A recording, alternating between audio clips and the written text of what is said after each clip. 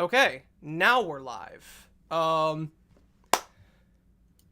ladies and gentlemen of the internet. Welcome to the very first episode of the PeriodiCast. I am the one who knocks, PeriodicPete, and today I have some special friends and guests of mine, Kaiser Shonen. Hey, how y'all doing? I'm totally not being kept in a cage right now. Let's be honest. Against my will. Let's be honest, more people know who you are than they know who I am at this. If anything, you should be introducing me. Yeah, he's got that Team Jack fame. He's got that Team Jack fame. Yeah. They right. know any of us. And the serial navel gazer, CBF, aka Code Blaze Fate. Hello, hello. Yes, that is I. And then the lovely all the way to the left, that is Bio Gundam. Did you ever hear the tragedy of Darth Plagueis the Wise? No. Fortunately, he was spared the tragedy of watching the show. Oh my god, okay. Have you ever heard of the travesty I've been a bit of like a Star Wars kick recently. I've just been reading some like the EU stuff and some like the canon novels. Actually, some of it's actually not like half bad actually.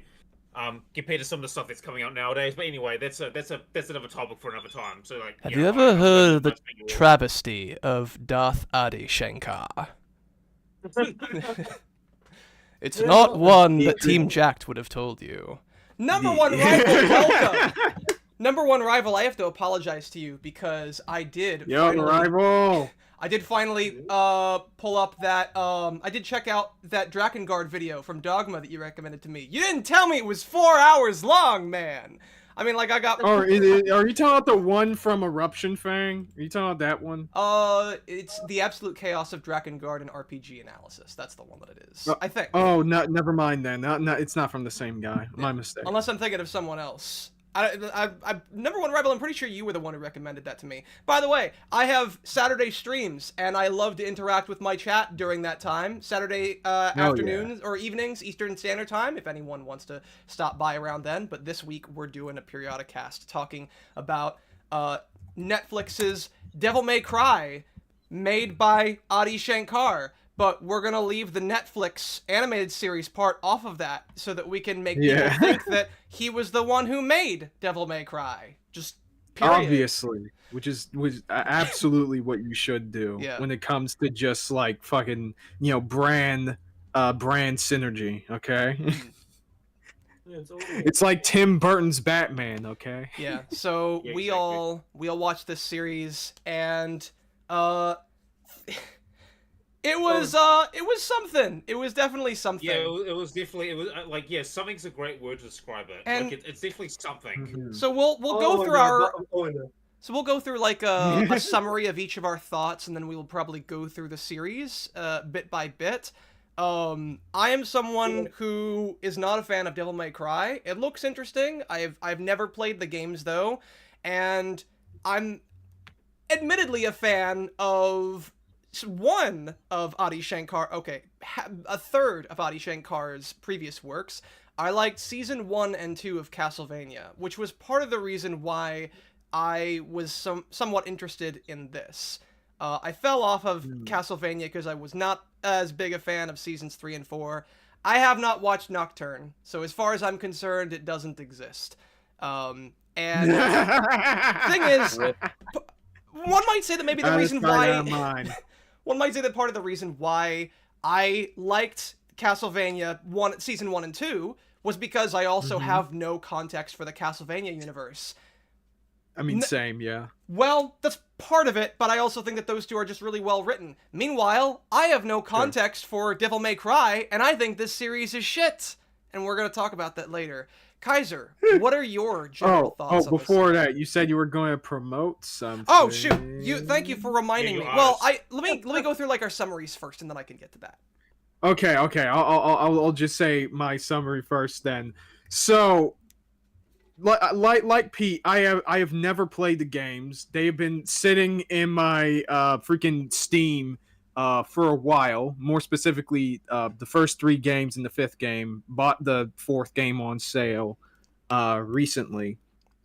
So I haven't played any of that shit yet. So I went in completely blind, just dirt raw. And you raw dogged it. Yeah, I raw dogged it, right, and I gotta say, it was about as it was rougher than I expected. Okay, let me stop with this analogy. Basically, though, I think this series is just like painfully mid overall. Like, I don't think it's as awful as probably the others have thought. Granted, I have yet to get a thorough breakdown talk with these guys just yet. So my mind may change as we go further, but overall though, I think the story like is mostly okay, but it has a lot of elements that really like make you scratch your head even if you're not into the games, you know? So I'm not gonna be all angry Joe about all this and say they done fucked it up. You know, I'm not gonna do that. But I'm not super in love with it either. Takes notes. You went it in raw. It wasn't as painful as you expected. Okie dokie. Well, damn. Yeah, That is now embedded and engraved into the internet. CBF. Right. What's your summary of That's your my thoughts? footprint. That's my legacy. All right. So a few things. Number one, happy both Easter and 420 to everyone in chat. Hello, welcome. Let's go. Nothing more. By the way, I am reading the chats, folks. If anyone has any questions or stuff like that, I'll bring it up to the people here in this cast. Number two, speaking of chat, 900, no, we do not want Adi doing a Netflix Berserk like he can. Oh, fuck no! Get him the fuck away from that! No! We were panicking. Do not do that he brought up BlazBlue. We don't want him. Yeah. The Berserk fans we don't want him either. No Berserk, no BlazBlue, no Blade. You can get out! Yeah. Fuck out. Yeah, so yeah. The 3 Bs we want him to stay away from. Berserk, BlazBlue, Blade. Just, no. Yeah. Number 3, you might notice that my icon is a little different than my actual channel, and I'm just using my Discord one that explains that. Number 4, the actual show, it's mid. Yeah. Like, it started off kind of bad. It got kind of interesting towards the middle with like episodes 4, 5, and especially 6 with like the backstory and just giving us a reason to actually care about some of these characters to even the slightest extent. Right. And then it just fell off a cliff by the end. It is an aggressively heavy-handed show with the vocabulary of a Bibli-Pop show, except this one tries to take itself as like, you know, a big action romp on a Devil May Cry thing, and it's just like, no, it feels weird that they're doing some of this, and a lot of it just really doesn't work. I have no idea what you're talking about, CBF. I thought it was very subtle with how it hit and effectively used Green Day in its final scene. Yeah. Oh yeah. It was very subtle, very artistic. You wanted to be an American idiot, gotcha. Yeah, exactly. No, listen, you know what's really subtle? Just the way that you can fucking understand the fucking ways in which the story just fucking conveys Lady's fucking character. You need a very high IQ for you to understand Adi Shankar's theme in his story. Yeah, you need a high fucking IQ to understand fucking Lady. All right, and last but not least, Bio Gundam. What are your general thoughts on the series? Yeah, so as someone who's like played all the video games aside from the reboot, watched the anime, and has had some cursory readings of some of the manga and novels that Devil May Cry has released. I have a lot of thoughts on the show, but in summary, when I was going into it, right, I decided to try and go in with a open mind, right, like just kind of see like, okay, I'm gonna watch this and just ignore what I know about the video games, right? Ignore what I know about the video games, right? But even when I did that, there was like so many issues. I think me and you brought some of these issues up when during our watching of the show.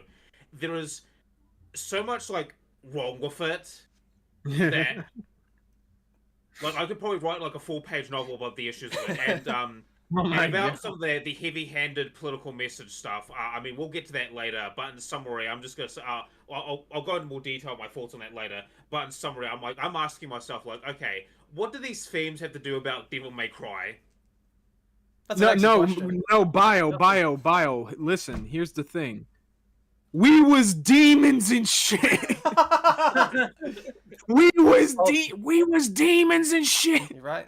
Also, yeah, I forgot to mention I also played all of the games, including 2 and the reboot. So you two are gonna be our main guides then, as far as the Yeah, comparisons with Devil y'all May are the Cry. freaking the Lorax may cry. Yeah. The Lorax Yeah, may like, cry. I've got a decent. Yeah, so I've got a decent. I've got a decent understanding of the lore. They speak for the games. You guys are our Dante, and we are your Virgil, and I'm talking not the kind from this franchise. Though. Okay. So, all right. So then, are you guys Dante gonna and give us the Virgil. Yamato yet? Then. No, we're taking you through a tour of hell before you get to Paraiso. Get the fuck out of that dumbass plastic chair of yours and give us the Yamato back, please. Yeah. You look silly. But you already knew that. God, I wish Deaderex was here so he could make art of that. It's just Kaiser and I walking up on Bio and CBF, and they're sitting in like not like 2 plastic chairs, but like a plastic bench, a singular. Yeah, like a plastic bench or like under folding chair. Okay, how about this? If me and CBV end up on the Team Jack podcast, we'll get some fan out of that. Like we're just turning around. Yeah. But first, it'll happen at some point. before we hold on, I meant to throw up my Twitter there, but just not that specific page. Before we continue, I have someone that I need to promote. So this overlay that you're seeing right now was brought to us by the lovely and amazing Visual Vista, who you can check out his Twitter. You can see, like, you can commission some other kinds of stuff for streaming utilities and such. Overlays are one of the things he makes. It seems like he also makes icons as well as a bunch of other things. He's fairly small, and his prices, I think, are fairly reasonable from what I've seen, and he needs all the help that he can get. So give him a shout sometime. If you guys are streaming, or if you know someone who is streaming, give this guy a shout. Send him some business his way so that, you know, he can continue doing this kind of stuff. Yeah, I would not have this beautiful looking overlay if it wasn't for him. But anyways, that's our sponsor for today's Visual Vista. Let's go. Now let's So HJ5s, we're like EFAP, except none of us have like made like giant 5-hour videos, and none of us have reached the point where people want to cancel us and make big videos about how we're actually really bad at our jobs. I mean, CBF, to be fair, you freaking Pete did make that multi-part series about comparing UBW to Fate Zero. That was originally supposed to be one parter. That's not like one big video. Well, it was originally intended to be one big video. So, like, it can be. Now, and also I still need to finish it, so, like, I suppose it's not done yet. So only the second qualifier applies. None of us are None of us are weird culture war hack frauds. All right. Yeah. I'm not participating in the culture war. I'm fighting in the psychic war instead. So that takes. We gotta save the culture war for later in this discussion when we talk about Devil May Cry. And you guys, Roddy Shankar somehow brought it. And you guys in the chat, let me know if you guys can see it. Okay, obviously I have to like keep it the video somewhat blurred. So I have the thing up on my phone. I have the stream up on my phone, and it's showing up. All right, so just I have a stream in another tab. It's showing up fine to me. If you guys think I need to change the opacity a little bit, just like let me know. I'm still getting the hang of these things, but I don't think it looks bad at the moment. Like for the starting point, I think it's fine. Yeah, awesome. Yeah, same. We can see it perfectly. So the series starts off with this Strike Ops mission between the characters from generic characters from some Call of Duty game, as they're breaking into the Vatican to steal the sword of Sparta. I should correct you, Pete. But they didn't like steal jewelry and shit like that, and the rabbit was using it as a smokescreen to steal the sword of Sparta. Which I just want to I'm just wondering, why didn't he just do this himself? Yeah, that's the first question. Yeah, what the fuck? And here's the thing: he does end up leaving a message on their recordings, and it is plausible that like he was hoping that Darkcom would pick up on it, because I mean, like when you burn down the Vatican. of course, like a government organization dedicated to hunting demons is probably gonna notice that. I feel like that might be a bit of a hot take. They might notice that. Yeah. And Yeah, also, somehow he knows they are directly affiliated with Darkholm on some level. Yeah. Here's the Like, thing, they're, though. like they're one of like the, if I remember correctly, they were one of like the sort of like weird like little groups that has some tangential relation to Darkholm. Yeah, here's the question I have though. At this point in his plan, why does he need to send a message to Darkholm? Because I mean, later Darkholm becomes useful because they capture Dante, and he uses them to capture Dante since somehow he's not able to do that. We'll talk about like how that makes any sense later.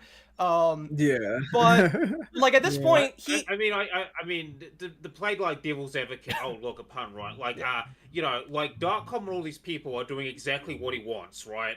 Like they're kind of doing exactly what he wants. So in that way, it kind of makes him a bit more sinister. It's like, oh, you know, you thought that you had the advantage, but actually it was me. You know, it was I, Dio. Yeah. I'm the puppet master. You're on the strings. You can't steal them. Yeah. Yeah. But like I don't the thing. I don't. Yeah, there is no issue with that inherently. Obviously, you know that like sophisticated villains is always like a neat trope to have always. But like. Yeah. The issue is just how practical this plan actually is. Well, it's like it's better than say Mephiles from Sonic 06. Oh my god! Some people would disagree with that, ZBF, but we'll talk about that another stream probably. Oh shit! Okay, that's a. Oh no, I'm not one of those people. I'm pointing out. Oh okay. There's a shocking amount of people who would actually defend. Make sure. Yeah, no. It's trash. Sonic 06 is trash. Just to make sure that we're clear on that. But but like Sonic fans, most of the running is trash, except for some of the shadow stuff. Yeah, but Sonic fans will fuck you up. But like, the issue is okay. I don't have a problem with him using Darkholm for him to get the other amulet from Dante. The issue I have is that he was originally planning on just, you know, attacking Dante and then taking it himself in that sting job that he gets Enzo to set up. So he, like, Darkholm is not actually a part of his plan. So either he was hoping to tip off Darkholm for absolutely no reason whatsoever, who would have potentially just been that much more of a problem in his plan, or he somehow knew that he would fail to get the amulet from Dante, and thus, you know, would need Darkholm to get it, but at that point, why even have the... Like, here's what I think it is, right, is that, like, you know, for the first attempt, right, like, it's like, I think there's like a 50-50 chance it would succeed, right? Like, I think that's what his plan is, and Darkholm's like his backup. Because, you know, he spares that one dude so he can spy on them. So clearly he's got plans to use Darkholm for other things, right? I mean, this is what you kind of maybe can infer, at least in the first episode, right? Like, he's kind of using Darkholm as a backup, and they kind of do most of his work for them. I mean, like, he kind of comes off to me as a guy who's like, you know, he's incredibly... I think my issue with that is that, like, he doesn't need... Like, because here's the thing. If he makes, like, a big ruckus and makes it known that a demon is the one who is that he's the one who's doing it specifically, he can get Darkholm's attention, because that's all, like, this really serves to do, is just get Darkholm's attention. Yeah. But here's the thing, is that if he doesn't need to get Darkholm's attention, there's no reason to. And it in fact like, would only make things more difficult for him, because now he has to deal with both Dante and Darkholm. So that makes sense. At this point, he broadly has an idea of where Dante is. He already threw one of his minions at him, was throwing one of his minions at him by this point. And I get that he both wants to use Dante and take down Darkholm as a revenge plot simultaneously. Yeah, so there is an idea of trying to, like, kill two birds with one stone, kind of throw them against each other. Sure. But still...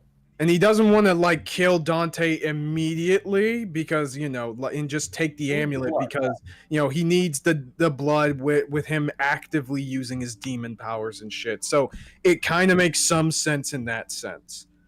And even then, not even just that, he specifically wants him to be able to activate his devil trigger, because for some reason it only works under those conditions after the devil trigger's activated. Yeah, I guess he's only I got the blood of Sparta is in him, but it's not like fully Sparta-ed until he has. Yeah, I guess it's not fully Yeah. like activated. Yeah. You know, it needs a little bit of exercise first. Yeah, you know? like why else would he like constantly try to go to Dante to activate the devil trigger instead of just like I don't know, like dismembering him or just like killing him and just be like, all right, here's some, scoop up some of that blood. Yeah, he needs he's been trying to go to him this entire time because I guess the plan hinges on him having already activated his devil trigger for the blood to count. That's the only rationalization I got. Yeah. Yeah. The chamber is empty, so he needs to pull his devil trigger so that a devil bullet will enter the devil chamber. That's the analogy we're going with, I guess. All right, so then after that, then we have the actual ambush with Dante, where the lady and the baby are walking by, and the shapeshifter takes the baby and takes its place. Surprisingly enough, neither of these two characters are dead by the end of the series, as we find out in the finale. Yeah. I'm surprised she got the baby back. Like, what happened? Well, I mean, I guess that's part of the reason why I think the shapeshifter might be my favorite character just by default. I think he is the most interesting character out of everyone just because of that. And a handful of, and even then, I don't think he's particularly like that great.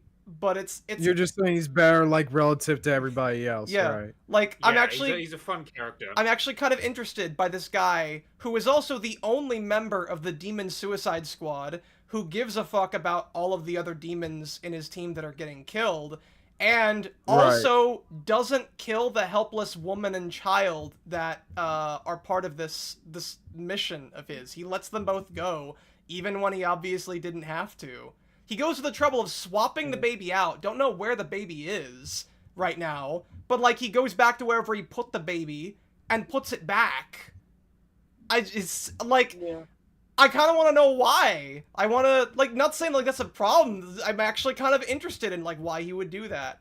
So Dante's fighting some demons and he takes them out. He does his signature jackpot catchphrase. And then there's, I think enough people have also talked about like the way that he tries to retroactively pull a one-liner and that's a little bit cringe. What are your guys' thoughts on that? Yeah, like this was the first like red flag for me because like I have never seen any of Adi Shankar's like other stuff. Any of the other stuff he has his name on. I'm not gonna say written. I'm gonna say has his name on for reasons we may or may not talk about later.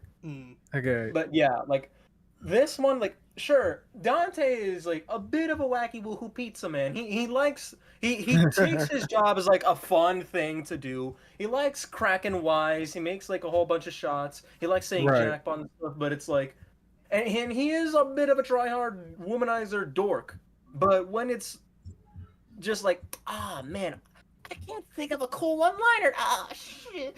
It's that sort of like, trying to, this sort of like ironic, I shot this guy. It's like deprecating kind of thing. Awkward and annoying. Regardless he didn't even faithful it is to Dante. Yeah. Like there are some elements of that kind of appear in like sort of like Castlevania, but they don't lay it on this thick. Like usually when characters want to say something cool, they say something cool. They don't just undercut it like this. And especially not in their first appearance. It's funny you say that, Kaiser, because that's pretty much how like all of his other little jokes and gags work for the rest of the series. Which even if you're, for someone who has no context for Devil May Cry, already seems like really weird because like this scene kind of establishes as someone who is a little bit try hard, doesn't quite get the whole, he's still someone who has to work on like his one-liners, but like every other time that he uses a one-liner, there's never a time when he's like, oh wait, let me use this other one. Yeah, he never struggles with that at any other point in the show. So it's like, okay, why? What is with the, like, you're trying to, like, the only rationale as to why you would do this is to convey that, okay, this is Dante starting out. He doesn't have, he's got piss and vinegar and all that stuff, but he's not super completely cool yet, right? But, like, if you want to convey that, you would do so way more consistently. I've actually got a point to think for that. So like, yeah. Okay. So just to add to your point, like, yeah, there's nothing wrong with doing that, right? But like, here's the thing: we actually have a novel that talks a little bit about his early days when Dante went by the alias Tony Redgrave, and Yeah. so this For real? DMC novel I think takes place like a couple of years, like I think it takes place like a year or two before like DMC3, right? So it's him when he's like a couple of years younger, right? And even in that, like he is considered cool, mysterious. Yeah. There's some people who are like there are women who are interested in him. Like he's kind of like this. He's kind of cool and mysterious, and people are like, oh, who is this Tony Redgrave guy? Like there's kind of like this mystique about him. Yeah, like okay, the idea that like he's like I mean like CBF has said like he he is a bit goofy woohoo pizza man, and that's true, right? And there's nothing wrong with him being a little bit awkward from time to time. Like that's perfectly fine because I think even in the original Devil May Cry, you do have some awkward moments, right? Right, but those came on a lot more natural. But we do have a novel. Well, I think the novel's not canon anymore, right? But we have a novel that like a couple of years younger, right? And even then, like even like in his late teens, right? He's still like cool, mysterious. People are like, "Ooh, who's this Tony Redgrave guy?" I'll bring up a picture of like a couple of the novels. He has a different vibe about him. Yeah. Yeah, you're saying he has like a different vibe about him compared to like how they're representing them here. And again, listen, whether or not it fits in that direction or not, I don't care. Just pick one and stick with it. Don't give us. Don't start us off with the premise that like, okay, he's supposed to be different, he's gonna be different, and he's going to progressively grow into the Dante that a lot of people know and love, and then not fucking commit to that. And that's some pussy ass shit. Yeah, I think if anything, if you wanted to like make this, an introduction to the fact that he's, not quite as cool as people who are fans of the series might be familiar with, you could maybe have like a side arc where like he's trying to figure out the, best comebacks to like the enemies he's fighting, and then like in the final fight, then he figures out his one-liner, and like you could maybe have like kind of a mini growth moment for that or something like that. That's really what you wanted to do. But it's very weird how this is the only time in the entire show where he actually struggles with his one-liners, and I don't understand why. And on it feels like a first draft three thing. things to this as well. It's like, number one, in the games, especially 3, which is like, that was the prequel to everything. It's like, yes, he doesn't struggle like this. Usually awkward moments come in, like, say, oh, he wrecks his shop, or like he's riding a bike and things don't go according to plan, and he has to on the fly try to make things work, or like when he's fighting everyone with the bike, as soon as the fight's over, it just literally like blows up in his face, and he's just like, throws the parts away. So it's like we still have moments like that where it's like, all right, he gets to do the cool thing, and sometimes it can quite literally blow up in his face, and he just has to be like, fuck it, on to the next thing, basically. So, turns out that the baby was the fact that again, it's like it's on top of not even being like that good for Dante. It's all just kind of annoying and cringe. It gives off like I know this moment went viral, like the bit of Castlevania Nocturne where the main guy's like, I was gonna say something like cool line to finish you off, but you know what? Fuck it. And it was like that was kind of like, I mean, and 3, and like that's the thing. Leading up to this wasn't even that good. The first fight with the rabbit, that was like very well animated. This was a whole lot choppier, even though this one has like more interesting choreography than almost all the fights after this. Sure. Except for episode 2, but yeah, it's a little weird. So, it turns out the demon is a or that the baby is a shapeshifter. Yes, of course the demon is a shapeshifter. A shapeshifter is a demon. I knew it! And, this was all part of their plan to lure Dante into a trap so that they could get a singular demon to try to steal the amulet from him. Feels like you kind of maybe could have thrown some heavier hitters at him. But I mean, considering what you guys have on hand, but then again, maybe considering who takes down Dante single-handedly, later on in the series. Maybe they thought that it would have been fine just throwing the shapeshifter at him. Yeah, like it would have been relatively easy just because, like, you know, he hasn't fully awakened and all that shit. Like, I can kind of understand or rationalize it as that. It's still kind of weird though, but at the very least, you're trying to fight off the son of Sparta. And, like, bear in mind, these guys, they know about Virgil, so, like, they have a baseline for how powerful Dante is, and that's if they didn't do any homework on, like, what kind of jobs Dante has done, which they should have done. Which they clearly have, because how the fuck did they find him otherwise? Exactly. Yeah, and at that point, they know that he hasn't activated his devil trigger, so it's like, oh, well, he's strong, but not that strong. I guess you know, one of our guys could maybe be enough to subdue him. Maybe two. But then we go to episode 3, it's like, alright, bring all the boys home. Dante can fight demons, but getting hit with a purse is what stuns him, and this lady can escape him. What is even power skill in this series? You know what? That's an excellent question, Ryan Carson. Damage from that fight, we're going to proceed not to ever answer that question, and in fact pose even more questions about the power scaling in this series. Let's go! Listen, guys, that purse is multi-continental level. You guys don't know. No, it's multi-dimensional. To be fair, did he even get hit once during that fight? I don't think no. he did. No. So I guess it kind of makes sense. It's like, oh, he got hit upside the head when he least expected it, so that took him out for a bit. I guess so. Well, that's kind of the thing. I could see it being like, oh, that was a surprise. I didn't expect it. Like, he kind of is like, oh, that's surprising. You know, it's like someone tries to like throw a punch at you. Yeah, but she ran so fast away from him, and he's fucking supersonic. You know, I would almost, I think that's a valid argument, considering that there is absolutely no evidence that Dante is the kind of person who is heavily aware of his surroundings, and there definitely won't be a scene, probably most likely not in the next episode, that shows that he would be very aware of his. We'll get to it. I'm like I know nothing right now. We're putting a pin in like every other scene. Okay, so just talking about how strong Dante is, right? Like, so in DMC3, like you know, he is like, even in DMC3, like, he is obscenely strong, and when he unlocks his devil trigger ability, he gets even stronger. But even then, like, the average human fighting him is fucked. Like, giga fucked. Lady was so much like more adept and capable, and also more of a gunslinger than like 99.9% of humans on the planet. And and Dante was she couldn't really keep up with Dante unless Dante was actively letting her, basically. Like, that fight, like, that was the DMC, like, we were not really designed to lose. Kind of, it was a formality in a way. Yeah.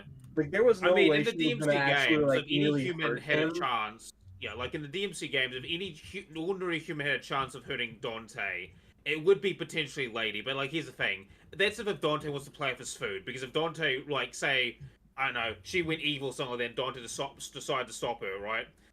I mean, Dante would fucking wreck her shit effortlessly.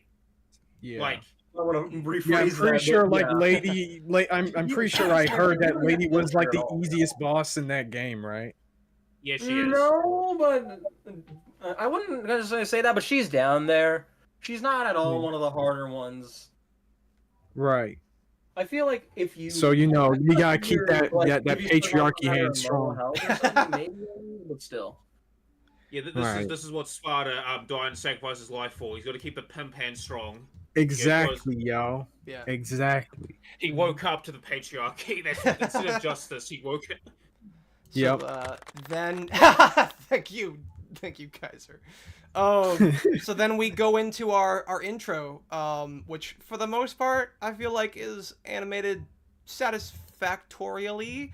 I like it from behind. Yeah, like I like the intro. I like the intro. Okay, I like the images, like not images, like the I like the background images for the intro theme. Like, it's very cool, very colorful, very stylish. Like, I like that part. I think the main question rolling by Limp Bizkit. Yeah, I'm sorry, that song. I am by no means a Limp Bizkit fan. I think they're like. I mean, I don't think anyone is, like, unironically, but Yeah. But yeah, it's like I know there was a little bit of discourse on like, oh, how fitting is this for Devil May Cry? And it's like, okay, it's not the best. Like I could see it a little bit. There are other songs here that feel more in line with like the atmosphere, but like just the general aesthetic like and vibe of every Devil May single. Cry. Though I know that Adi said he wanted to go for like a more like mid-late 90s to early 2000s like new metal era type stuff. Yeah, like everything every featured track that's on here is the kind of shit that you would hear in fucking what's the word? Basically in just any AMV video about fucking Devil May Cry. Like no, it's what you expect from like a 14-year-old Naruto fan. Like we have like AMV videos. We got Evanescence. We got Rage Against the Machine. Like this is your all right. I am nostalgic for the 2000s when I was 13. Night Hunter said should have used Korn then. Shake my head. Adi clearly is a poser. Oh man. Yeah, I mean, I think there are probably worse songs you could have chosen for it, but yeah, I almost feel like, you know... Rival says, why not use something from the actual games and be somewhat different compared to the other game adaptations? Well, they do, but like the ED theme... Yeah. Also, yeah, they could have done that more. Like, they remember later in this... I think it was this episode, or was it the start of episode? No, I'm pretty sure it was this one where he's at the shop, and then the shapeshifter comes again. Yeah. He's looking like Virgil, and we just have like a new rendition, like a female rendition of like Virgil's theme. Like, there's stuff like that. That was a good. That's a good one. They don't do it that often, and sometimes, and they're not even all that good when they do it. Sometimes. Yeah, it's probably because of Capcom money. But then again, wait a minute. You can't even say it's because of Capcom money, because it's like, so you're willing to pay for fucking Limp Bizkit to use their song as an opening for every single episode. I don't know, man. That's my next point, is that, like, even if you don't want to use, like, if Adi for some reason just does not like any of the songs from the Devil May Cry games except 5, because to my understanding, that's the only game that he took any music from, like... is there any original tracks in here, or at least original vocal? He did take some from, again, the ED, that's a variation of Devils Never Cry from DMC3. And there apparently are some BGMs taken like here and there. I know Manga Common brought that up in his video. But it's like, it's kind of like, used very sparingly, really. There's about as much of that as there is like Evanescence and Rage Against the Machine, etc. Yeah, and I mean, like, I just figure, why not, like, create an original theme for Devil May Cry? Like, for Castlevania, that was an original theme. I mean, I'm not aware anyone's pointed out that that was, like, a remix of an existing theme from Castlevania. Why not? Like, you have, you know, you don't have to pay royalties to someone to get the rights to, like, an existing song. You're not gonna, like, compose your own or have someone compose an original one. This is a great opportunity for you to cement the feel for this interpretation of Dante. Oh wait, I'm sorry. Well, Devil May Cry was the series that Adi was playing perfectly faithfully, according to. We'll go through like some tweets of his a little later.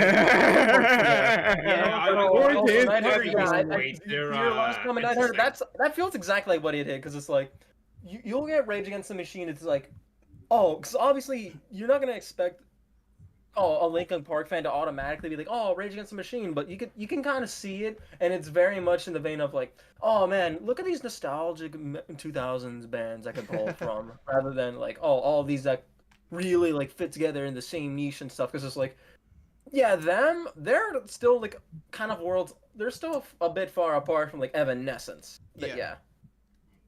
So, news is getting out about the attack on the Vatican, because, yeah, attack on the Vatican, that would definitely do it. There's even people who are, like, mourning the deaths of the people that were killed there. So this is kind of a really huge event for humanity, because this is the first official sighting that of demons, and now the world is slowly waking up to kind of what's happening.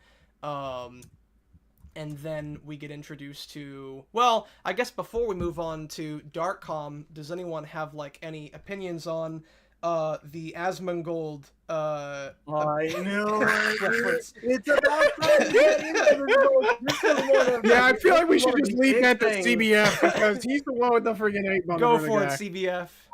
Like, this show had already been out for like a week before Asmongold like basically like responded, being like, because like he does like the show, but then we had a freaking Adi Shankar, like the weirdest crossover ever, and like the character that's meant to resemble him, and basically was just like, oh, all right, freaking you. Like, they always laugh at people like you all the time, but it's like, you're always right. You know what's up. You know the truth. It's like, oh no. And then on top of that, he soon after just like posted a big compilation of a bunch of different images of Asmongold. It's like, oh my god, what are you doing? Like, yeah, we already have people on like Rev Says This and whatnot who are like, oh man, this woke devil may cry. And now we this get woke this, bitch, so it's like this the people woke on devil. the left are like, man, this show already kind of sucked. This is dumb. Or others who are like, okay, I was considering maybe watching the show, giving it a chance. After this, nah, fuck this shit. Fuck God, yeah. And so, like, now, yeah, no, everyone is like, nah. Everyone has their own reason for not wanting, for just, like, not nobody this show fucks anymore. with it except and then so people like Rev have to, like, switch up and be like, oh, now the left, the two-faced left. No, we got, listen. About the show now. It's like, oh, it's all just a shit show. CBF. Here's the thing. And put him in his show. Yeah, I didn't think that was going to be, that was representative of Asmongold, but apparently he did. But, like, listen, CBF, okay? There is a war happening. There is a war coming. And we have to make sure that we own the libs. Yes. At all cost. Yeah, don't you know that all libs come from hell? They're invading our world. Exactly, Yeah. bro. Yeah, we have to tank our economy on the lip. But yeah. We gotta take all them libs. Oh god, are we turning turning? them all to death? This is slowly turning into a political stream. All right. It's blame Adi Shankar. Adi, what did you do? He did this. We cannot avoid this. I'm Oh fighting wait, this. even if he did, we'd have to make it political again when we get to the immigration and the American immigration. Make PeriodiCast no not escaping political. Dude, it's such a fucking joke, dude. Like, No, this is the guy who Periodic would Pete's joke now about. becoming political Pete. He's gonna get on a soapbox. And listen, he's gonna lecture us on his thesis, right? Can't And we're gonna I sit just- down and listen to his thesis. Can't I just make my meth in peace? Like, why do we need to No. get political about No. doing We You're this? right, cannot listen. keep politics out of your meth, man. We cannot keep politics out of our Where the government fuck is your pie. manifesto? No matter how pure that cut is. I make only the purest of pure blue meth. There is no preservatives, there's no politics, and there's certainly no chili powder in my meth. Thank you very much.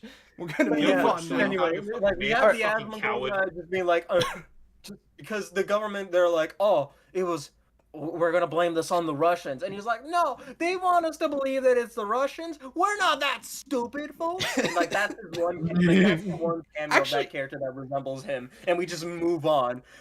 I'm pretty sure a lot of people didn't even quite catch the resemblance, considering it took a week for this to really blow up, and it blew up Yeah, I because of didn't Adi even think of Shankar that. himself.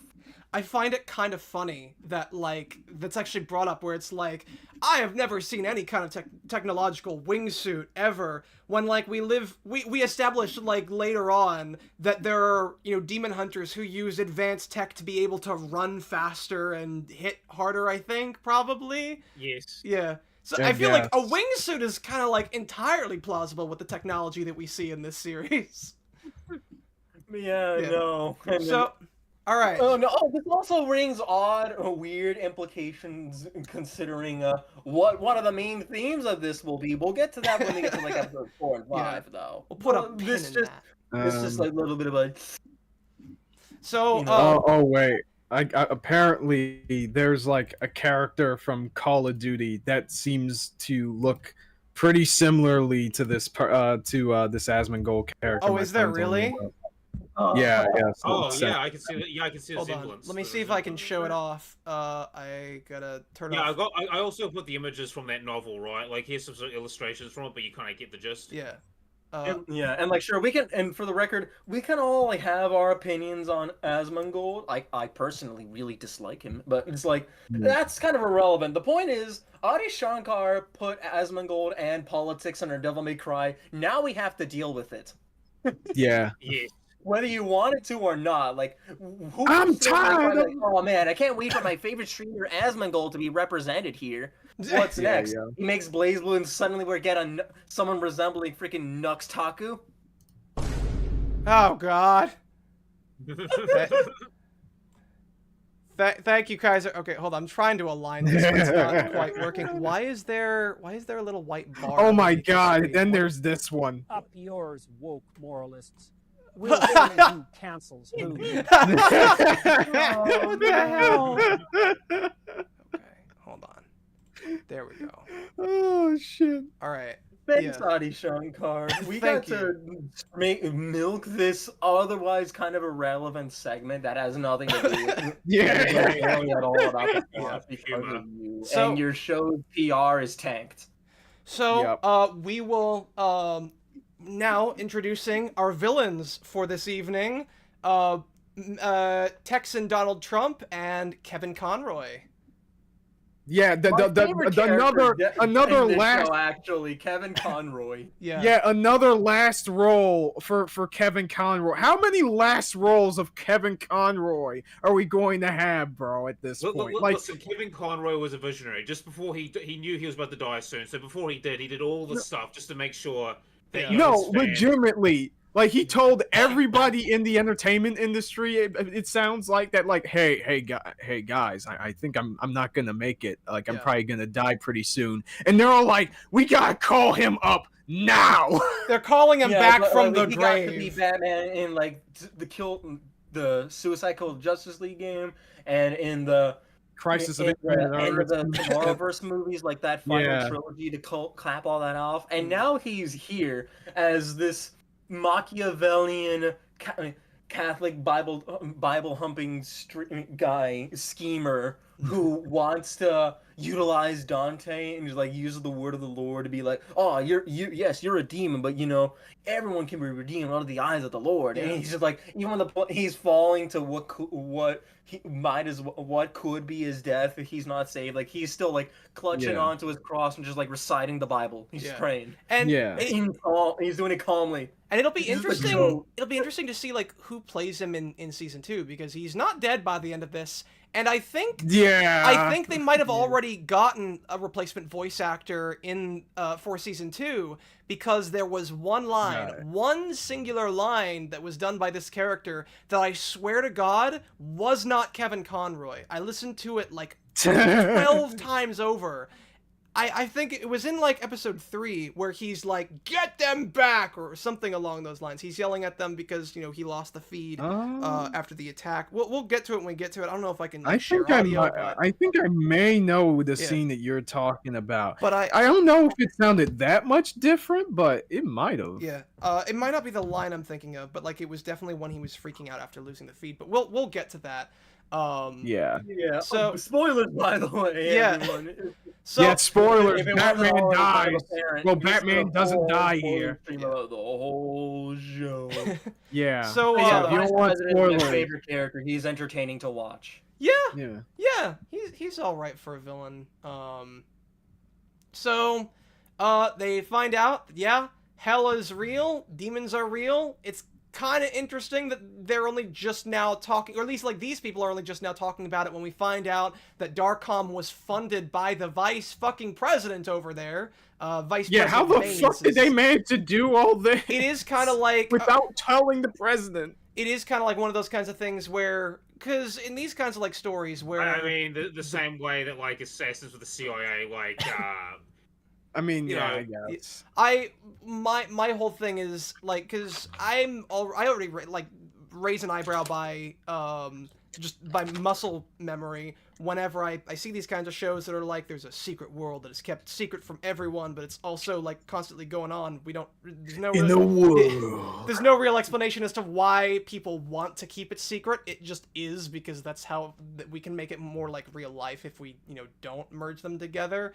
And but at the same time, I can somewhat understand like people not knowing that demons exist in this world. But like once you establish, like the fucking vice president knows that demons exist and has personally put together a organization towards hunting them, and it has been a thing for years, or however much time passed since episode 6. It's just been around for a really long time, and I guess the people in the White House are only just now finding out that demons exist.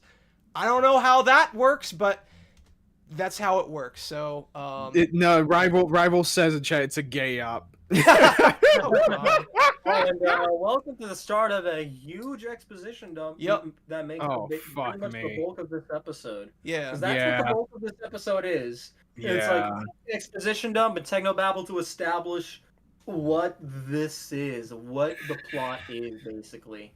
And we got the action out of the way for now. There's a lot of that in this series too, where they will explain certain things in like a very weird kind of way, or they'll oftentimes explain things that have already been explained. I think one of the big ones that got really repetitious was the fact that they needed blood from both Dante and Virgil to be able to activate the amulet, where like at first it's like, oh, you have all the pieces, why aren't you putting them together? And then in the next episode they're like, he has all the pieces, why isn't it hell on earth yet? I swear there was a third time in like the finale where it's like, why aren't you still doing it yet? And like we already know why, we as the audience, and so it just feels patronizing at that point. I think there were a couple of other things, I didn't take note of them unfortunately, but the dialogue in this is really not the best.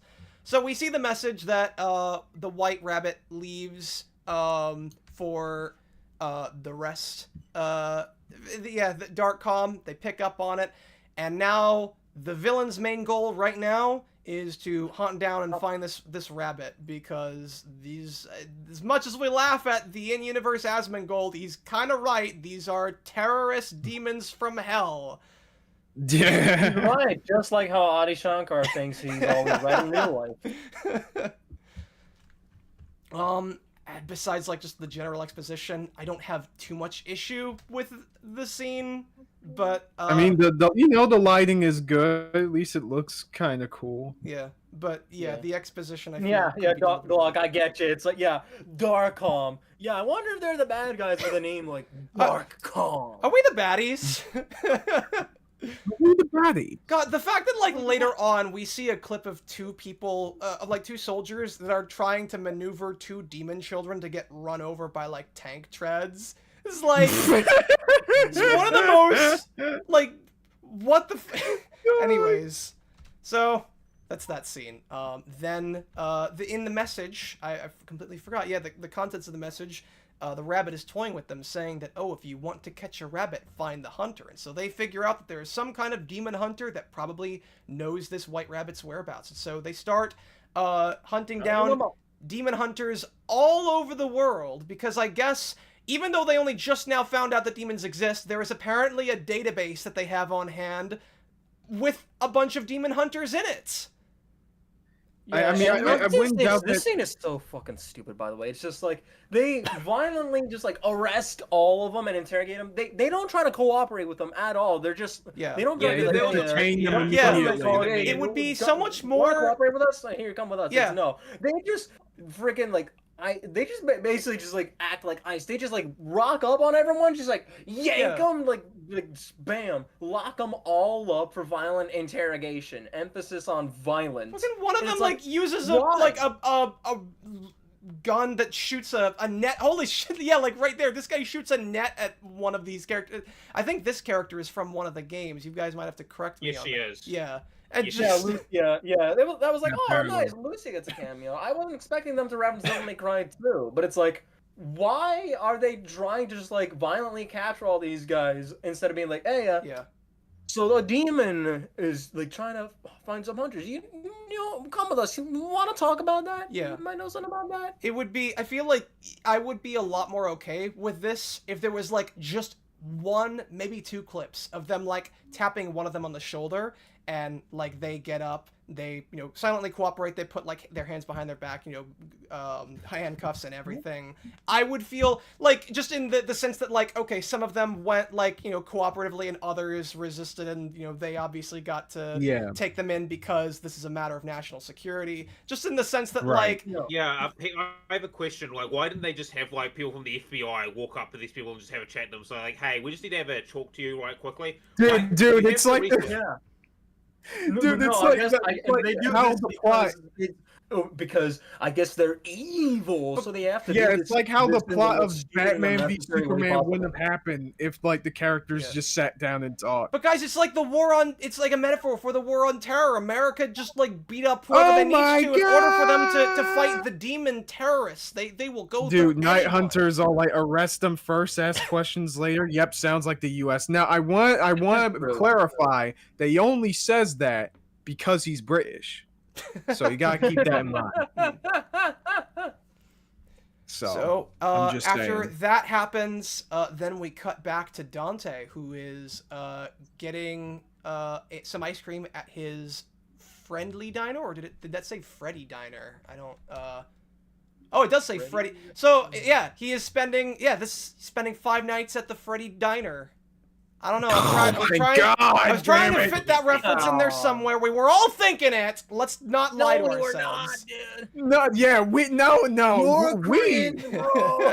What do you mean we? I'm wearing. Yeah, well, I wear my cringe with pride at least. All right, so, yeah, he's getting some ice cream. He apparently, I guess, he's having a strawberry sundae, man. It's just a classic. Yeah, and he's like, apparently a regular. Like, it sort of gives him his number, Yeah. Damn, speaking of donuts, where's Billy Donuts? I got 2 donuts. Yeah, where's right Billy Donuts? I think it was at the top of the chat, right? He had donuts and pizza apparently. Well, yeah, he was here before the stream started. I got 2 donuts right here, and I can't eat them until Billy Donuts gets here. Look, we bombed some niggas. Now we going to war. What do you mean we? Nintendo? Thanks for that again, Kaiser. All right, so then I forgot I had that. I just got slipped in. So he is eating, and he is, having his ice cream, and then his spider senses go off as he detects that a bus is about to, hit everyone. It is being thrown in there. It's being thrown pretty fast, and like in less than a second, he runs. Like before, like as it is breaking through the wall, he grabs everyone Flash style. And he's going like it's the fucking Quicksilver scene from Days of Future Past. So this scene, no, it's like Quicksilver ability from Devil May Cry 3. So I believe that allows him to stop time. Apparently, that is a thing. Yes. Oh, that's a thing he can do. He can just stop time. Well, that's definitely that's definitely not going to be something we'll be referencing later. I mean, well, no, that's not his base. Like that's good. That's something that he has from like being a boss. I'll assume that that's not what this is, but either way, this scene establishes 2 things about the kind of feats that he has. Is that one, he is, and again, the bus was being thrown when he wasn't even looking at it. He was looking in the complete opposite direction. Yeah. So he has very good awareness of his surroundings, which just makes it that much harder to believe that he would get hit by a woman who is just swinging her bag at him, and he's also able to move extremely fast and react really fast. So okay, guys, we're going full Seth the Programmer right now. We're gonna power scale this chick's purse as far as we can. Yeah, and we're gonna are we gonna be doing other stuff that Seth the Programmer did?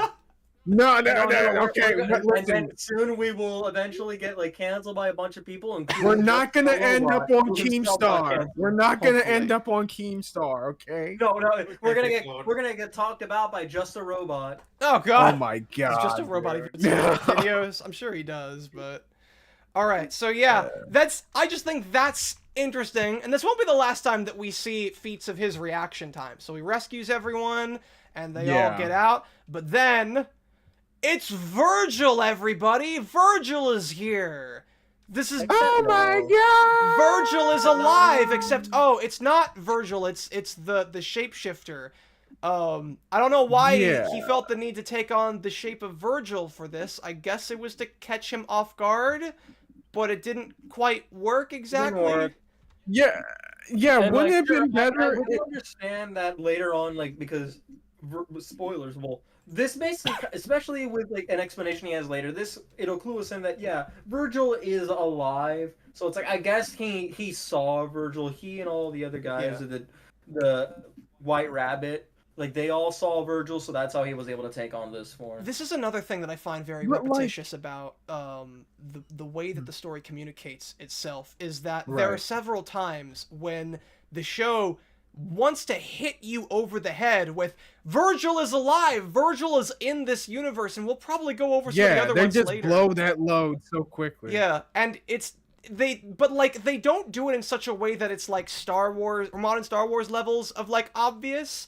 They try to be subtle with it, but it just isn't. Sorry, Kaiser, I was interrupting you. Like, wouldn't it be much better if, Dante was sitting in this cafe, and then, the demon, still disguised as Virgil, walks in, tries to have a chat with him, go over things. Dante is obviously antsy about it. He gets him to lower his guard, and then he starts attacking him. That would be so much better. Because what's the point of starting out with throwing the bus at him and then showing up as Virgil? Because it'll set off his PTSD. He has post-traumatic stress from the time when his brother died.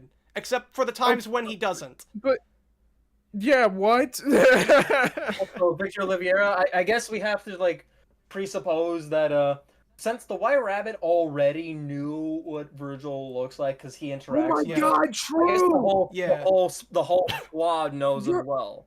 Which is why Virgil has been disguised and not really, like, doesn't really, like, show his true face, presumably, all that often. So how the fuck would they even know what he currently looks? Oh my god. I don't understand, like, why we even... They caught him when he did.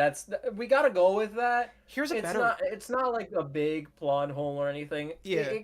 It checks out enough, I guess. I just don't like that, like, they're just trying to throw Virgil in here because it feels like they're trying to get people to go like, hey guys, look, it's Virgil, when, like, a better plan would have obviously been to have, like, do what he did earlier. I know who that is! It comes up as very, like, member theories, like, oh, look, it's Virgil. Have him come in as a regular-ass guy, and then, like, once he gets within, like, axe range of Dante, then fuck all the Virgil shit. Just disguise yourself as a regular dude. What? Like, Dante's not on edge, he's just, like, eating ice cream. Anyways, so that's how we start that fight, and then Dante does this thing with his guns where he shoots, and this goes to another complaint I have with this. Now, I had asked Bio this when we were watching through, is that Dante had, like, special kind of guns in the games, right? Did you ever find out, like, how he has, like, infinite ammo in the games? Because these are pretty much regular-ass guns, to my understanding. And looking at... so if I remember correctly, he can channel, like, his demonic energy into, like, basically bullets and shit like that. Like, that's the ability he has. I think that's what they explain in the game, but don't quote me on that. Yeah, well, there's no such explanation for that here, and so he's just using these regular-ass guns, and just looking at, like, the little bullet holes, just counting down on the right side, from top to bottom, we got 1, 2, 3, 4, 5, 6, 7, 8, 9, 10, 11, 12, 13, 14, 15, 16, 17, 18, 19, 20, 21, 22, 23, 24, 25, 26, 27, 28, 29, 30 bullet holes. That's not even, like, a full 180 degrees. We still have, like, the other side of the circle to have to count.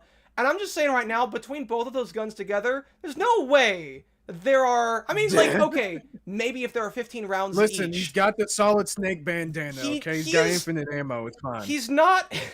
He is reloading multiple times in both guns just to, like, do this little circle, thing shooting the ground kind of thing that he's doing right now. And, okay, if Dante somehow has something that allows him to have infinite ammo, that is not the same for, like, all the other people who have guns, who I swear to God... are also shooting Yeah. an obscene amount of bullets from the pistols that they're using as well. That's something that also bothers me as well. I could probably I don't have like there's a bit of infinite ammo all over the place, to be fair. Yeah. It would be a lot better if like these were just, or like if Darkcom used like laser pistols or something like that. I don't know if that would feel like cheap or in some way, but yeah, I feel like just maybe throw in like a throwaway line as to why everyone has infinite ammo. But anyway, that was something that irked me is all.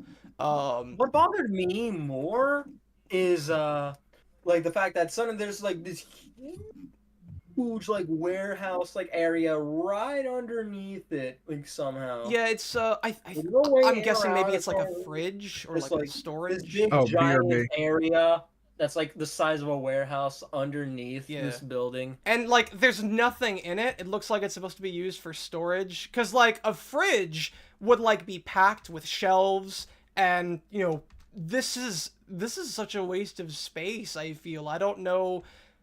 Yeah, this is you're right. I never even thought about that. This is a very weird layout. Yeah, between the two nitpicks we just brought up, this was the one that felt like the more irksome one to me. Probably. Yeah. I mean, I feel like the bullet thing, that's one that like is kind of permeates throughout the series, but as far as like just within this scene in its own context, yeah, I guess I could agree that that's the bigger of the two nitpicks.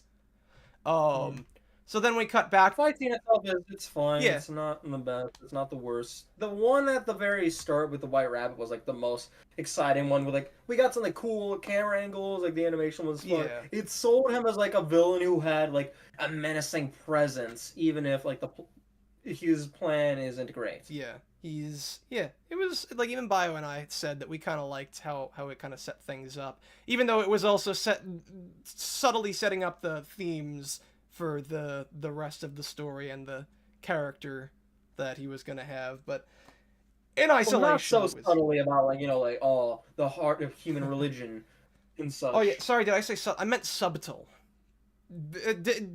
Distinct from subtle. Subtle is not subtle. Just to make sure that we're clear on that. So then we cut. Then we cut back to the interrogation of all the different demon hunters that they brought in.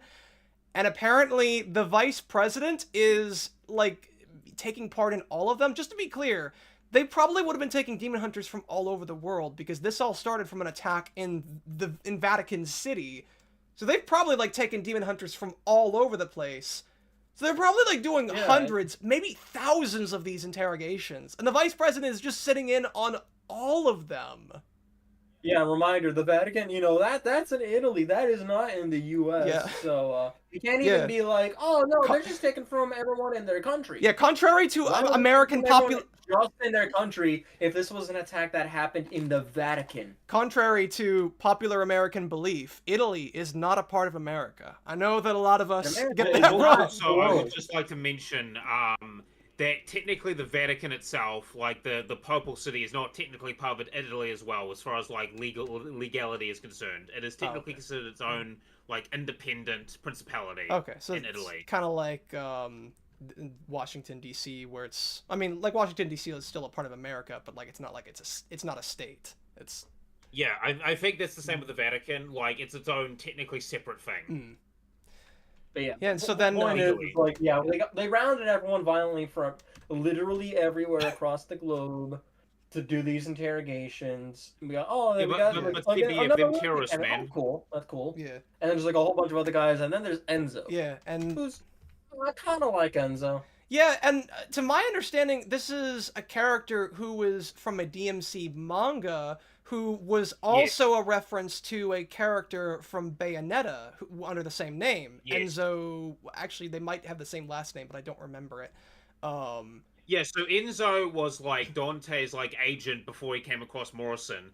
And fun fact about like Bayonetta lore, right? Sparta might be like the uncle of like Bayonetta through marriage, by the way. Fun fact. Yeah, interesting. Because in DMC and in Bayonetta, they mentioned that like Dante's mother was an umbral witch or something like that. So loose connections there. Yeah, but apparently Sparta might be Bayonetta's uncle through marriage. does make me wonder if we'll ever get like an official crossover. But yeah, dude, if they announce like a Devil May Cry Bayonetta crossover, I would fucking play the shit out of that. I'm not even. Actually, yeah. Speaking of Bayonetta, I've actually got to get around playing the games because I have to No, get no, around no. playing the games. What's gonna happen? What's gonna happen? The monkey's paw is gonna curl. Oh no! Bayonetta Netflix adaptation by Adi Shankar. No! Oh no! No! God damn it! I wasn't even thinking it. And now it's out there. Now, Adi has the idea. He's watching our stream. Because I'm just that big of a streamer. He's calling our demise, man. Yeah. He's like, oh, that damn Kaiser Shonen. That damn Kaiser Shonen. So, they pull in Enzo. They figure out that he was the guy who had talked most recently to the White Rabbit, that he was asking him for a particular job, that they will later find out in one of the other scenes was a setup in order to get something from another demon hunter called Dante, who is also in this database full of demon hunters. Again, I don't know. I mean, we'll get to that later, but...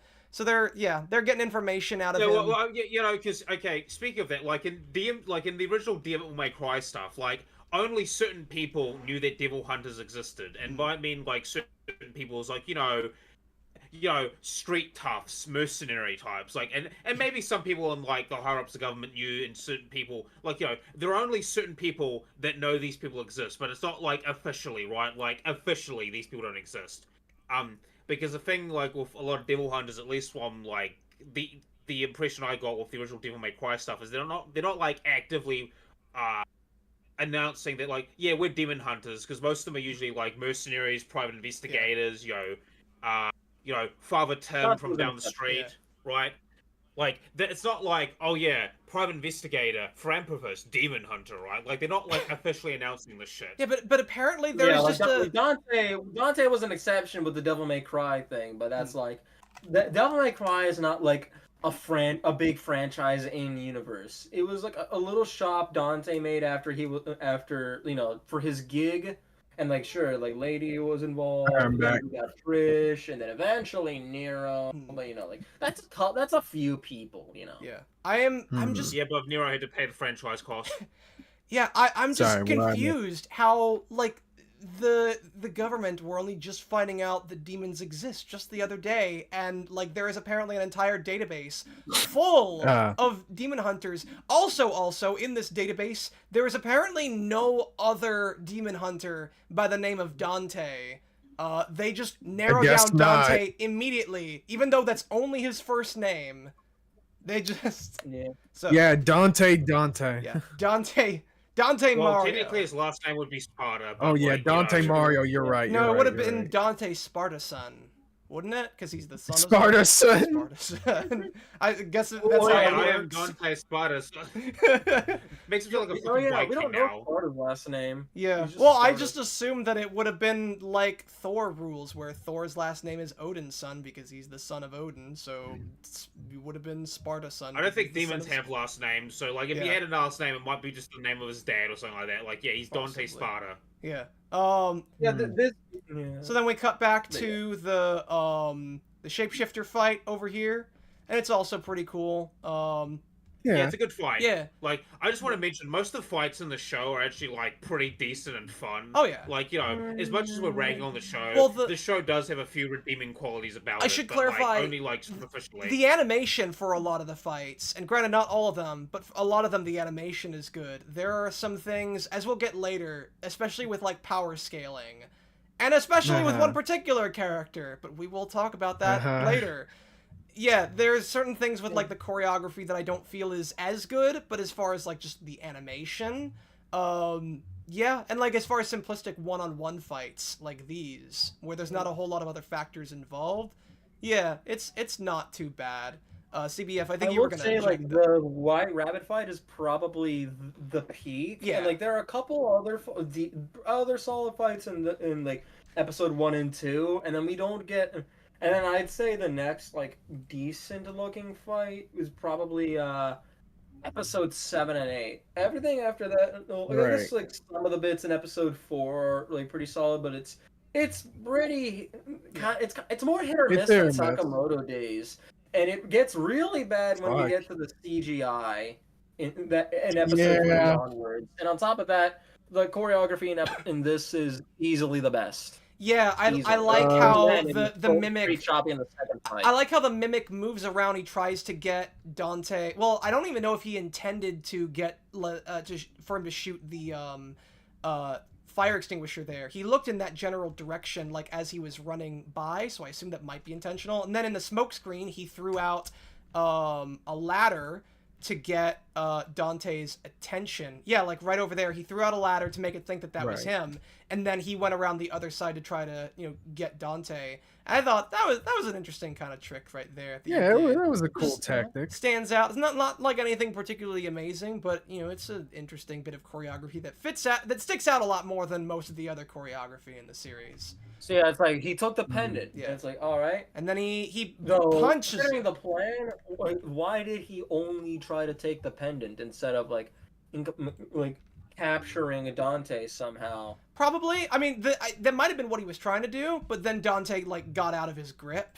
So when you see it, he just threw the shapeshifter right off of him. But that goes back to the other question that we were asking. Why the hell did the White Rabbit only throw the shapeshifter at him? Why not any of the other members of the Demon Suicide Squad? When the shapeshifter is probably, by all accounts, the weakest out of all of them. He's still pretty strong. He threw a whole ass truck. But even still, I feel like there are some harder hitters that you could have thrown at Dante. Even here. Yeah. And yeah, that's and still... those harder hitters will all be present in... Oh shit! Yeah, wait, hold on! Now! Yeah. Wait, what? I didn't even see this before. Sorry, I was watching the clip. And I just saw there is a brief moment when the shapeshifter is about to turn into a bat and escape. Dante tries to shoot it, but then he runs out of ammo. God damn it, VLC. Yeah. He runs out of ammo at this one convenient... He has all the ammo until the plot says no. So it's a thing that tends to happen a lot in shows. So so he is just using and the guns are broken guns, now. Then he and the guns are broken until a few episodes later when they've been fixed up off screen. I guess so. I guess. So yeah, he is just out of ammo. He was firing off. There was at least 100 rounds that he's been shooting off in this entire fight. From the top to the bottom, to the basement. Yeah, and he broke it like that. Anyways, well... Yeah, so I want to mention that, before he got, Albany and Ivory, he would burn through guns, pretty fucking quickly because, he's too fucking strong. I remember you saying that. So then we cut back to Enzo, who's yapping, giving them all the information that, they need, and a lot of other information that they don't. And then they find out that they did actually send... Because, as it turns out, when you're a White Rabbit who attacks one of the most famous locations on the planet and murders a lot of people, and it gets in the news, and you make yourself publicly known as a guy who looks like a giant talking rabbit, you actually aren't that difficult to find to certain people. And so... Darkcom goes after him, but he dispatches these people, the squad that they send after him, pretty easily, and only one person survives, but intentionally so. Which does kind of, that sticks out to me about, their knowledge on Dante a little bit later, because then the one survivor then comes in a little later to basically say, I guess let me, skip ahead just a little bit to talk about that. So the guy who survived came in to basically deliver a message from the White Rabbit that the White Rabbit was trying to get Dante's amulet. Basically as a way to communicate that what he was after was the amulet that Dante had. Yeah. And now they're going to go after Dante and get him for them. What's interesting about this to me is that this is what Bane should be thinking about right now. Okay, we sent in a group to try to get the White Rabbit, and all of them were completely wiped out by the White Rabbit and his whatever group he has.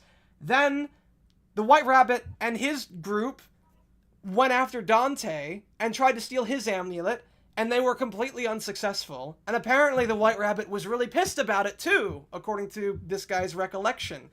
So by all means, these guys should believe that however strong Dante is, it's stronger than the White Rabbit. Now, in fairness, the whole reason why Dante escaped was because he was only up against the shapeshifter. But Baines doesn't know that. For all intents and purposes, he should think that whatever the White Rabbit threw at Dante was whatever massacred his team. But I don't think they ever really, like, they never really think of Dante in that kind of regard. They don't see him as, like, someone who is incredibly powerful at fighting off this enemy that massacres swaths of their Darkcom soldiers, and that maybe they should hire him since he is a demon hunter. No, we're gonna go fight this guy who we have every reason to believe. Yeah, we're gonna fight him, and we're gonna take his amulet. And somehow it works! But we'll get to that. Like, that's so freaking stupid. You mean to tell me that you're willing to pay all of these other people so that they can fight Dante in order to take his amulet, but you can't just cut out the middleman and just use Enzo as a contact for Dante himself, and he'll... Kaiser, like, listen, hiring him and not being antagonistic towards him is asking too much, like, clearly. Here's the thing, too! They're little bad guys. They can't, like, try to negotiate with people. You know what? Wait. Their insurance and only fight them if they're not cooperating. Actually, CBM. Wait, guys. I think I cracked the code. I think I understand the reason why. Figure out? So, in this show, demons are brown people. Oh no. So they kind of just smelled that off of Dante, and that's why they didn't want. That's the thing, though. They don't yet know that Dante is half demon until after they fight him. True, so that's the thing. That's the big thing to me, is that later when Baines finds out that he is part demon, he's like, oh, actually, we might, be able to use him. And he's talking to him in the truck later in episode 3. He's like, Dante, this is your calling to God. It's like, okay, so finding out that he's half demon, half the species that you are dedicated to killing, is what makes you think of hiring him, but not the fact that he is an incredibly skilled demon hunter who has been... I mean, who is being directly targeted by the White Rabbit. Yeah. Like, the impression you get, right, like, okay, negating the fact they don't know he's a half-demon, right, like, the impression you get is that, like, Dante's an incredibly skilled, like, demon hunter. Like, this guy's, like, he's fucking John Wick, basically, He is a demon-killing machine. Yeah. Also, Victor Oliveira, we don't know, like, specifically how long he's been fighting. Just that he's been fighting for, like, a decently long while. And this is just enough that he is acquainted with Enzo, and that some people know who he is and how formidable he is, so... We can assume he's, like, a young adult, maybe, like, late, like, 18, 19, or, like, an early 20-something. Right. And then, before I skip over it, then there is the first of 2 monologues about the Demon Knight Sparta. And I guess I will just read it out in the subtitles. Let's see. I should have gotten, like, the transcripts up. Champion hell until he turned against its king. I know the story. What does this have to do with the sword, though? I'm getting to it. So, being such a swell guy, Sparta takes it upon himself to protect humanity by casting a spell, creating a wall between the realms, so to speak. It was the power of his sword, apparently, that led him to do it, with the help of the magic amulet, which he splits into 2 pieces to make it harder to find. I think that part of the monologue isn't as... I've seen the monologue in the opening of Devil May Cry 1, where it's like... it talks about Sparta in, like, this very epic kind of, way.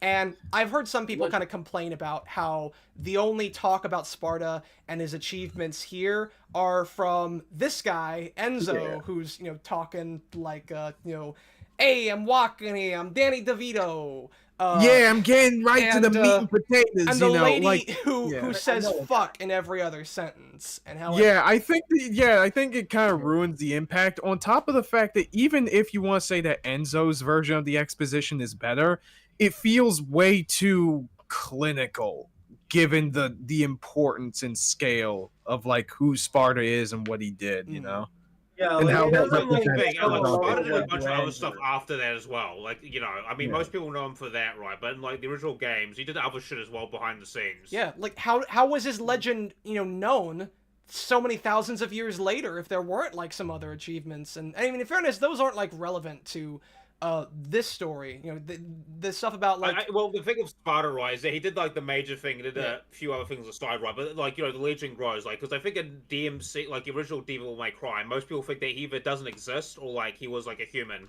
or something like that, and it's just like a fairy tale story. But you know, I mean, that's what they say. It mentioned the prologue of Devil May Cry 3, like ladies like, I just thought it was a fairy tale. But like, she's like, oh my god, the Sparta guy, no, he is real, he was real, the shit is real. Here's what I don't like about it. It is the fact that it's not really a proper introduction to Sparta. And again, I've not played the games, but to my understanding, the opening monologue of DMC1 is pretty much a, all you really need to know about, or at least the most quintessential, most important things about the Demon Knight Sparta.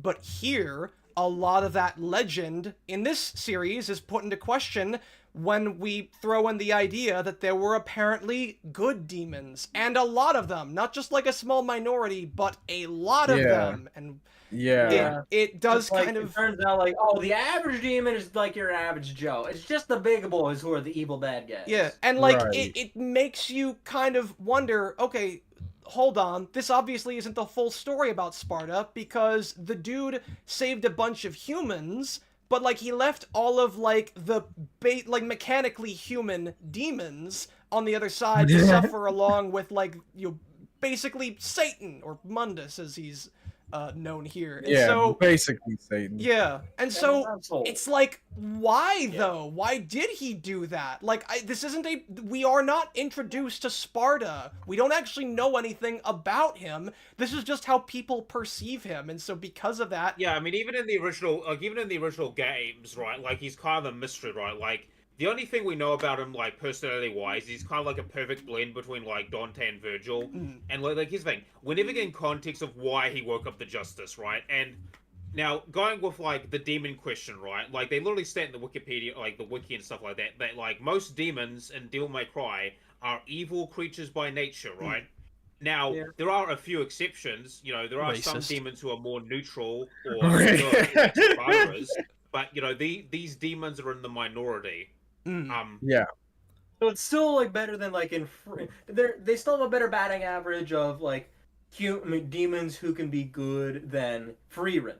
Yeah, I mean, objectively speaking, where it's just absolutely zero. Very racist show. I mean, it's so. Oh yeah, the most racist show ever made. But like, I think we don't want to get into that trash fire of that. Yeah, just watch my video. Yeah, just chat, watch my video, guys. We condemn anti-demon racism.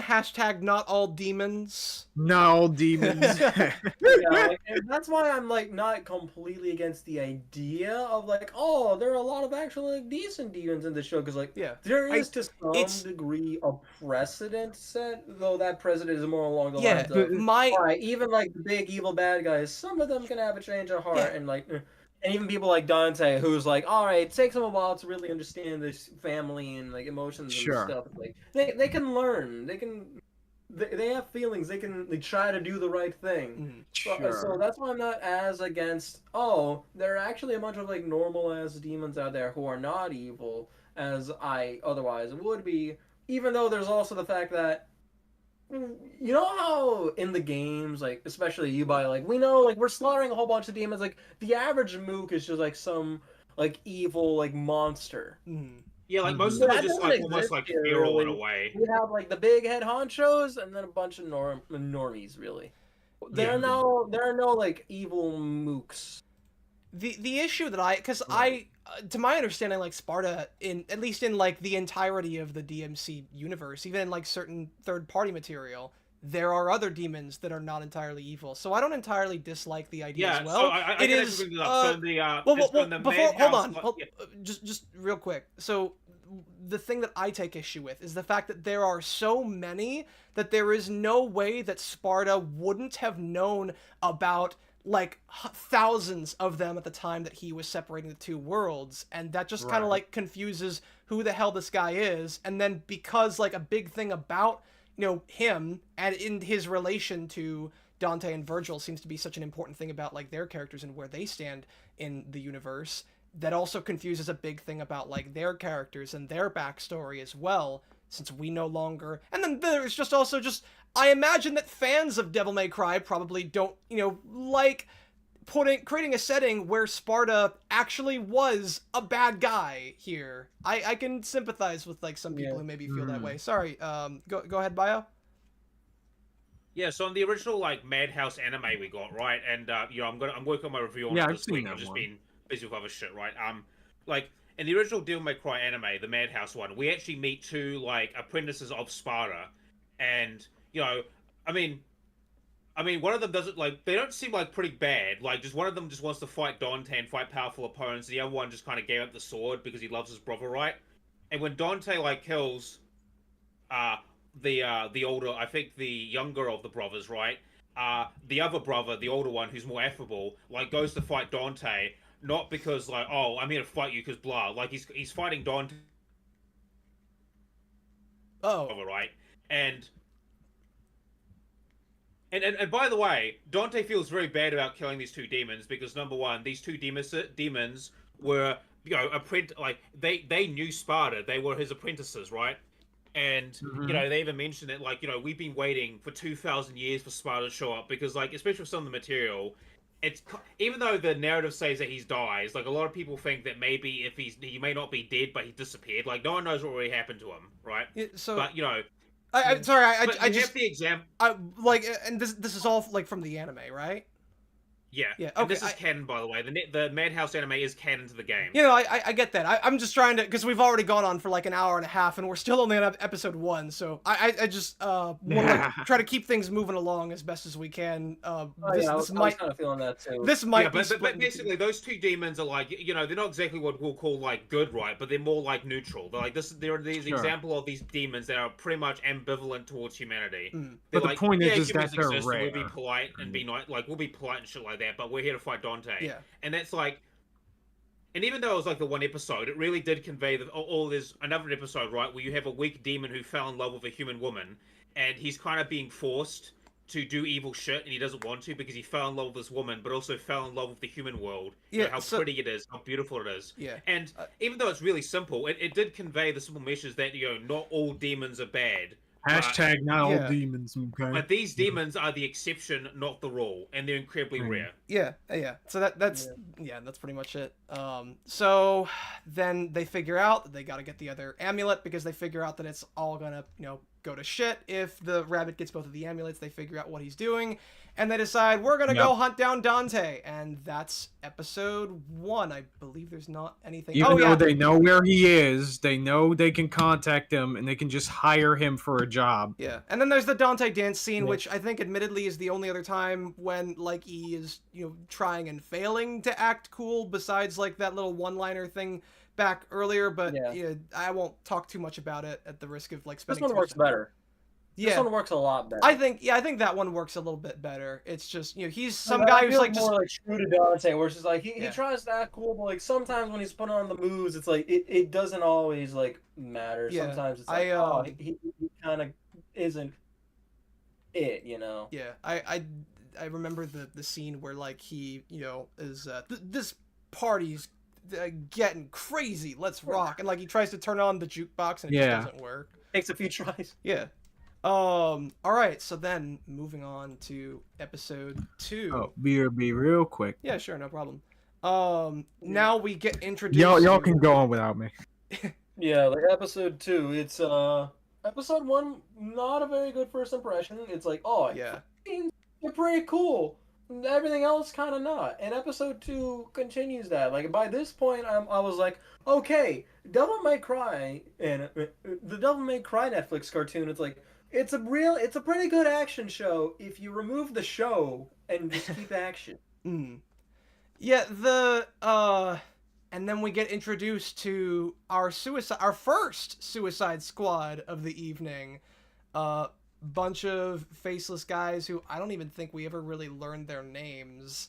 And I'm not just talking about like all the other, all of the other mercenaries. You got Femme Nightwing over there. You had Spartan-looking guy. Oh yeah, we know your name is like we got their code names like Ninja, King. Yeah. That's all we know. We know the code names for some of these guys. Yeah. And I know, like, those two, like, Ninja and King, kind of have a thing that gets, like, sort of, like, touched upon a little bit. That's the closest we have to a reason to really care about any of them beyond. Some of them are, I guess, nice people. Yeah. We don't know anything about them, and so it makes it a little bit difficult to care about them. And, like, it sucks, too, because they're not the only Suicide Squad in this series as well. So then, Baines comes in to tell them about the mission briefing, that they have basically hired a fuck ton of mercenaries far and wide in order for them to bring in Dante. Again, would have been cheaper to get the CIA or FBI involved, or just pay Dante outright to help them find the rabbit, and then maybe, like, if they really wanted to, stab him in the back later. You know. And you know, another thing that's annoying about this that I kind of realized after the fact. Did you realize that they never, like, used the actual, like, other demon hunters ever again past the first episode? Like, yeah. where's Lucy and all the others? Why didn't you get, like, any of them to be like, hey, try to work with this Dante guy and maybe beat his ass if he doesn't cooperate? They're skilled demon hunters who could, like, you know, potentially go toe-to-toe with, like, an actual demon hunter instead of getting a whole bunch of guys. Sure, I get the point of, like, these guys are kind of a smokescreen for the big dogs to come in and really take out Dante himself, but yeah, why though? Yeah, like, why though? Did they really have to do that? No one knows. Because plot said so. Yeah. And then, everyone is laughing. They're like, oh, it's just one guy. And then one other guy later says, oh, no, I met this dude. This is Dante. This is not worth it. This is not worth the... Which is kind of interesting for him to say when, like, I mean, maybe he thinks that Dante would have just killed all of them. But it is kind of interesting how, like, he decides, I'm not even going to try, when Dante is clearly the kind of person who is not going to kill, like, other innocent people. But it's like, you know, it's just like, Dante, he is that guy. He is the real deal. He could beat all of them up, which... Oh, completely. And he does. Firsthand, yes, that's what he does. So, like, he knows that, like, going up against Dante, they're all going to lose. Yeah. I think what was also interesting that Bio, you and I noticed when we were watching it, was that all it took to convince him to stay was 500,000. Yeah. Upon capture. Yeah. Which by the way, if I'm getting a government job, like I'd ask for a lot more, like 500,000. Like this is the US, this is the fucking US of A, man. Like, hey, 500 million, man. Yeah. Like, how or like at least just something in like the single digits millions. That would have probably like even more million, or it's just like, but how about like 500,000 to start and the rest upon completion? Like. Because it's like that goes under the assumption that, all right, if we fail, we don't get any money. We're not being compensated if this doesn't go right. Yeah. Oh, we're in like the meeting between the freaking demon hunters and shit right now. Or we're at the part where like one of the guys is like, nope, I'm out. I know who this Dante is, and then Bruce Wayne offers 500,000. That's apparently enough to talk him into it. Even though I'll be honest, there are like some middle class houses in my area that are like worth 500,000. Like you're not. This is very low ball. I'm sorry. Like this economy. Holy shit. Yeah. No. It's. Listen, if I was a mercenary, right? You're paying me to fight against Dante. I'd be charging like 500 million to start. Yeah. Well, especially considering they intend to capture Dante with Darkcom, so they clearly don't intend to pay any of them. Fuck it. Like, yeah, make it as big as you want. Like 500 million, sure. Like I'm honestly, at first I was thinking, no, that's actually kind of ridiculous. More reasonable would be maybe like a couple million or maybe like a dozen million. But no, you're right, Bio. They're not even gonna pay any of them because they don't intend. They know that like Dante is gonna go through all of them, and they're gonna send in Darkcom to capture him. Yeah, this is a smoke screen. Like as I said, it's a smoke screen for Radiant Co. to do the real gig. So there's they're talking about it a little bit more, and then that's the end of the briefing. All of them walk out, but one of them is asked to stay behind, And this, ladies and gentlemen, we're actually going to pivot this stream. This is now, you are watching America's Next Top Sue, where the many different fictional characters across all of media compete to become America's next biggest Mary Sue in all of media. Today, for today's contestant, we are going to meet Mary, oh damn, off to a good start with the name, Mary Ann Lady Arkham. Yes, thank you. Let's give her a clap. The worst character in this show, probably. Is there? No, I don't even know if there's a probably about it. Like, I think she is just the worst. Is there any objection? As someone who likes Lady and Trish from the original Devil May Cry show, this is like fucking horrible. I don't even know this person from the games, and I think she's the worst. Yeah, character. like me neither. I have no idea who. I don't really have that much. DMC, like the original Devil May Cry shit is fucking base. I'm like, damn, why can't I date this? Like, chat, am I crazy? You know that lady was already like, you know, a harsh, brash gunslinger with a bad attitude. First thing she does when she meets Dante, like, just shoot him right in the head. But it's like, you know, and like, sure, both of these versions, they have like, oh man, we have baggage about like our evil dad and such. But it's like, this lady is like she just curses like again a Bibsy Pop character, and it's actively like to a point where it gets really annoying, just like how much of an aggressively miserable douchebag she is. Like, I'm not gonna say I'm that pissed off by her dialogue. It just takes me out of the scene because it removes me from being able to take it seriously, right? Like, I imagine that what Adi wanted to do with Lady is similarly to how Revy from Black Lagoon is written. But surprise, surprise, people, Revy's actually creative with her fucking curses. She doesn't say the same exact one over and over and over again with little to no charm. Like, it's also like funny, and you know, like this one isn't. This one's just kind of boring and barely likable at all. And like, I know there's similar like hard ass, you know, female like colonels or military women across out the window a little bit by the end anyway. So who cares? Chat, are we crazy? Are we crazy? Is that a hot take to say that she's the worst character in the series so far? No. I don't know. Yeah, well, yeah, that's not a hot take. What I think is a hot take is saying she's a Mary Sue. I'm not sure if I'm confident in saying that. So I will. Okay, well then I got my. Because I've got a couple notes later. It's mostly plot armor. There's a lot of plot armor surrounding There is a this lot character. of plot armor, to be fair. So we will go through, and like maybe you guys will change my mind, but I think that there is enough. She's probably not like one of the worst Mary Sues. But I'm gonna make my argument. But she has a few. She's got some Sueisms. Yeah. She's got some Sueisms. I'm like, if she's a Sue, we might as well call, like, say, most Yu-Gi-Oh protagonists Mary Sues at this point. I mean, they got some Sueisms as well, kind of. But like, I don't know. Yusei's more of one than she is. Let's be real. I think. I mean, in the first, Yami-Yugi and Yusei. Sorry, in the first season of 5Ds, absolutely not. After that point, less probably. so in the first season, though. There are definitely Sueisms even then. It's really season 2 where that just goes full throttle. Okay, you can make an argument that he actually straight up is one territory. Before we turn this into a Yu-Gi-Oh stream, sorry.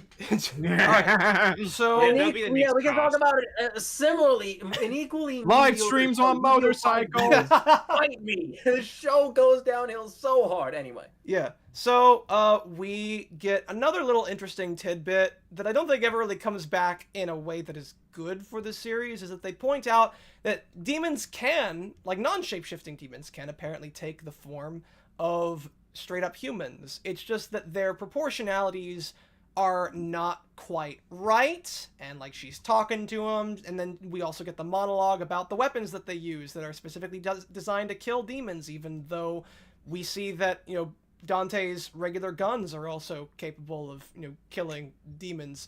I guess these ones just kill them better, I guess. Yeah, like these, I guess, are designed to sort of like one-shot them. Yeah. Also, hi Visual Vista. Yeah. Welcome, Visual Vista. Yeah, check this Hey, guy how you out. doing? Follow him on Twitter.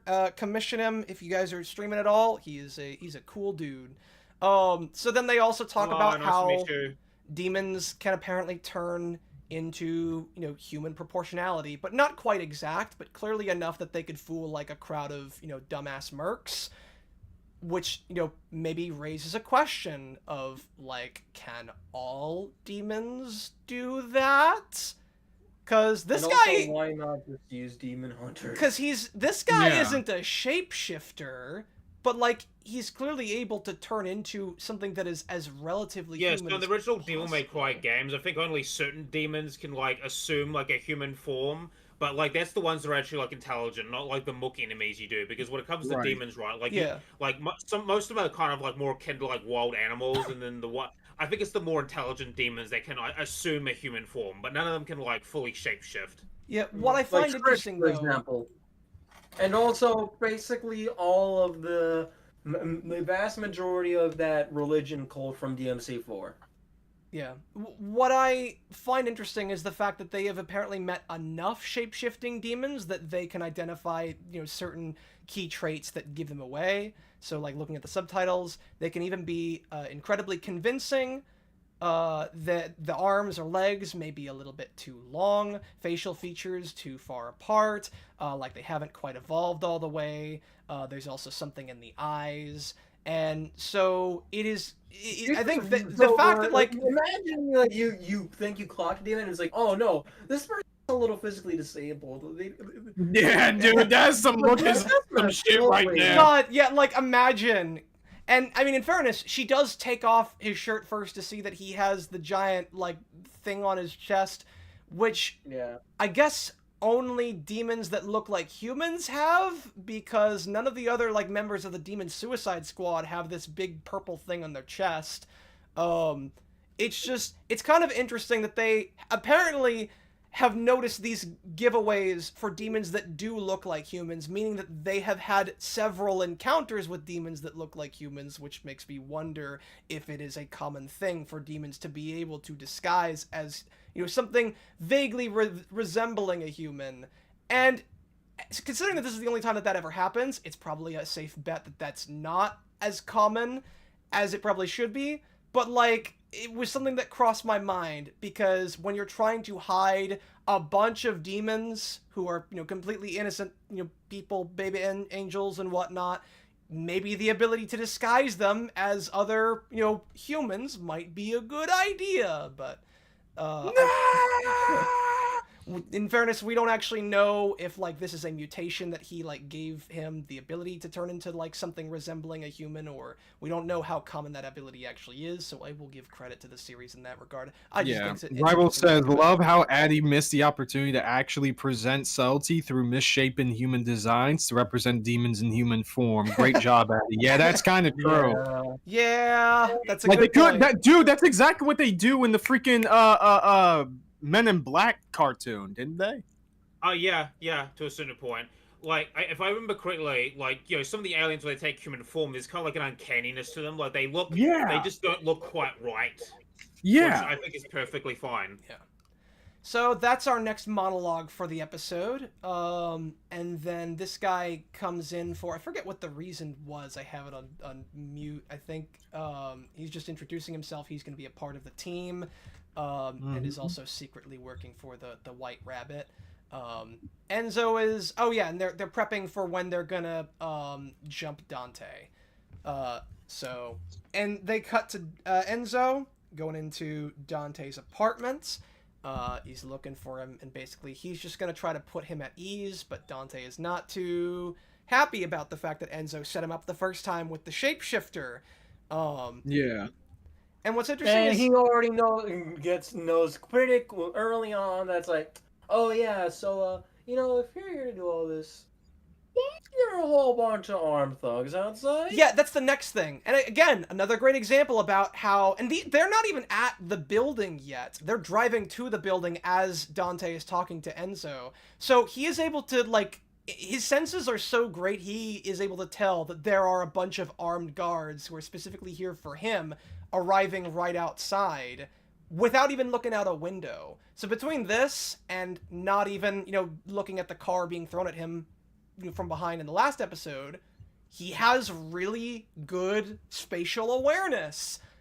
I wonder if I'm highlighting that for a reason. I mean, even in like the shows, it's kind of implied that he also can like sense other demons and stuff like that, and he's probably got like enhanced senses as well. Well, yeah, I mean, he is part demon. It makes sense. Oh yeah, no, it perfectly makes sense.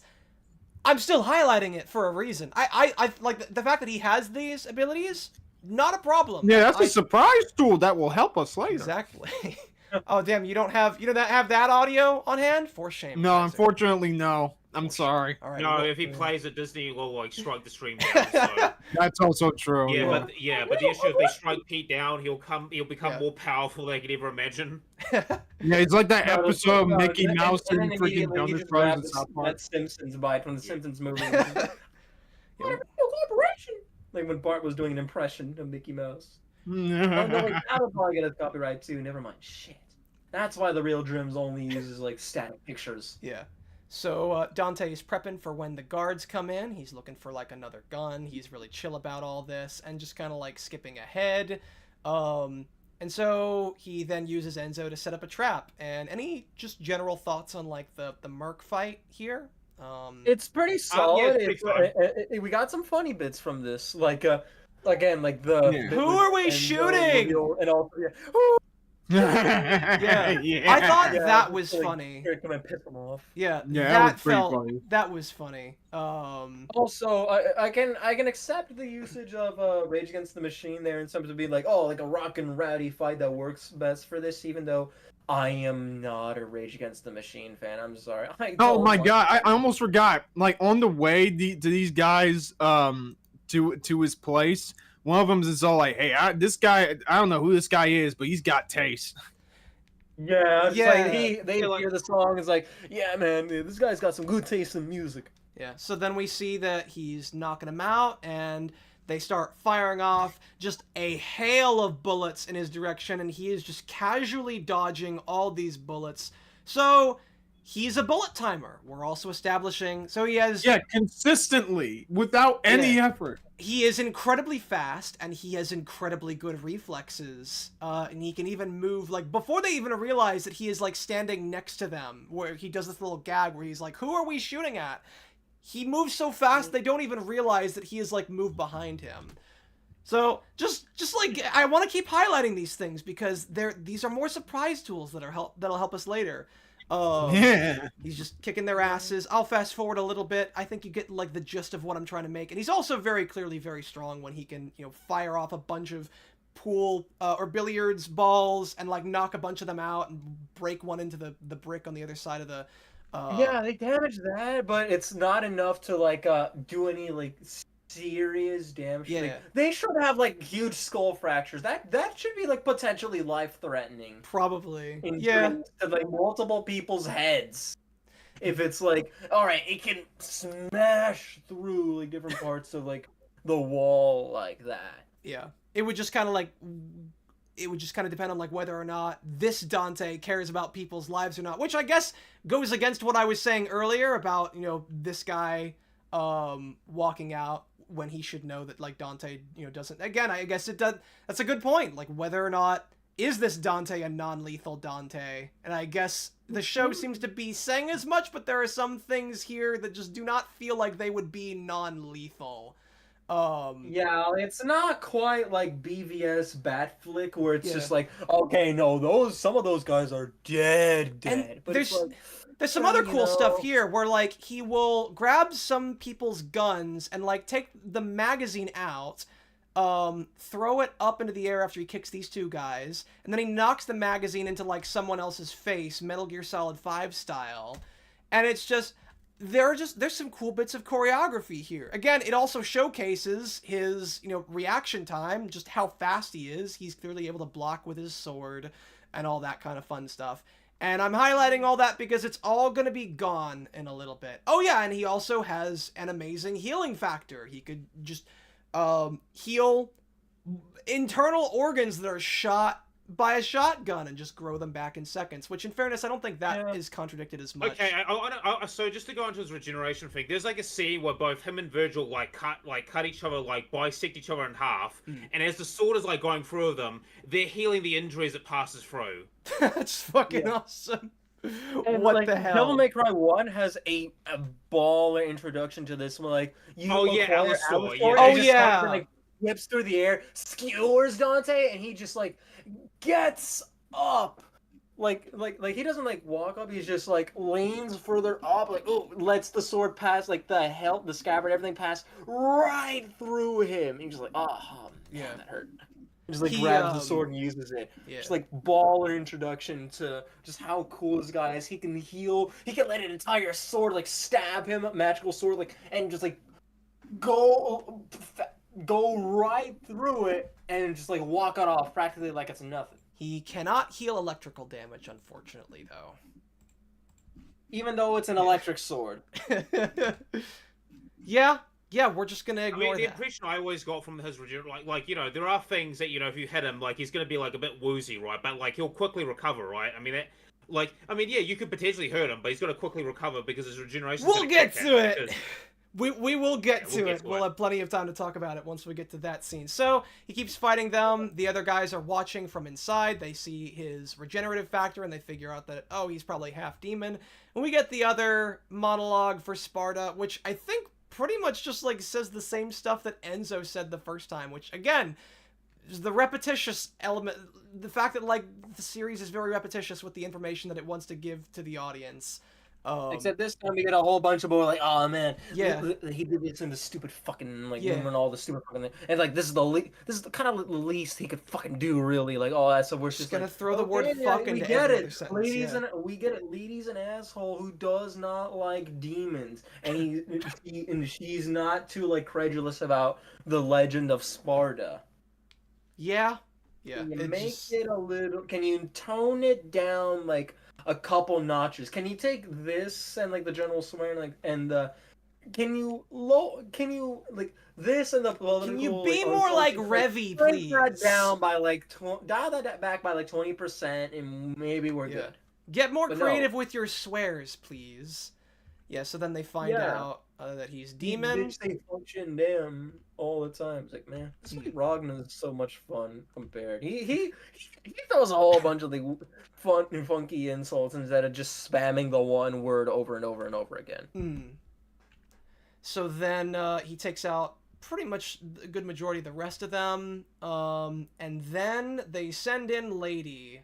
Not the whole Suicide Squad. One guy who was like, "Oh, hey, Dante," and I was like, "Oh, hey, man, how's like the kids and such like that." Yeah, that was I like that little back and forth. I do wonder if like that character might come back later. But yeah, it's a neat little scene. Honestly, I kind of like this fight scene, at least until Lady comes in. There's just some neat little stuff that goes on. It just sucks that like it's setting up a bunch of stuff that's. Are we gonna talk about the entrance of the best fucking character in this entire fucking show, guys? So, all right.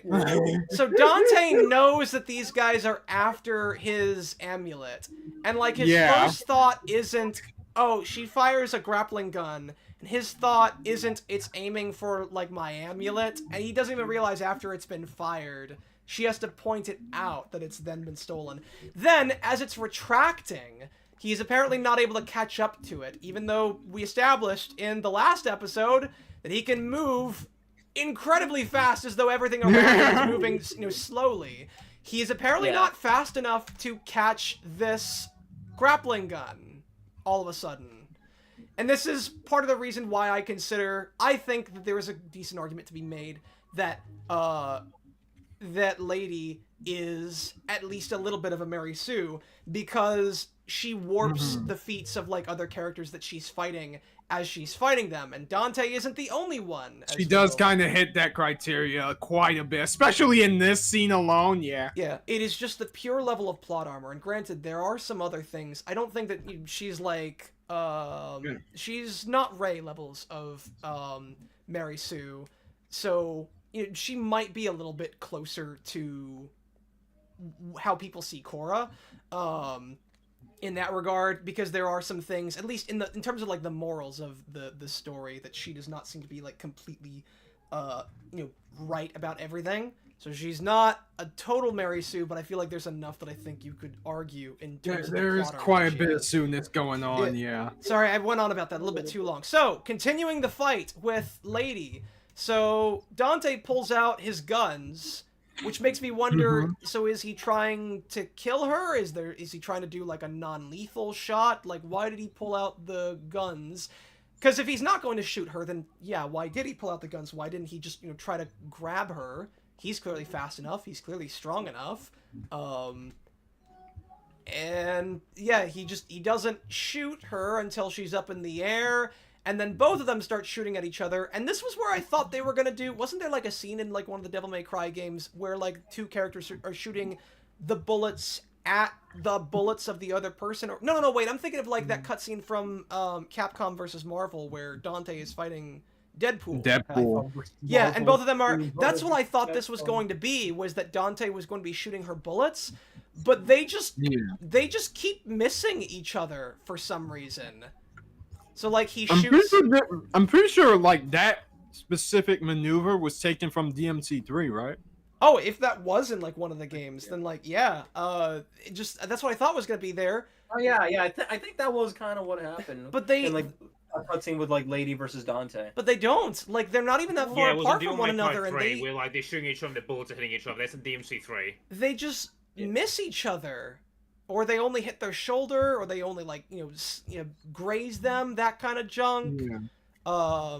Or he hits a rocket booster there, and even though she only now has one rocket booster left, meaning that she should probably be half as fast, if even that. Apparently, like, she is apparently still too fast for Dante to catch up later, so...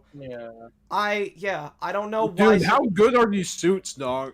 I don't know if, like, these suits even really enhance, like, the rest of their speed. I think it's just the rocket boots on, like, the bottom.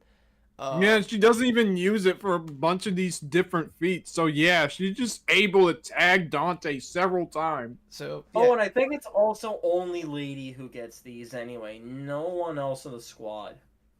Yeah, it is just Lady. Right, no one is anywhere near this formidable against other demons that should be around the strength of Dante. So it's like, what the fuck? And it just kind of raises the question of like, why did you even do kind of like all of this when Lady is clearly the only person at best? Maybe if we're to assume that like the other squad members are at least slightly on par with her, debatable as we'll see later. They're not. But yeah, not even close. They don't establish that at all. Like, but like just I get that she is their ace, but it's like they should be like relatively competent in other areas. They should be given time to show that they are still formidable in their own right, but no. In the first fight scene that we get from them in like episode 3, they're all getting their asses handed to them, and then there's episode 4 where almost everyone died. So then Dante then catches her finally, and then he takes back what he thinks is his amulet.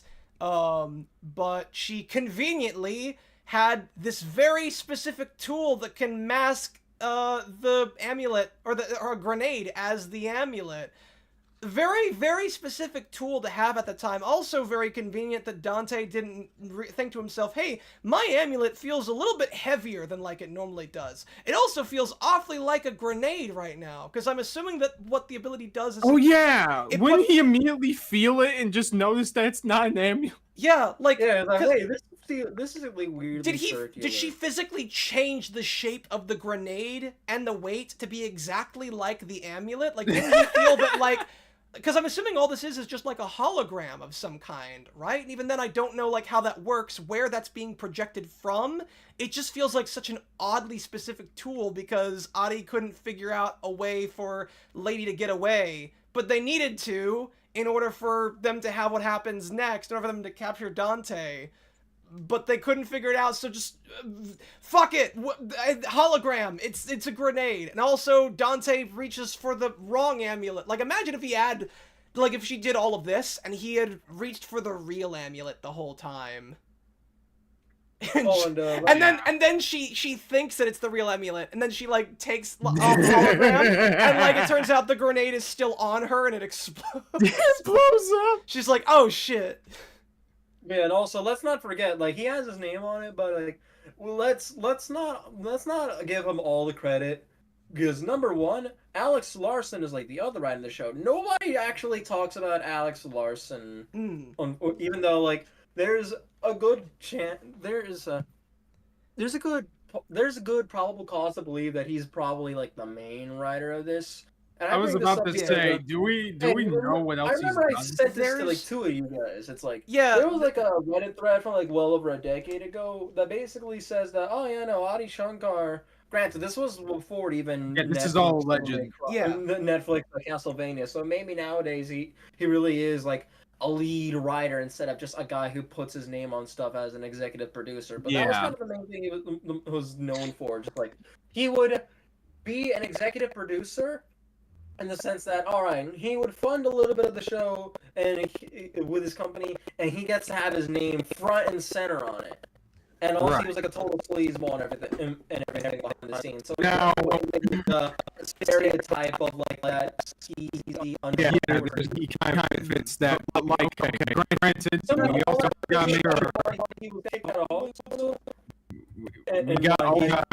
way back up through this. That's like, oh, even more reason to not trust this guy and to not even and to question whether how much of this stuff really is even him.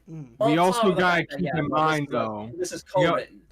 Yeah, but we also gotta keep in mind that, like, you know, that post, all of that shit is alleged. So there's a we don't know how much of it is actually true, but if it is true, yeah. And also, again, like, maybe nowadays, like, his stuff is, like, he directly is, like, a lead writer, and, you know, but again, the point is, like, people only act as if, like, Adi Shankar was the only one writing the show, when even on, like, the credits, it's like, no, this is a co-written with him and Alex Larson. Yeah. And, yeah, unfortunately, we only know about this kind of stuff from the Reddit thread, so a lot of it is kind of. I'm gonna look up what else this guy has made. I believe. Well, I don't know if he made it, but like the big thing in that Reddit thread was that he was one of like the lead producers of Dread. No, I meant Alex Larson. Oh, Alex. Okay, sorry. Oh, okay. So I'm looking it up. At least according to Wikipedia. He's written, let's see, on IMDb says he's written Yasuke? Oh my god, no wonder this shit ended up so fucking mid. Never mind. Yeah, and also Cat and Laserhawk.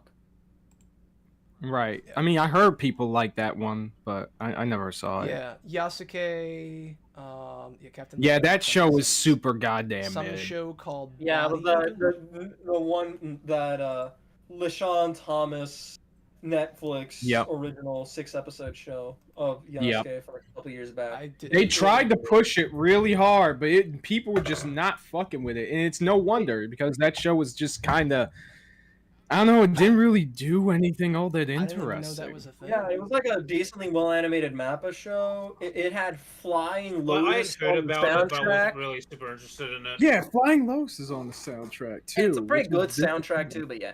Honestly, that show is better than this one, if I'm being honest. Yeah, pretty much.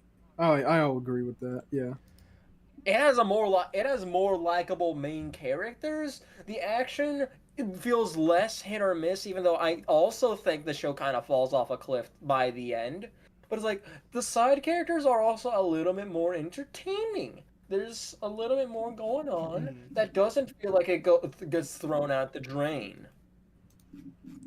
All right, so now we'll get to the part that you've all been waiting for. So, Lady gets away, and she's telling the rest of the team to get the truck ready. She goes around the corner, and Dante is gonna follow her. Figures out that she's inside this door over here, and then she jumps him. And again, despite being a bullet timer shown earlier in this very episode, he is apparently completely unable to dodge these bullets. He is also unable to block them with his sword. He is unable to like dodge around, even though there is which clearly is something he was able to do in the video games, even in DMC3. he is even though it's a tight enclosed area, it's really not that small, and she's only firing one shot at a time.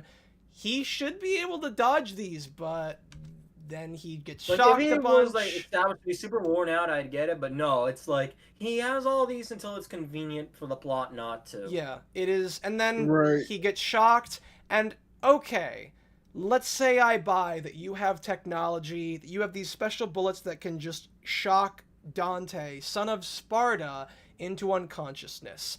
Alright, fantastic. We're going to, now that we know that that is something that is in her arsenal, we, the audience, are expecting her to use that again, since that is such a useful tool. And surely she will use it again, as would any of the other members of the squad, when they need to, right? That's gonna be a thing, right? They only use the one that's supposed to make demons explode. What are you talking about, CBF? There were plenty of, I'll just have to show you. I'll have to show you later in the series to show you just how wrong you are that I have on good account that they use these really important, valuable bullets a lot in the series. You just gotta trust me.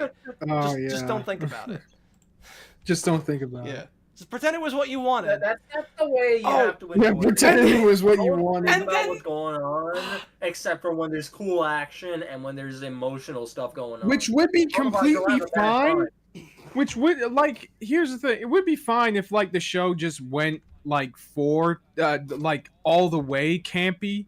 Like, I would imagine that the games kind of are, but they don't really do that, which makes this shit stand out way more. Yeah. Like, they are very camp, but they're also like very like emotionally driven storytelling.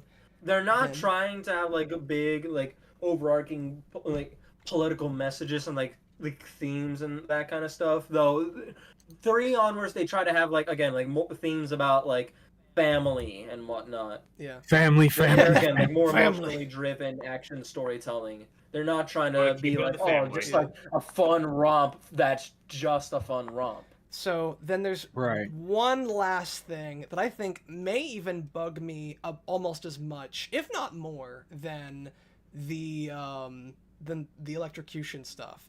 So, and I didn't say anything about this earlier when Dante got shot with the shotgun stuff. I didn't want to bring it up then. It is, again, a question of, like, his durability. Because she's able to just, like, stick him with a regular-ass needle. Just like that. Yeah. And is that supposed to imply that, like, Dante's durability is just the same as a regular human's? Because I can name at least a couple times in later episodes where he is getting bodied by the 2 twin members of the Demon Suicide Squad, which would absolutely rip apart any normal human.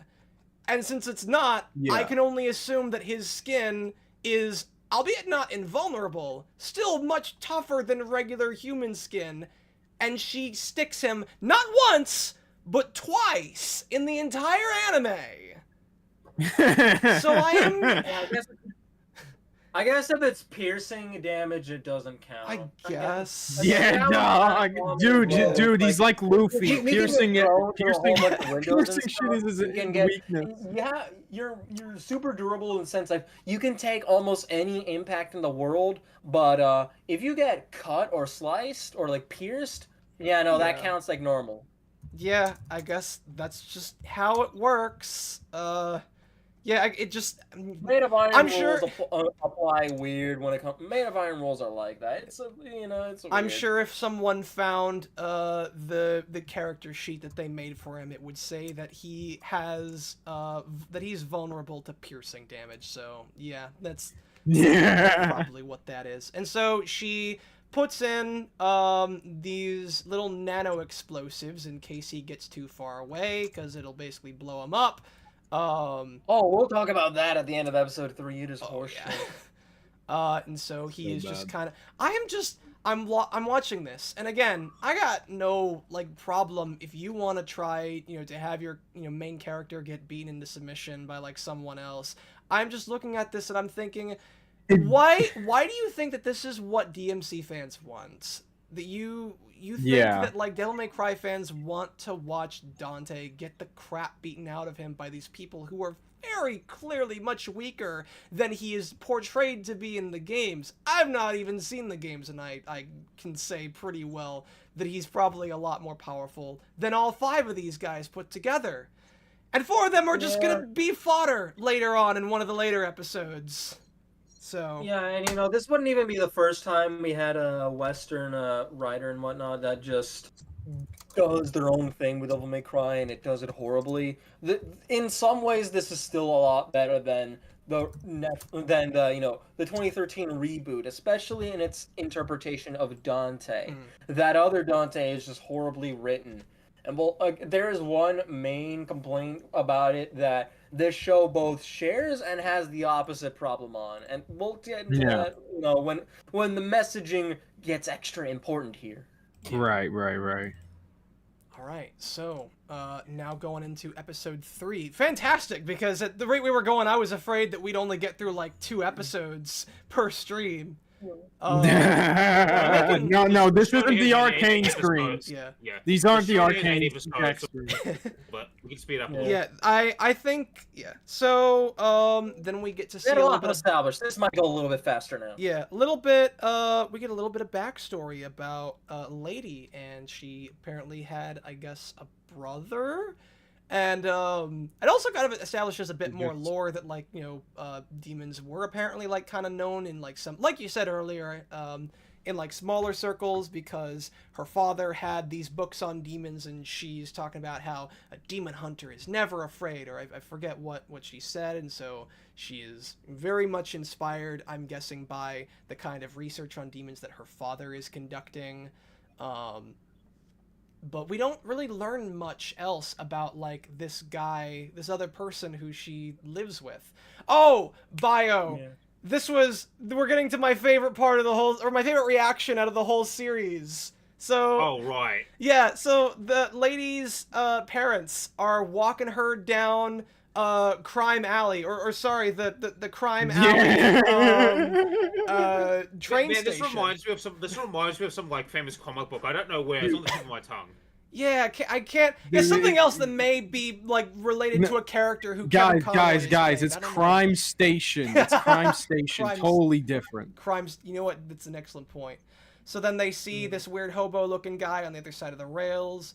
And it's weird that they're, like, kind of concerned about him, because at least as of right now, he just looks like a regular-ass person. Also, this is another... Yeah, he just looks a little bit like... like, you know, I think most people have had this experience, right, where, you know, you're just walking down and you, like, you know, you encounter someone who looks a bit off, you're like, okay, I'm gonna go in the opposite direction, you know? But, like... I mean, for example, you know, I was walking to, like, from school to the train station, I almost got, like, jumped by 2 dudes. I'm just like, go the other way. Well, like, were they on the other side of the rails, though?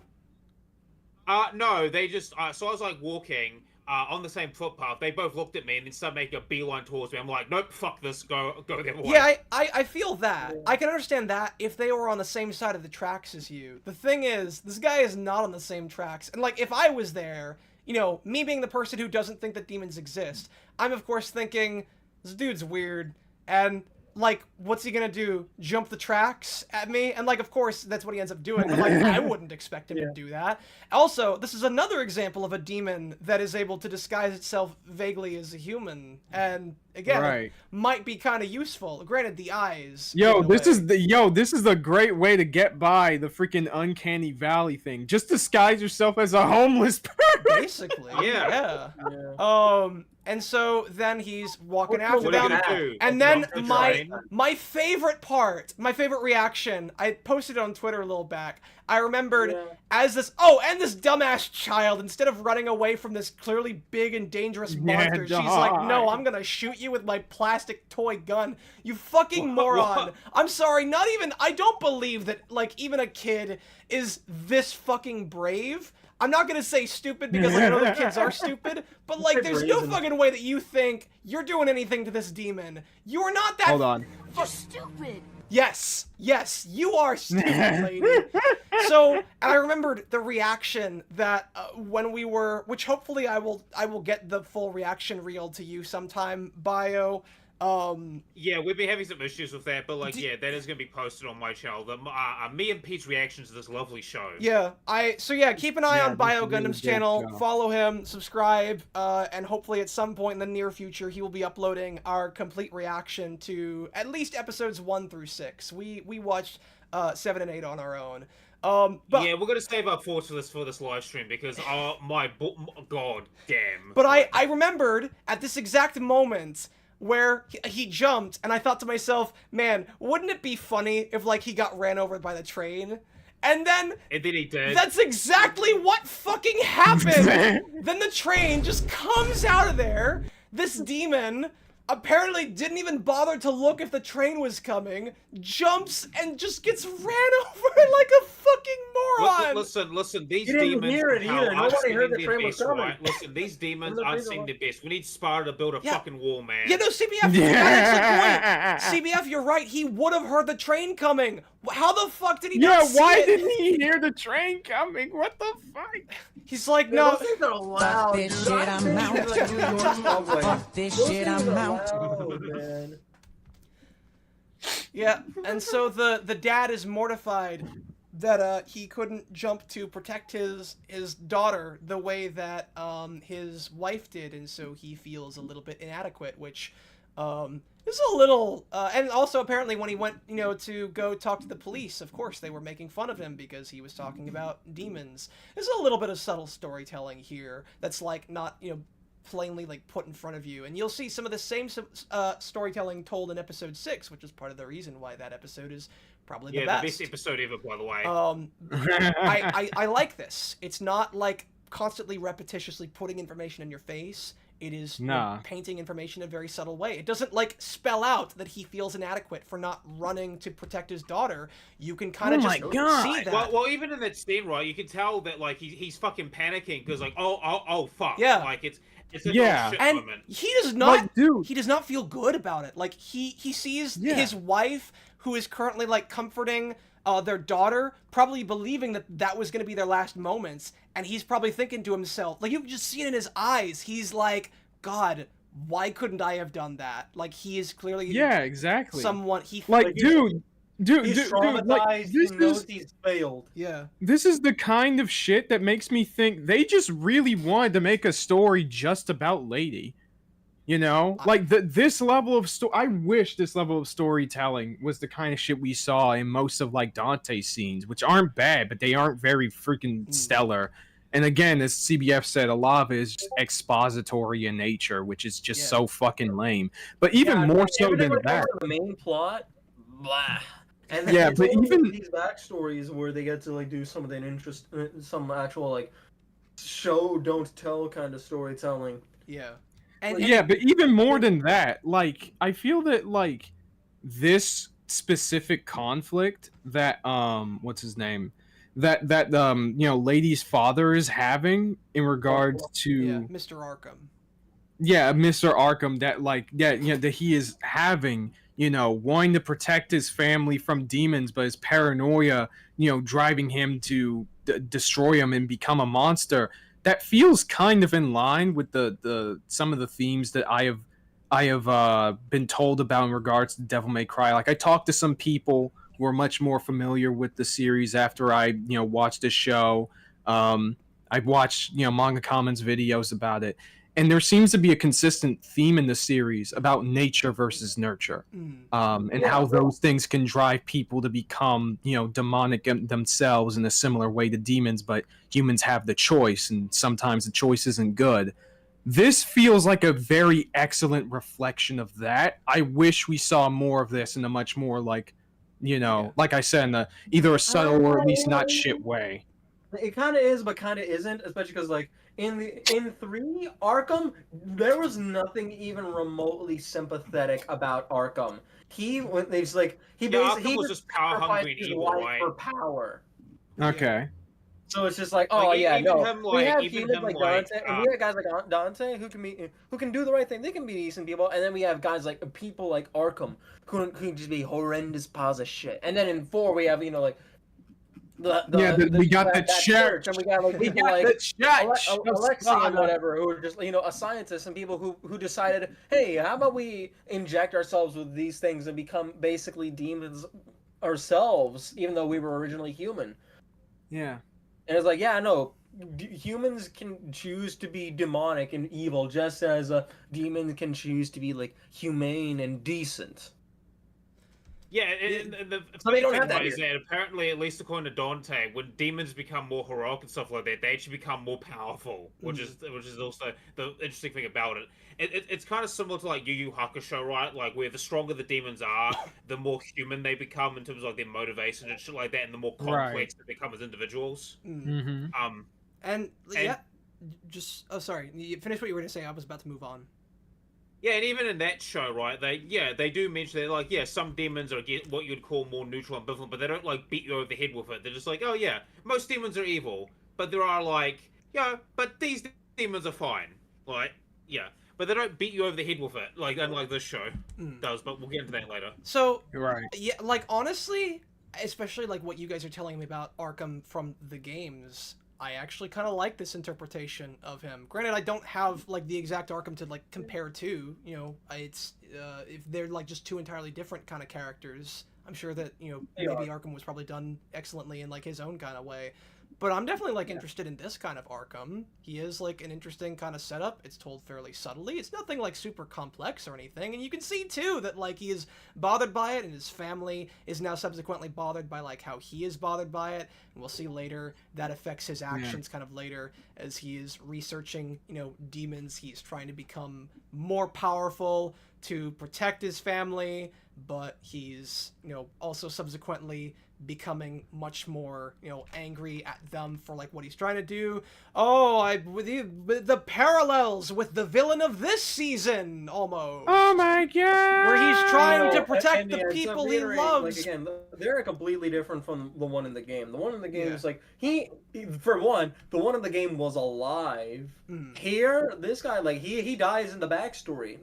In the game, it's like no, he was working with Virgil. He was kind of he was one of the main antagonists, and even when he kind of like reveals himself and double crosses everyone, it's like he vies for like the main antagonist's seat until he's put down by everyone. I get the impression that they're gonna reveal in like season 2 he was actually alive, or he's gonna come back in some kind of way. I don't. I mean, granted. Maybe they might not, but I feel like it's an odd thing to set up for, like, a character who is also a villain of one of the main games, and they're not planning on doing anything with him. I mean, this show has a lot of odd things in general, so, like, would we really put it past them to just leave this on the cutting room floor? I don't know. It's entirely... You got an excellent point, Kaiser. And to be fair, I also imagine part 2 is when we'll get more focus on Dante and like because in his backstory, because we have Virgil like in the mix as one of the main antagonists, and to my understanding that season is probably going to be about an actual villain from one of the Devil May Cry games. It'll be about two of them. Oh, who's the other one? Oh, right, Virgil. Because again, we have Mundus, the main antagonist from 1, and Virgil, the main antagonist from 3 and 5. Oh, I was thinking of like the guy from the guy who was shown in the last shot before the after credits in front of like the Ouroboros facility. No, that was Virgil. The real Virgil. Wait, the guy with like the sideburns who was standing next to Baines in front of the Ouroboros facility. Oh, never mind. That's someone else. That is someone else. No. Okay. So it's 3 villains. Like, Virgil, I am that storm. Yeah. No. I know. Sorry, we were thinking about 2 entirely different characters then. Yeah. But yeah, we'll get to that. It's okay. The show's a because like he was Donuts. Bad guy. Billy Donuts. I have. Let's go! I've had this paper bag. I got these donuts yesterday, so they're a little bit stale. They're still donuts. All right, I'm now allowed to take a bite out of my honorary donuts for the stream. Dude, we got this shit in sequence, bro. Bro. Delicious. I need a napkin. All right, but. What flavor donuts are they? They chocolate? Not this time. They're both like kind of powdered cinnamon sugar kind of thing. Nice. Yeah. Based. Really good. They're a If little he bit. said glazed, I was gonna be like, just like that bit from regular show was like the Oh, God, double no. glazed. Any footage is like double glazed.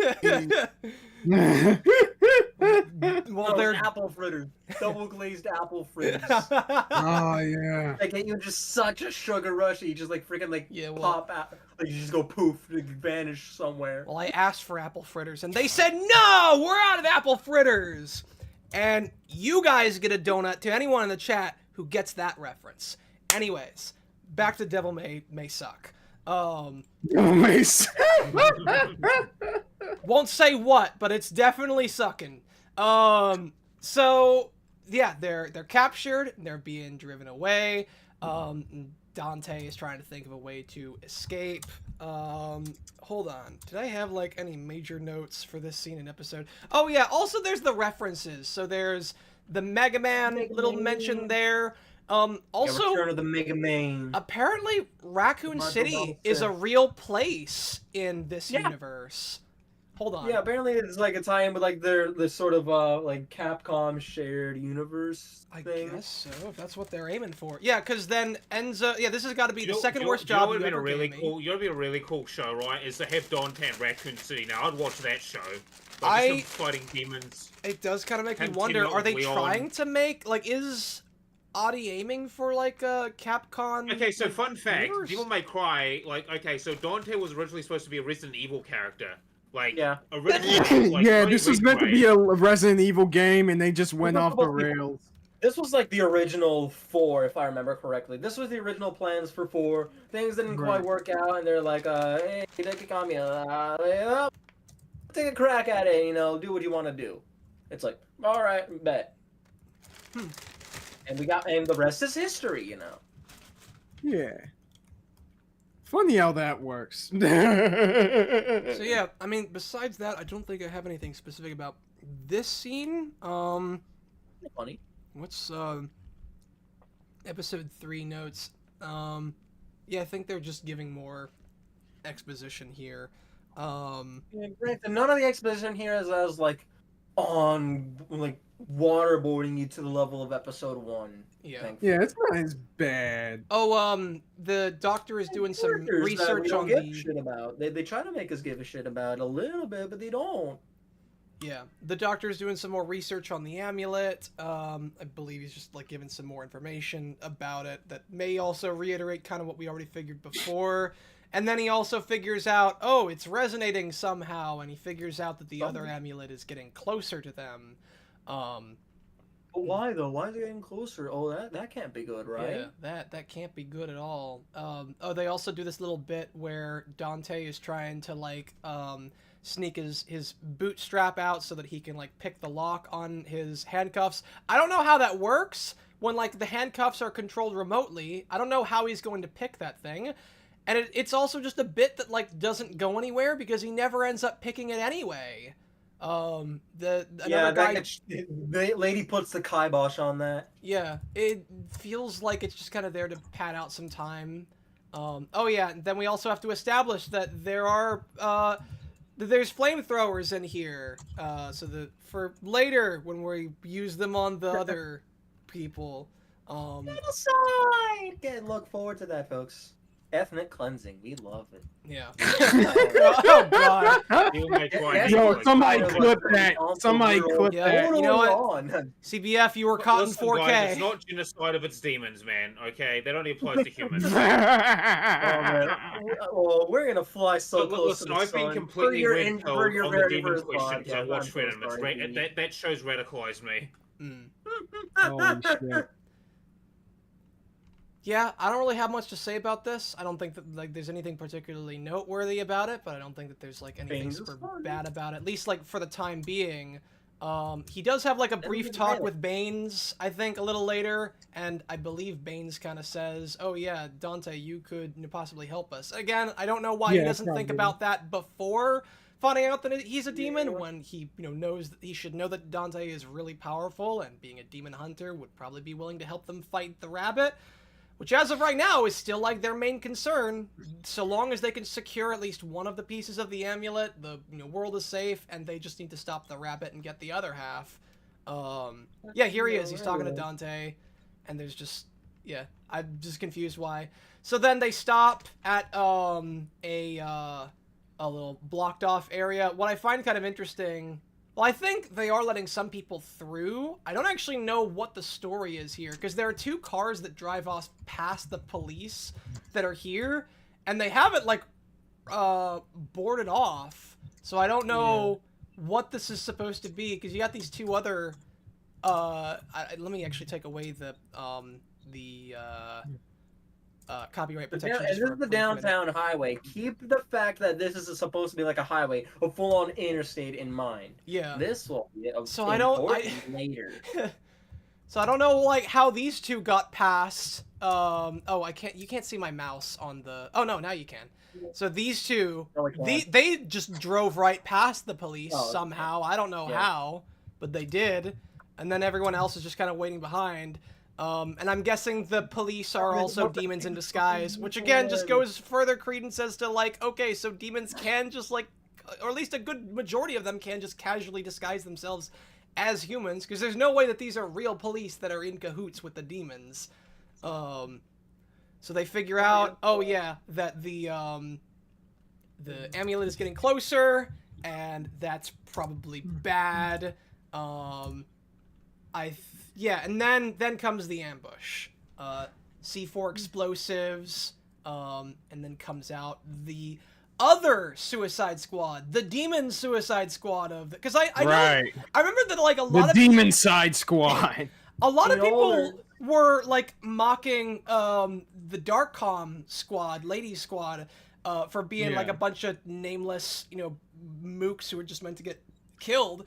But like, in a way, that's also the same for like the demons on the White Rabbit side. Yeah, White Rabbits. They have about as much character as the rest of them, and the only reason why like that's not immediately obvious is because their designs are they're more diverse in design than like the rest of the uniform. And they get more speaking literally lines. Uniform. There are two more important reasons for this. Number one, they're all like based on like established demons from the other games, like Echidna from 4, Cavalier from 5, and number 2, these guys are not supposed to be characters you're meant to really care about on any real level, except for kind of the shapeshifter towards the end. These guys, you're supposed to care about them and feel like, holy shit, when they get I know who that is! So yeah, it's like you're supposed to care about these guys a lot more than you're supposed to care about these other demons. Like again, they established like a little bit of a romantic connection between King and Ninja. That's like the first time we get anything about these guys, and it's like that's a little bit of something. And yeah, Billy Donuts is right. Yeah, these are all demon bosses and DMC bosses from like 4 and 5, I think, and 3 with like Agni and Rudra.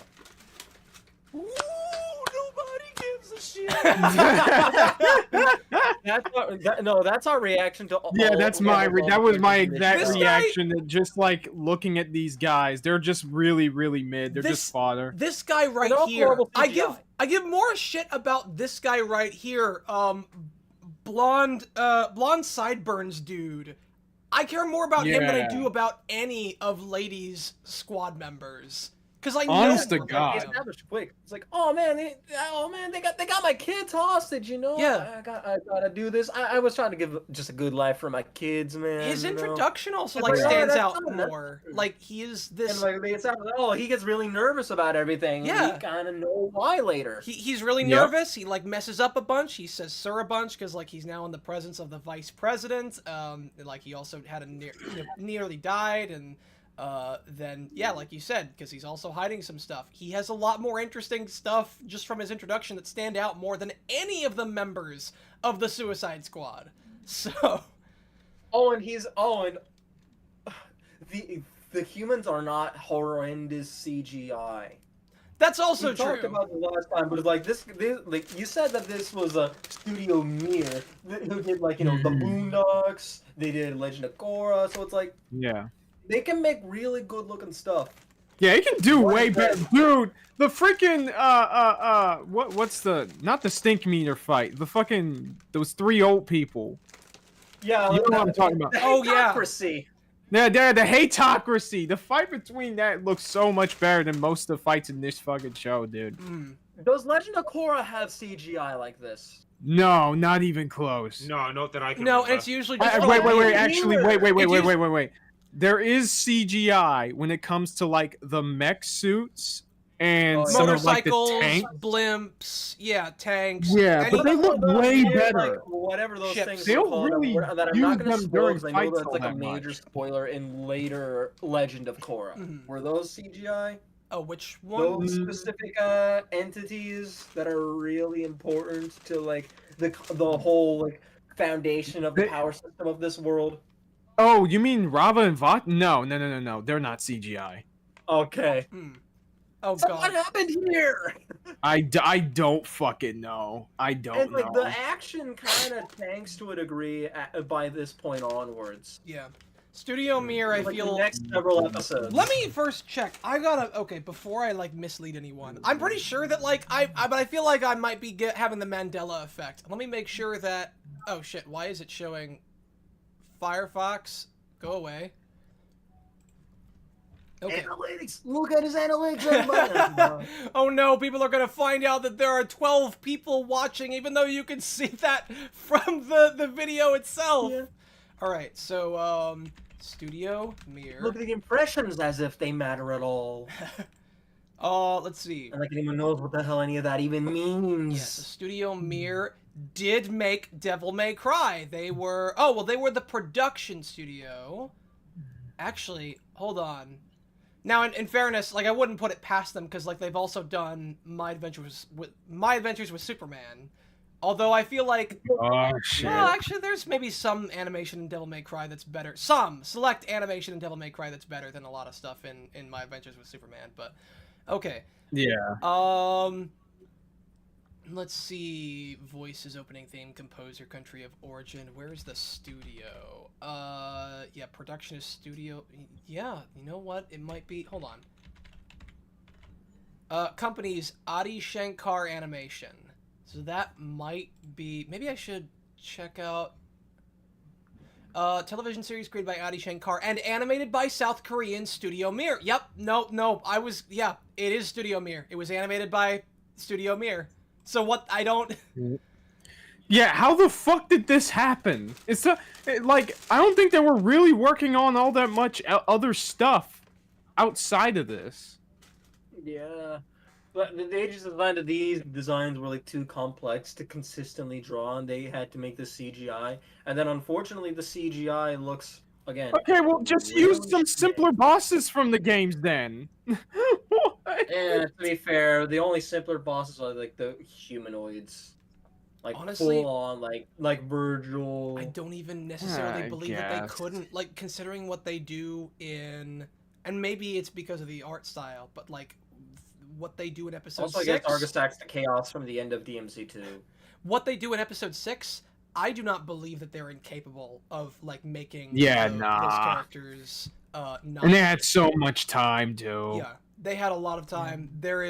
I do not believe that they had to make these characters CG. I'm sorry, I just don't. In fact, no, I don't apologize. And like 3 of them are just straight up humanoids. 2 of them are just really big buff dudes. Another one is just a humanoid with a wing. Like the most complex person is like Plant Lady. Echidna. It's Echidna. Yeah. Oh, that's Echidna. Yeah, she's from DMC4. She looks nothing like. Does she have a forehead? You know what? No, I'm not even gonna make that joke. Nah. Then anyway, the fight scenes from this point on kinda tank. Yeah, it's mainly like people really overrate even the action in this show. It's really just the first 2 episodes, and then maybe 7 and 8. Yeah. Now considering And also that one massacre in episode 6, I guess. Yeah. Now considering that pretty much the entirety of the Demon Side squad is here, you would think that they'd pretty much wipe out the Suicide Squad over here. Apparently, they really only go after Lady. The rest of them are in some kind of smoke. I think maybe they fell off the bridge, and that's why none of them are with where Lady is. But, like, does that not imply that Lady is fighting all 5 of those demons all by herself? And we just kind of like... at least one of them goes on to take these guys on anyway. So. Also, this moment right The here, White Rabbit. I want you to keep in mind. So Echidna is the first person to attack Lady, and she fires off several attacks in Echidna's direction, and we just cut away. Now that's, you probably wouldn't think very much of that. I wouldn't either. But just maybe keep that in mind, because the way that Echidna gets killed later is also really inconsistent, and just part of the reason why I feel Lady has a lot of plot armor. Okay. Oh yeah, because it's like Lady, because she basically tricks her and then just shoots her with the demon killing bullet. Well, wasn't she doing that here? How did none of that hit her and just kill her right away? Yeah, we just cut away before we actually see kind of like what happens. Echidna has blood armor. Well, it's that too. Echidna is shown to be able to like walk off bullet fire, but then Lady comes along and suddenly Echidna completely forgets how to block and then just gets shot in the head a couple times and then explodes. I mean, we'll get to that. And hey, look, God bless America. Yeah. What a perfect day to say that. Again, happy Easter, everybody. Oh my God! And the villain is a bunny. Talk about why this show is bad, and I'm not getting one of those. It's like, oh, they depicted like religion and like Christianity negatively. How dare they? This is no, I don't care. The problem is that this show sucks. Its writing is bad, and the way it handles this stuff is so aggressively heavy-handed while also being fucking stupid. So, also think about like the original Bush era, religious America war on terror. And also when it came to like religion, like Devil May Cry was rather ambivalent towards it. Like, like they don't even mention this stuff. Like I think the only mention of God is like in the DMC anime where some dude asked Dante, "What the hell are you?" and he just says, "I don't know, ask God, I guess." Yeah, it's like it only kind of comes up in 4 as like this evil like organization with their own religion that isn't actually like a denomination of Christianity. No, they worship his dad, by the way. It's basically like a fucking cult. Yeah, it's an evil religion thing with all these guys who are basically demons anyway. They became demons. They were studying demons, Yeah. So now it's this. I don't care that they're making like these. They're trying to do this for Devil May Cry. Really, the problem is they're bad at it. Yeah. And like this again, this is what I was wanting to bring up. Like when compared to the reboot, because like Bio. Oh yeah, I think I'm the only one here who's played the Bio. I know how the reboot goes though. Like in that game, isn't he like a half angel, half demon? He's a Nephilim or something like that. Yeah. No, like the main thing. My issue with that is that that game's it doesn't really try to do much for religion, but it tries to be heady about like, oh man, the mainstream media. Mass manipulation, because the demons are basically manipulating society through media and through everything. They're fighting a shadow war. Like they're everything operating under the shadows. But outside of one kind of interesting boss fight towards the middle, where you're facing the evil news anchor and they're showing your combat through a manipulated news feed, they hardly do anything of value with the concept. And even by the end, like Mundus is supposed to like this evil, like bigwig tycoon. They don't really incorporate that much into like the fight in this sort of like freaking like this not quite so, but like like YA ass type plot of like Dante and like these resistance freedom fighters trying to fight the system, expose the truth of the corruption and all that. It barely even counts as window dressing half the time. And then in this show, it has the same problem and the opposite problem at the same time. They hardly do much of value with this, and when they do, it gets dropped, as we'll see later, with something that interesting that kind of happens later. And also, they shove it down your throat so hard. Again, we'll get to American Idiot. Yep. So yeah, because I have some words. I think all of us have some words. Yeah, for that part. Yeah. All right, so I will still say again, the reboot probably is even worse. An even worse like story. It has even worse writing overall. The game itself is already mediocre, but the reboot, the writing is dreadful. That's what I've heard. So, meeting up with the rest of the Suicide Squad, who are going up against the White Rabbit, they see that their anti-demon bullets don't seem to have much effect beyond just being regular bullets. They don't really make them explode, and so it's like, oh damn, that feels like a setup for something. We're gonna possibly talk about. Also, this guy has brass knuckles built into his armor, I guess. I don't know. I think I only just now noticed that. Yeah, just more stuff in the fights. And then after White Rabbit casually gets shows all of them aside, he then goes inside the truck to retrieve the amulet from his mole.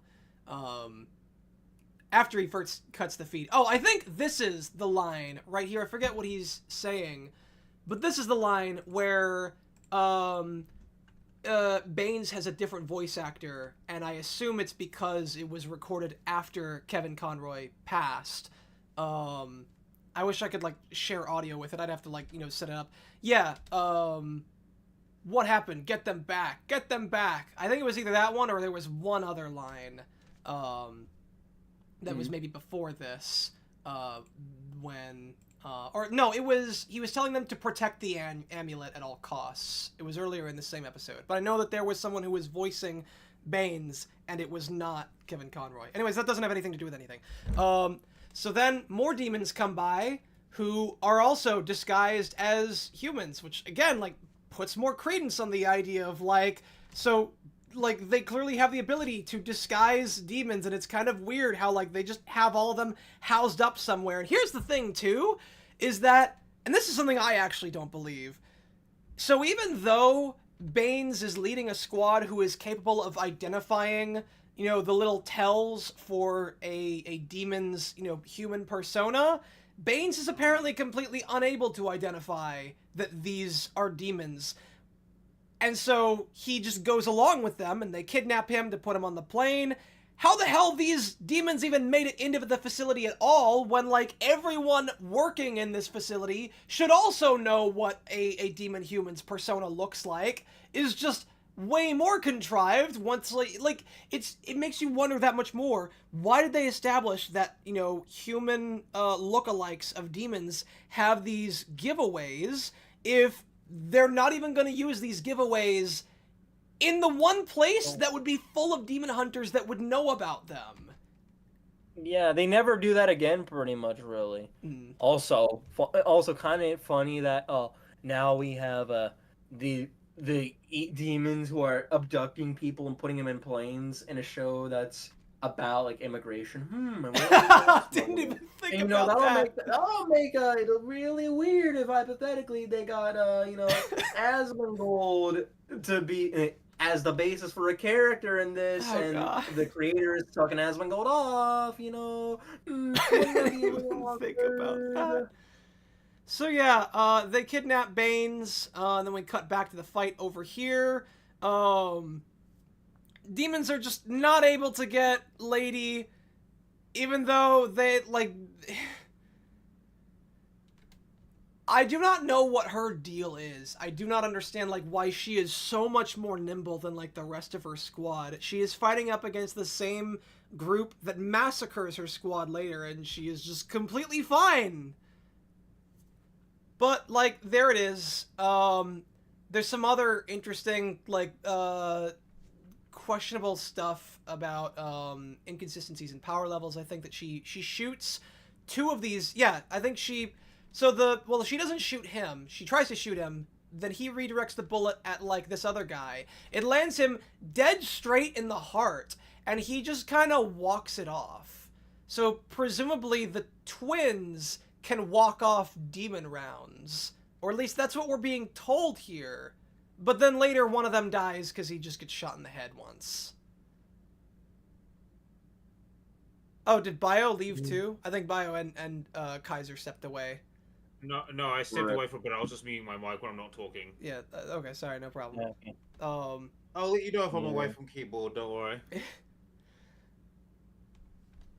So I feel like just a lot of this is just plot armor for Lady.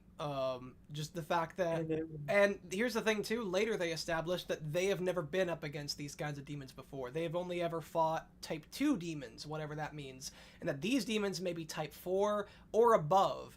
So Lady, what are Type whatevers? I don't know. This is the only time it comes up. They just say, we've only gone up against Type 2 demons. These ones might be Type 4 or above. I think they say it in the next episode. So, Lady is fighting... No, I think it's here, but it's like, what are they? What are Type whatever demons? It was like, what? Type 1 supposed to be like the nobodies, and then Type 2 is like the slightly stronger mooks, but it's like, what? You're gonna bring this up? And then never touch it again. Considering how many times they explain other things, yeah, it is weird how, like, they don't, at least talk about it a little bit. Granted, I think there's a decent amount of inference. It's just supposed to be like, oh yeah, we've never fought demons like this before. But then you have Lady who is just, she is getting by just fine fighting as though she has fought. She's fighting multiple demons that are significantly stronger than what, any of them have ever gone up against before. And I don't understand why she is doing so well.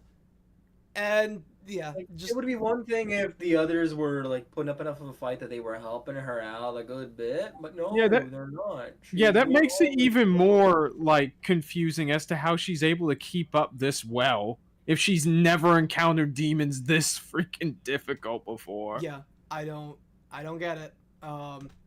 So then we cut back to the White Rabbit, and we got Mr. Sideburns handing over the other amulet because he's threatening his daughter. Here's the thing, though, is that I believe he just says that, like, the White Rabbit, knows about his daughter and is going to kill her. I don't think he ever establishes that, like, the White Rabbit is keeping his daughter hostage somewhere. So it's kind of... he just issued a threat to him and was like, all right, I believe you. You could basically kill me, and you're already able to do all this. Maybe you might be able to find him. Fuck it. Yeah, my thought is, like, if at some point... let my daughters live. If at some point before they go off to find Dante, I feel like the best move would have been to, like, get his children out of Dodge. Like, get his wife and kid out of Dodge, and... maybe even tell Darkcom about it and be like, hey, I want them to be put into protective custody because I was threatened by the White Rabbit. And you can corroborate this because I was the only survivor of the White Rabbit. So, like, I'm not lying about this. I don't know why I would be lying about wanting my kids to be, my family to be put in protective custody. Right. So it's weird that, like, it would be one thing if the White Rabbit had taken his daughter, but he didn't. I guess I could maybe believe it, but I feel like there's an argument you could make in the other on the other way. But yeah, so he finally has the two pieces of the amulet, and he puts them together, and there's a big purple light, but it doesn't really do anything. And so the doctor asks, why aren't you opening it? And this is where we find out that he needs not just the sword and the two amulet pieces, he needs the blood of Sparta, or he needs something else. I don't forget if he reveals specifically that he needs the blood, but he needs something else. Doctor tries to hit him with a keyboard, and I'm sorry, dude, you had no chance. You're coming at a guy who can block bullets with a sword. The first character death in the show, a black guy. Well, I mean, I guess the first, like, real character death, I guess, if you don't want to count the So what you're saying is, yo, what'd Shankar mean by this? Oh, and guess what? Every single minority character in this show ends up dead or seemingly dead. Now, if I was some what was that dude I responded to? Sometimes Eli, I would say, yo, what you trying to say, show?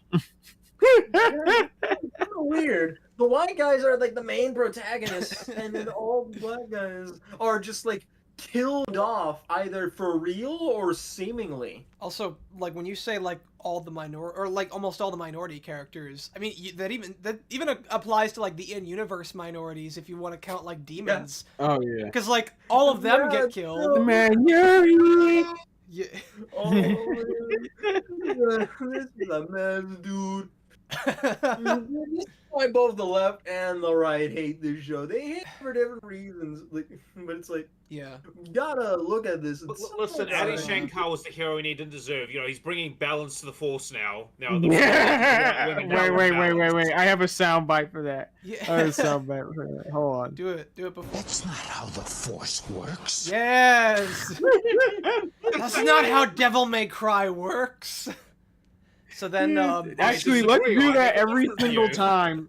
I'm gonna play it every time. You know, Dante doesn't gets like shafted by Lady or like gets outperformed by other characters, even though he should be capable of doing it. yeah. So yeah, I remember like some people were just like trying to be like, oh yeah, that's why this show is like dumb woke trash. We're having Lady Girl Boss do better than Dante. Again. Yeah, I'm not gonna go that. Yeah, I'm not gonna go that far. So then, I'm not gonna go that far, but the show is definitely not giving itself any favors at all. The show never gets itself any favors on that, or like when it's like, oh, the only religious guy here is the bad guy, the vice president and the leader of Darkom. And so when it's like, There's oh, also that, Shankar saying religion bad. I don't think he's saying that, but you know, when the only remotely religious person is him, You know, like that the very be bad that guy, and actually he does later. Yeah, that brings you're up not doing that brings yourself a up favor, something so- I've been kind of scratching my head at a little bit. So presumably, like Mary, I mean, yeah, I'm gonna call her Mary because she's barely even Lady in this show. So Mary has mainly been like, you know, Kevin Conroy's protege for a good decent while. You would think that she would be take on a little bit more of like his speech patterns, a little bit, like maybe not be as zealous religiously, but like take some elements of that. No, she doesn't care as far as we know. The only religious character is evil Kevin Conroy. Yeah. And I mean, he sells it, you know, he sells the role, definitely, but it's just, damn. Yeah, I'm showing the tweet It's up on unfortunate. screen. Feels like bad faith. My show isn't saying religion bad. I think this one also includes the Oh my the community God. notes. Adi Shankar is in fact portraying religion as bad in the new Devil May Cry show. The only character who talks about the Lord is the. Oh yeah, didn't you know that got community noted? Oh yeah, I forgot that one got community. No, that's so fucking funny. The only So it's character. like, oh, again, I don't think he's trying to say, oh, religion evil, religion Yo, bad. that shit He's cracked me definitely- up. He is trying to like criticize like Bush era religious zealotry America. But you know, again, Right. this is your only example. It doesn't help. It really Yeah, that shit doesn't help. cracks me up. So, Like again, you would think this sort of like similar religiosity can get reflected in like some of the other characters that are in Darkom, you know? Like you can show different shades of that. But I guess why don't they? It seems like a modern strike team. Like, why aren't they like church inquisitors and zealots and shit like that? Like, you'd think they'd have this type of people in an organization like .com. or you know, just have like one of those one of the Ace Team guys that get wiped next episode. Have them just like, I don't know, like do the sign of the cross as a prayer, just like maybe pray like before one of their missions and Sun, just to show that, you know, like they have like guys who aren't necessarily super mega duper ultra evil on this. So the rabbit gets actually this may be a good time to mention that like I don't think the white rabbit ever really like has a name that's given at any point. Yeah, no, he doesn't. No, he's Yeah, just he's- called the White Which is Rabbit. especially unfortunate considering, which is especially odd considering we find out later he's actually a human.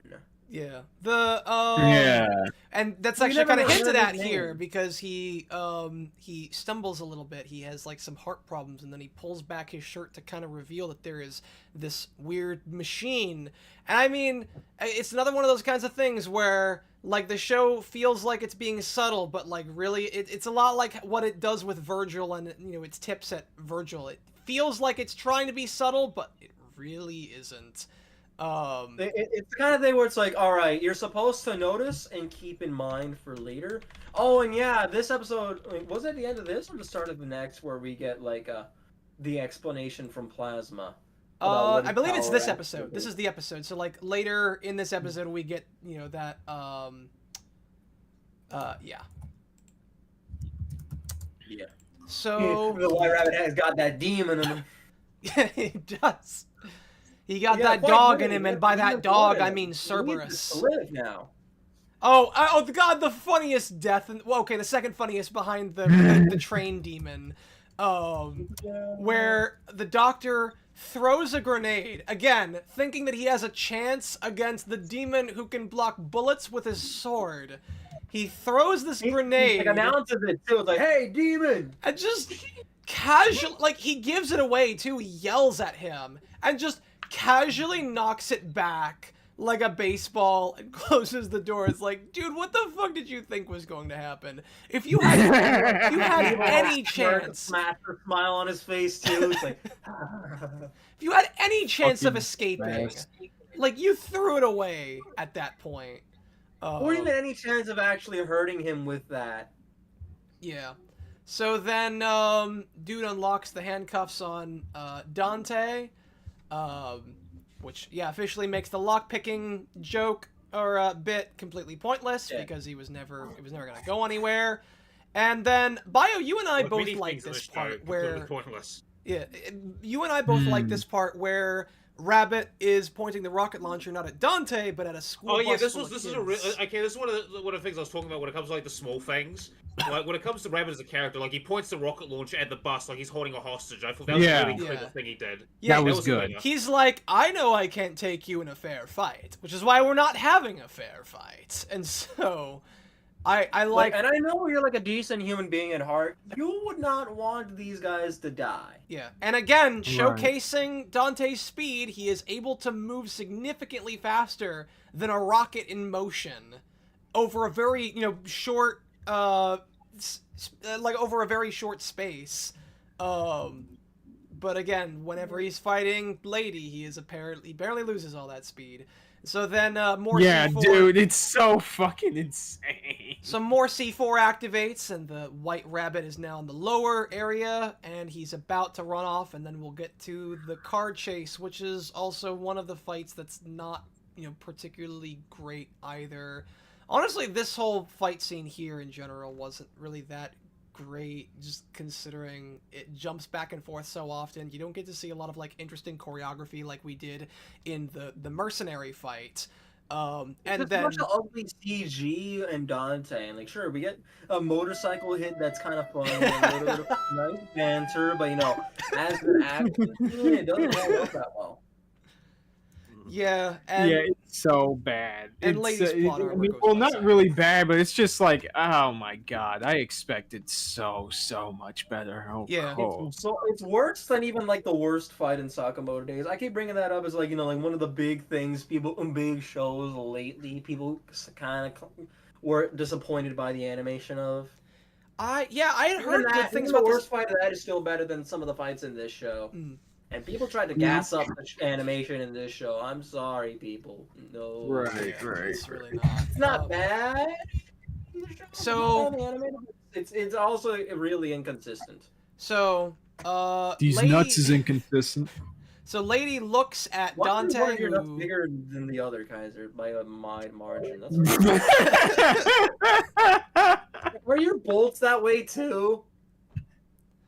So, Lady looks at Dante, who's on a motorcycle and is about to chase after him. I am pointing this out for a very important reason, because she knows that Dante is going after them, and that maybe it might be a good idea to remove as many hurdles that might prevent him, from doing that as possible. Like, maybe some potential bomb that might possibly be injected in him by a certain someone. No. She's counting on that. She's just, I guess she's counting on, She legitimately thinks Dante is more of a threat in this scenario than the terrorist demon. Even though they have the fucking amulet and the sword. And here's the thing, the doctor may have known, got from the monologue that they need something else to open up the portal. Lady hasn't, figured out what else they need. So, if anything, he's not the greater threat. They are, because they have 3 of the pieces that they need to be able to, like, do what they need to do. And Lady isn't, like, you know, fully clear on the whole story here. They need to stop these guys, and Dante is the only one who is currently able to do it. So she just, like, but, like, she just leaves the bomb on him anyway. She doesn't disable it. They just sabotage the operation. Also, yeah, no one rival. The driver of the convoy got inside the lady, even though the driver, the context of the situation before the building fell on top of the convoy, has no logical reason to get out. Lady would have gone out of the vehicle instead, or would if Adi wrote his characters with a trace amount of intelligence. yeah. So, starting off the fight, got some great choreography right here. So they throw a car at him. I don't know why the people in, like, the trucks are still driving with the demons on, when I feel like they'd want to get out and, like, just get as far away from these people as possible. But they just keep kind of, like, going at it. So they throw a car at Dante. There is conveniently no one inside the car. Now, Dante jumps up to get through the car. He does not take the motorcycle with him. So he jumps up through the car, and then, you know, you would presume, since the car was going to hit him, you would assume that it's now going to hit the motorcycle that he left behind. But wait! The motorcycle went underneath it! So, like, does that just mean that if he just drove underneath it, he wouldn't have needed to do any of that? He could have just ducked? He didn't need to, like, actually jump through the car? Yeah. Well, it at least gets, like, the one, like, pretty cool looking bit of this whole action set piece. Yeah, like, So if he was smiling, like, he was like, yeah, I'm gonna show off, I could maybe believe it, but I don't think that's what they were portraying it as. No. So then there's the car chase, and yeah, no one is like, I'm gonna, you know, stop or try to, like, go somewhere else. They just keep on going while this whole fight is going on. Also, Fire Demon, he is throwing some fire around. That's a lot of fire right there. I'm wondering if I'm highlighting this for a particular reason. Dante is looking at this fire that is right in front of his face, and he's perfectly fine. I'm maybe gonna jump ahead an episode just to say, so, like, in the next fight on the plane with the twins, one of the things that they use against him is his PTSD from the fire where he lost, or where he thought he lost his brother and his mom. Oh, yeah. And where his mother died. Yeah, and he was afraid of, like, the fireball that was being thrown around. But now fire is being thrown around and he is not freezing up. He is perfectly fine, and he later kicks their asses. And in fact, he catches their sword despite it being on fire. Also, that's a CGI Dante. That's a CGI Dante right there. What the hell is that also, arm? another thing is that, like, in the game, just kind of implies that Dante is at least fireproof or, like, resistant to flames as well. Yeah. And, yeah. So, yeah, this fight scene, again, it's not that great. Yeah, and CGI Dante. We can kind of just, like, skip past this. Probably. Yeah. Can we just mention that his devil trigger form is shit? Oh, we can get to that, like, once we get there. Again, I agree with like a mod comment saying that it's not the worst one. There's still DMCs. Because at least this is, like, still a proper double trigger design. And yeah, like, this is the one other, like, kind of cool bit. This was cool. It still kind of sucks because it shows that he can take both of those twins at the same time, which just, again, kind of throws a big wrench into the next episode when he's suddenly struggling with them. Again, it's still not as bad as with episode 5. Yeah, we'll get to that. So the winged demon, who was apparently just, like, not part of the fight the whole time, then gets re-diverted because he's standing on one of the cars and goes off in, like, one of these other lanes. He does not think to, like, get off the car and fly like he has, like, with the wings that he has. No, he's just gonna leave Rabbit by himself. And he's getting closer. We get some important stuff here. Yeah. Because this is where he learns, like, we're gonna blow up the thing, and because remember, the criteria is that once he leaves the 1 mile radius, then the car blows up. Yeah. And I think... I'm sorry. How have they only driven less than a mile so far? They're in the freeway and have been fighting for several minutes on end. Yeah. Like, if we're assuming that this is at least 65 miles an hour, then, Well, They've traveled like 4 miles by now. yeah. Well, 65 miles an hour. So that's... Wait a minute, that's like that's 1 mile a minute. So like, yeah, one... No, that's less than a mile a minute. That's like a mile every like 30 to 40, less than 40. I'd You mean say like faster? roughly, like 40 Yeah, hold on. seconds. Yeah, 40 to 50 seconds. Yeah, it's like 1.83 Yeah, miles yeah, per it's minute. like roughly a minute. Yeah. We've been here for at least 2, maybe even like 2 to 3. Yeah, I don't understand. That's where Also, you and get the like, baseline ones rather than like 70 miles an hour. how is... Where everyone, and you know, people always speed in this shows. We saw Dante speeding well past those other cars too. Yeah. Also, how has he been keeping up with like all those spikes in his tires? You're not keeping up with a fucking military vehicle. Like even on a really fast motorcycle, when you have all those spikes protruding from your tires. I don't believe you. Listen, he's just imbuing he's just imbuing the motorbike with his dynamic energy. Yeah, to keep I it guess going. I mean, I'm joking. because I but, guess he's that's what I'm Saber. going to assume. Yeah, no, I guess he's just the writer class, or he's Saber. He just imbues, he just has writing ability, and so he turns. Yeah, he has the writing skill. He has writing skill A rank. Fucking great. Yeah. He's almost as good at riding a bike as Medusa Rider. Yeah. So, I guess. So, did we confirm like that she really did leave the bombs on because she thought that he was the bigger threat, or like was she hoping? I guess so, because that's all she cares about. Or like, was she hoping? I almost wonder if like what they were trying to point out was that she was hoping that he would blow up with the rabbit, because there's no way that the Or blast just like that, she knows that somehow he Even got that close big enough to him No. for that it could potentially take out both of them. Yeah, like that wouldn't make any sense. But the bomb either. isn't big Yeah, enough. because the bombs are like they're supposed to make him implode, basically. It's not supposed to cause like a huge ass explosion. Yeah. So it's like even if he got like right next to the rabbit, that wouldn't necessarily be enough to even really do much to him. These are bombs that are small What is enough she they can. thinking other than just take out Dante? That's the why I think the idea was only that she could take out Dante. Yeah. Again, like Which is stupid. I don't understand why people also. I'm wondering now. I'm also wondering like what the White Rabbit was thinking, because like Dante was about to shoot him like dead in the head, and he was smiling. Like I know he wants Dante to do the devil trigger thing. I guess maybe he was going to dodge it because like he is a bullet timer. I am just kind of questioning. I guess. Yeah, but like Dante is definitely the bigger issue, or not really Dante, but like Lady not disabling the bombs, Right? Because that's just. And again, I don't understand. I guess another thing is just like, how does he know, or does he know? Yeah. I don't think Does he he know? knows that, like, I don't think he expected Dante to explode. He was hoping for Dante to activate his devil trigger so that way. Yeah, so he's like, oh man, that's lame. That's disappointing. Yeah. We'll try again next time, man. Yeah.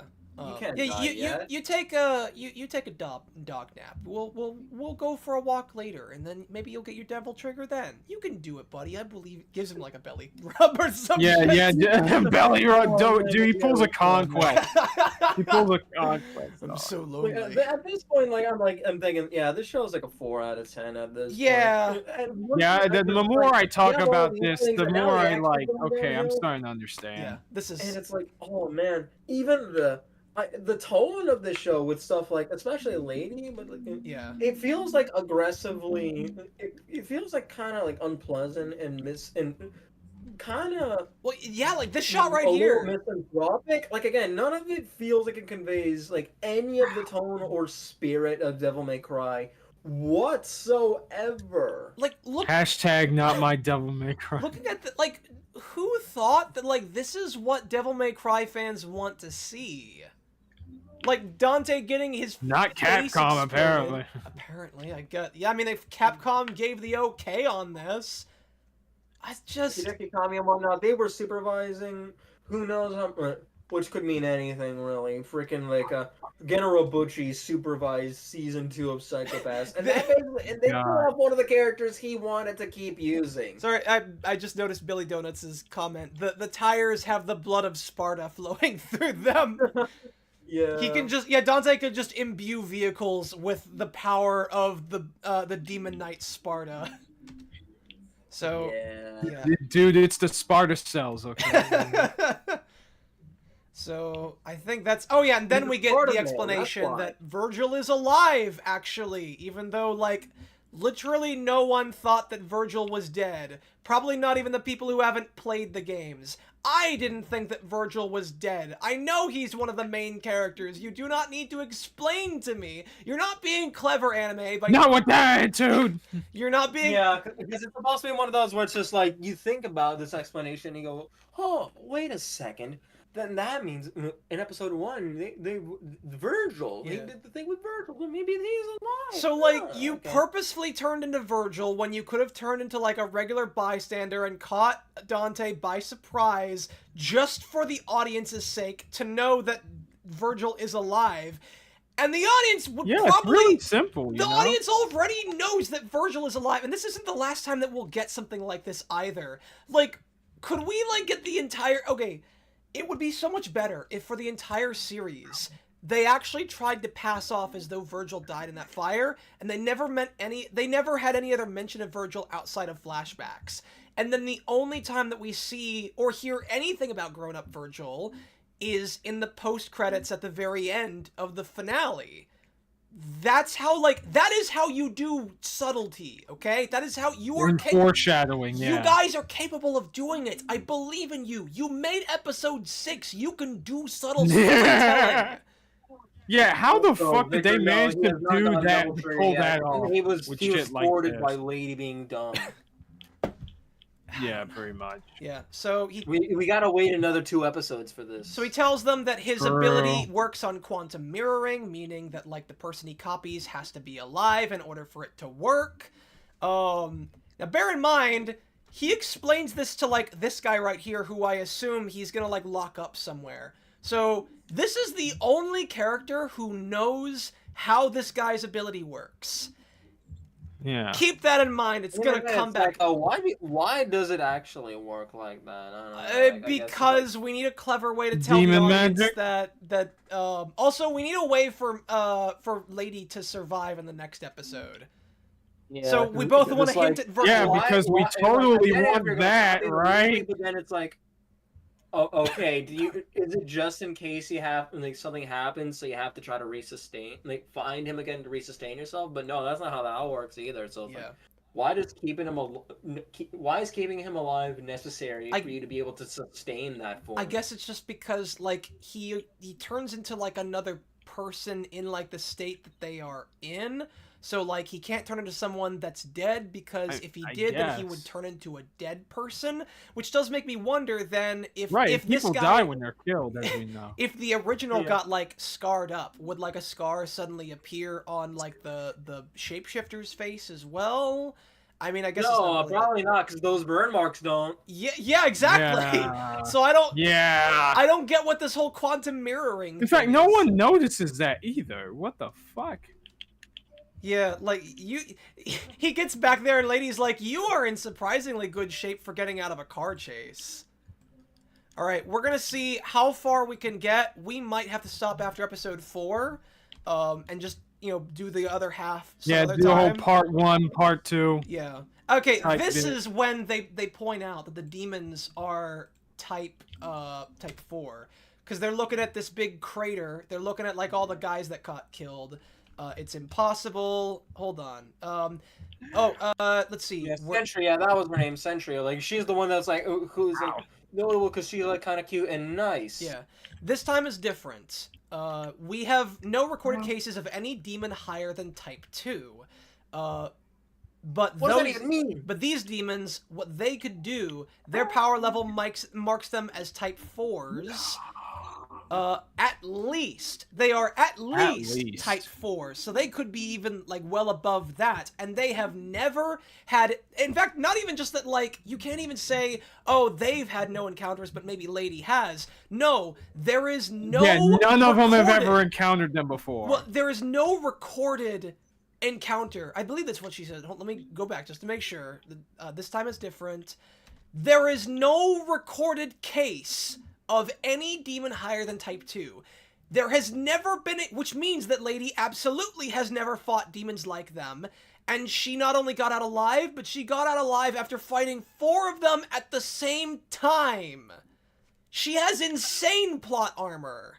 I'm telling you, people. Yeah, also, speaking about, like, the demon thing, I'm gonna bring up Yu Yu Hakusho, right? So in Yu Yu Hakusho, they have, like, demons ranked from, like, from E class to S class, right? And towards the end of the show, right, spoilers, right, is that, you have this elite spirit hunter squad, right? Who, they've only encountered from demons at E to, like, A class, right? But then they find out there's another class of demons known as S class. They start pissing themselves because these S class demons are, like, way stronger than them. way above the people they fought, like Taguro and shit like that. Yeah.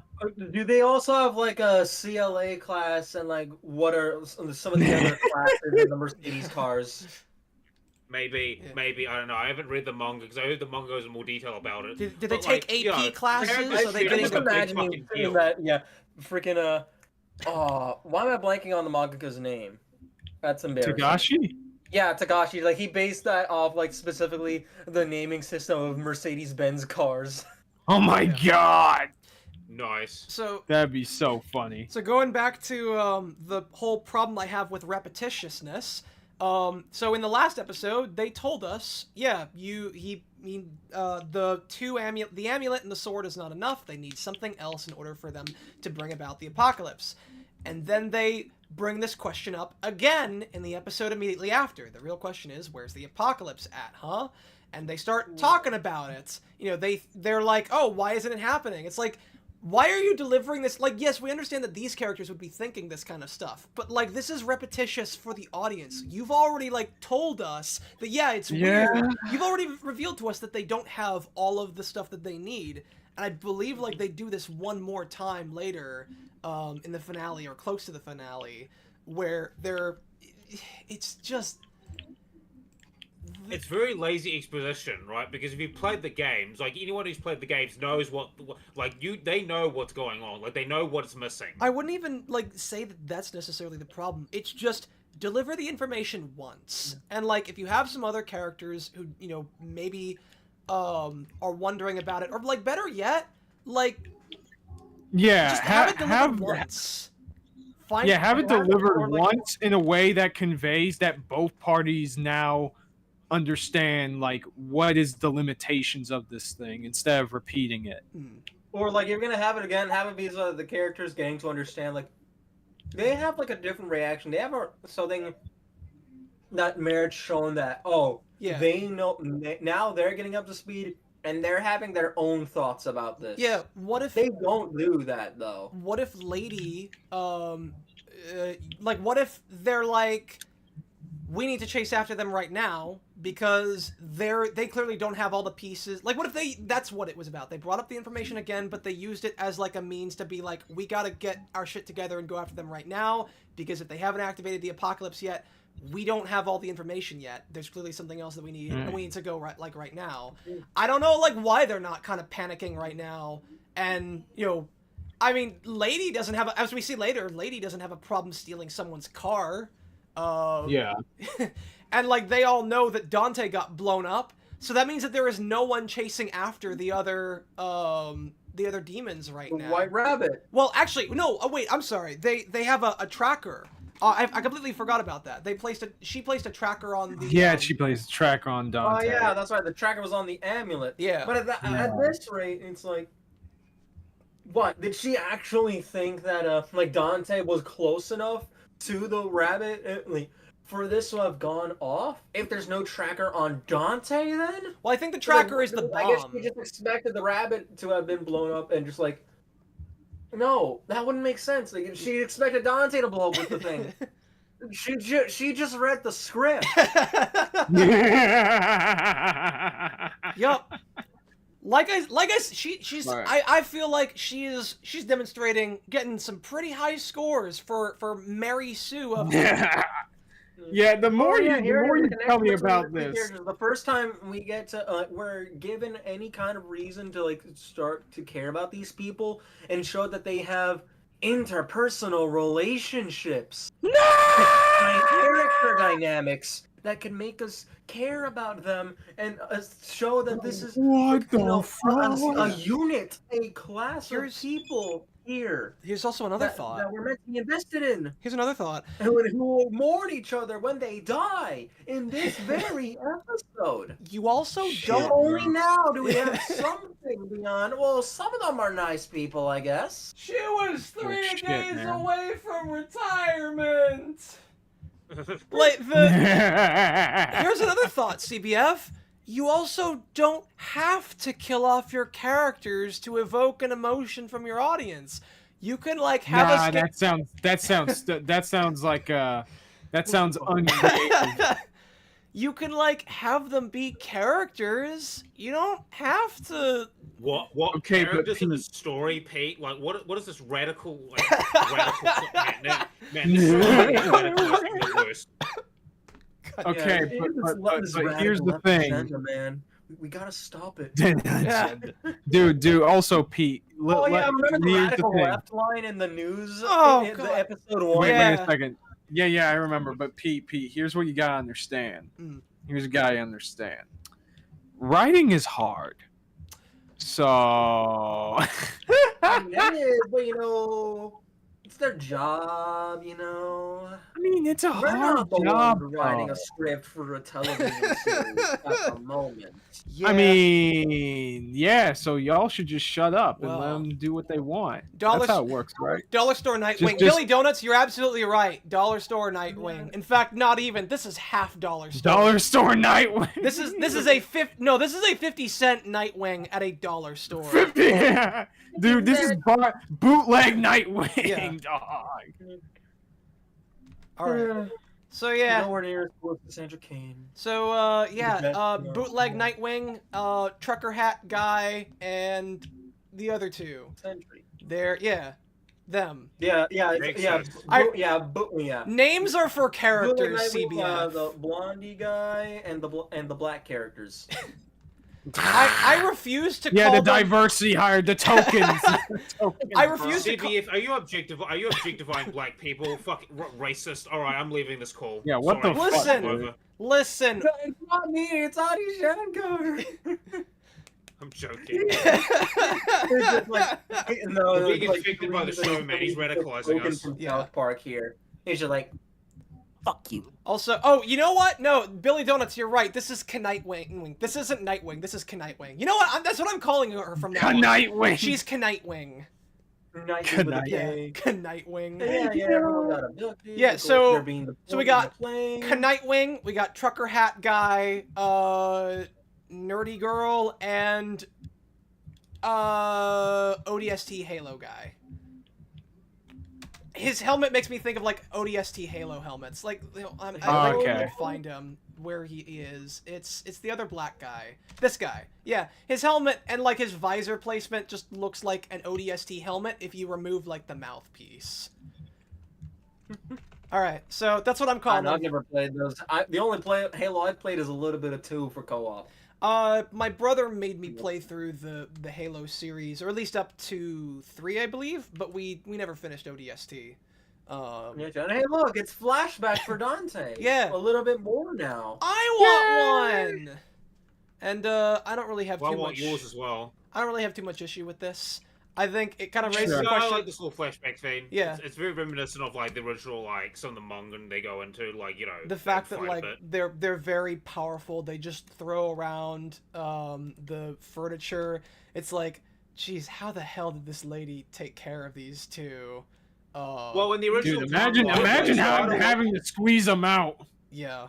Oh no, like, listen, yeah, the like original she's timeline, like Sparta was around. she's like, at for risk. most of their childhood, so like clearly he was like being the staunch disciplinarian here because he would have the physical strength Yeah. to beat his kids. So Yeah, clearly. he's yeah, he puts up He can Listen, beat one his kid kid, beat so him, you it's gotta do it okay. yourself. he pulls out his side weapon, the belt of Sparta. he draws it from his armor. No, it's That's his sub-arm. it's the belt that he uses to hold his sword on his back. So like he takes his sword yes! off. No, it's the belt of the patriarch. Or no, wait. Or maybe we're playing later DMC Games rules. He's like, he just hits the shoulder button, goes through his inventory. Yeah. Yes. Yeah, he has to go through like a Resident Evil style like inventory box to find the Dante utility belt. Well, no, it's not Dante's yet. It's Sparta's. But yeah, basically. Right. So Dante's having a little flashback, and I kind of like this. I like this. I will be interested to see if they do like more in-depth flashbacks of him as a kid in season 2. I don't really have too many issues with this. It's one of those kinds of scenes where it's like, yeah, there's not like a whole lot to talk about. I think that his mom is drawn pretty well. And obviously he's getting flashbacks because he's having a dream sequence.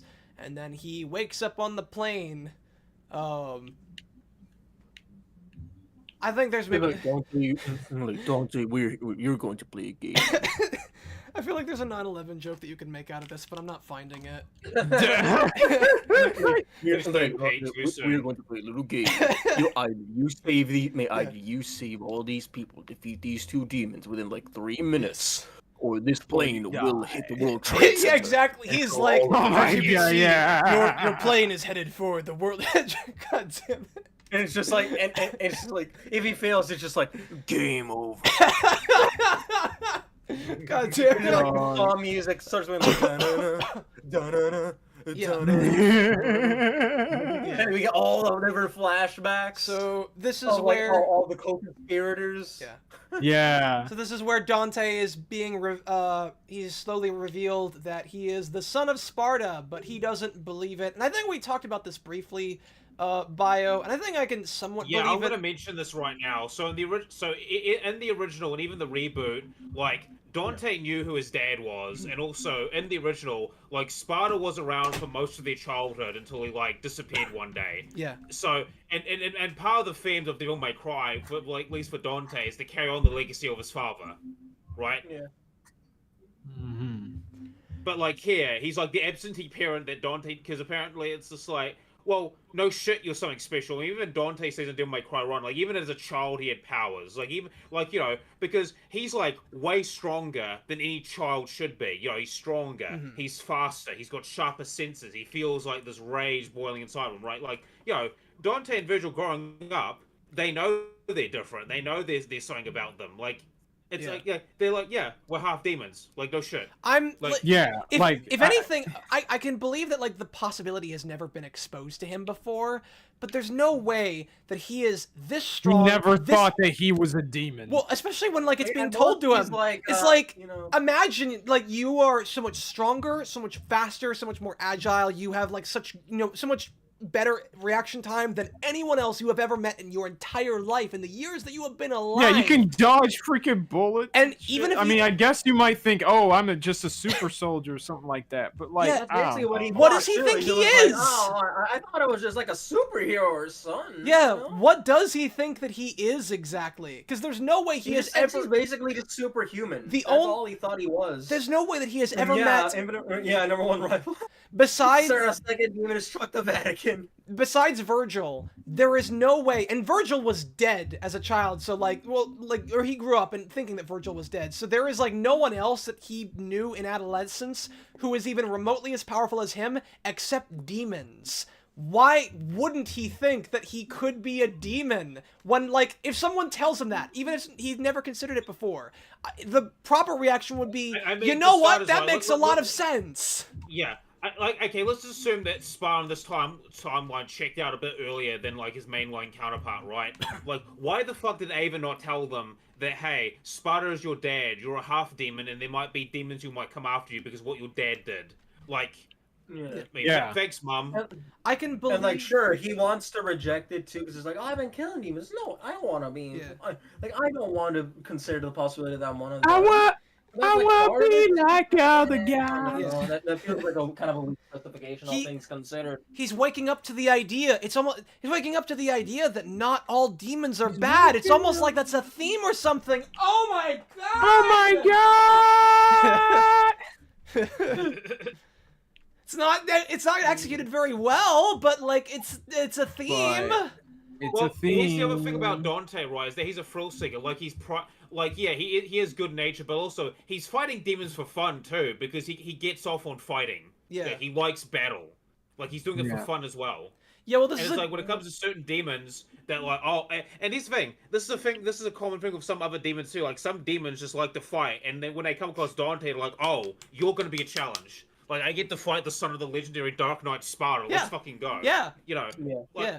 Or even at the end of The DMC2, Dark Knight. like the first time he has any like positive emotion in that entire game is after he's like when he's delivering the death blow to the final boss as like like the first remote challenge that you get in that sorry excuse of a game. And it's like here like no, there's none of that. And in fact, the closest thing we have to any real resemblance to Dante is like again just like some of the goofy bits and the fact that he's like still kind of a good guy at heart, and also the fact that like early Dante, he doesn't really care about this stuff for the most part. He even says in like episode 2, like like my one condition for these jobs, like I can do about anything just as long as I don't have to care. Right. Like there's even a little bit of dude, that... I wish they brought that back a little bit more, because it's like like they facilitated that, and they barely have that be something that his character needs to like overcome and grow from. Yeah. Which he does in DMC3. It becomes a bit of a character arc where he does learn to care. Yeah, that's why I heard like that's what the entire game is about, right? And there is like his number 3 is basically him being, because number 3 like he is kind of rejecting it, or being like no, I'm not interested in the legacy of Sparta, right? But then him accepting it and being like yeah. He is, just like his dad, he must protect the world from demons, and he's got to live up to his legacy. And in some ways, going in the future games, like Dante, in some ways surpasses Sparta. He kills Mundus, he defeats Argonax. Dude, what the fuck?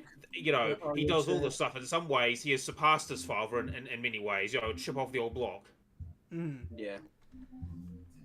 So they're telling him that he has to, they put on the video with the White Rabbit, who tells him that he has to turn into a devil trigger and use it to defeat these two, so that way he can save everyone. Because wait a second. Yes, Dante. In order to defeat them, you need to use your N-word pass.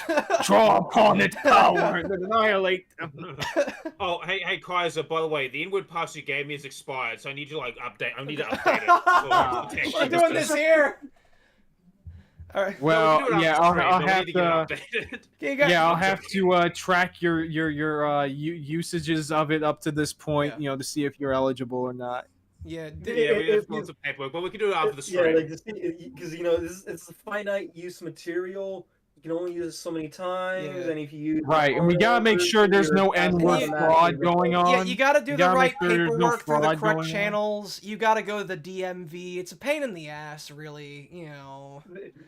The DMV. Pain in the ass. I gotta fill in the tax purposes and stuff like that. Damn it, CBF.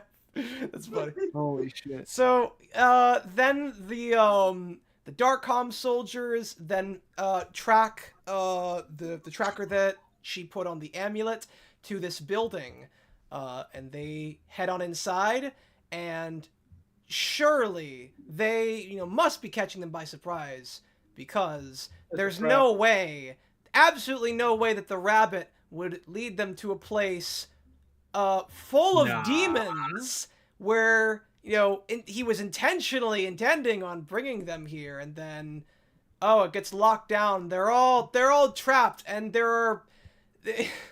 I don't know how the hell the White Rabbit set up these military level grade doors inside this random abandoned apartment complex that just advanced soldiers can't get out of. He rigged the fucking dynamic stock market or something like that. Don't. That's because I can't think of any explanation for this. He had on standby. Yeah. How did he know they were following him? I guess maybe at some point, because CBF. he noticed, there's a tracker on this, because later on, the tracker is we'll get to it. Amulet. CBF, so at some point he knew that the amulet was tracking him, so that I guess he knew that they were going to follow him. So he's like, all right, let me bring him. You're getting so close. I guess that checks out, kinda. You're so close, CBF. It's not it only makes sense by this at the end of the next episode. CBF, you're so close, but there's a bigger issue in like wrapped in the one that you just stated, and we will get to it. Oh my shit. god. And it's possibly the stupidest thing about the White Rabbit's plan and like his motivations as a whole. And I will just say this much, it is the fact that he intended to bring these demon hunting SWAT team to a place that is full of innocent demons. But we'll talk about that. Yeah, he brought them to here, where all of his guys We'll talk about it! We will talk about it when we get to it. I just, we're short on time, and we're not halfway through this episode yet, but we will get to it. Let's build up the suspense. This next part doesn't really matter. It's all of them dying. Yeah, all of them get killed. Wait a second. Oh, Wait a second. I got something perfect for that. Hold on. There we go.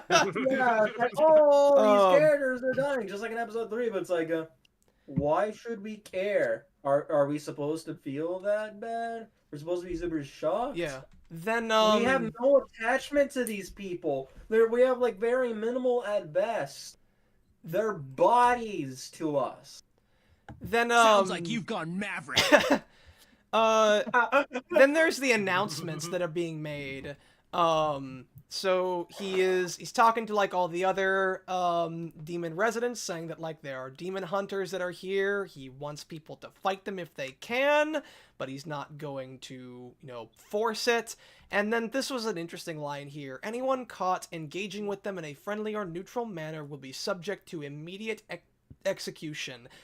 So he's not, and granted, like, given what we see later in this episode, it's not too big of a surprise, but this pretty much shows he's not against killing demons himself, if he feels the need to.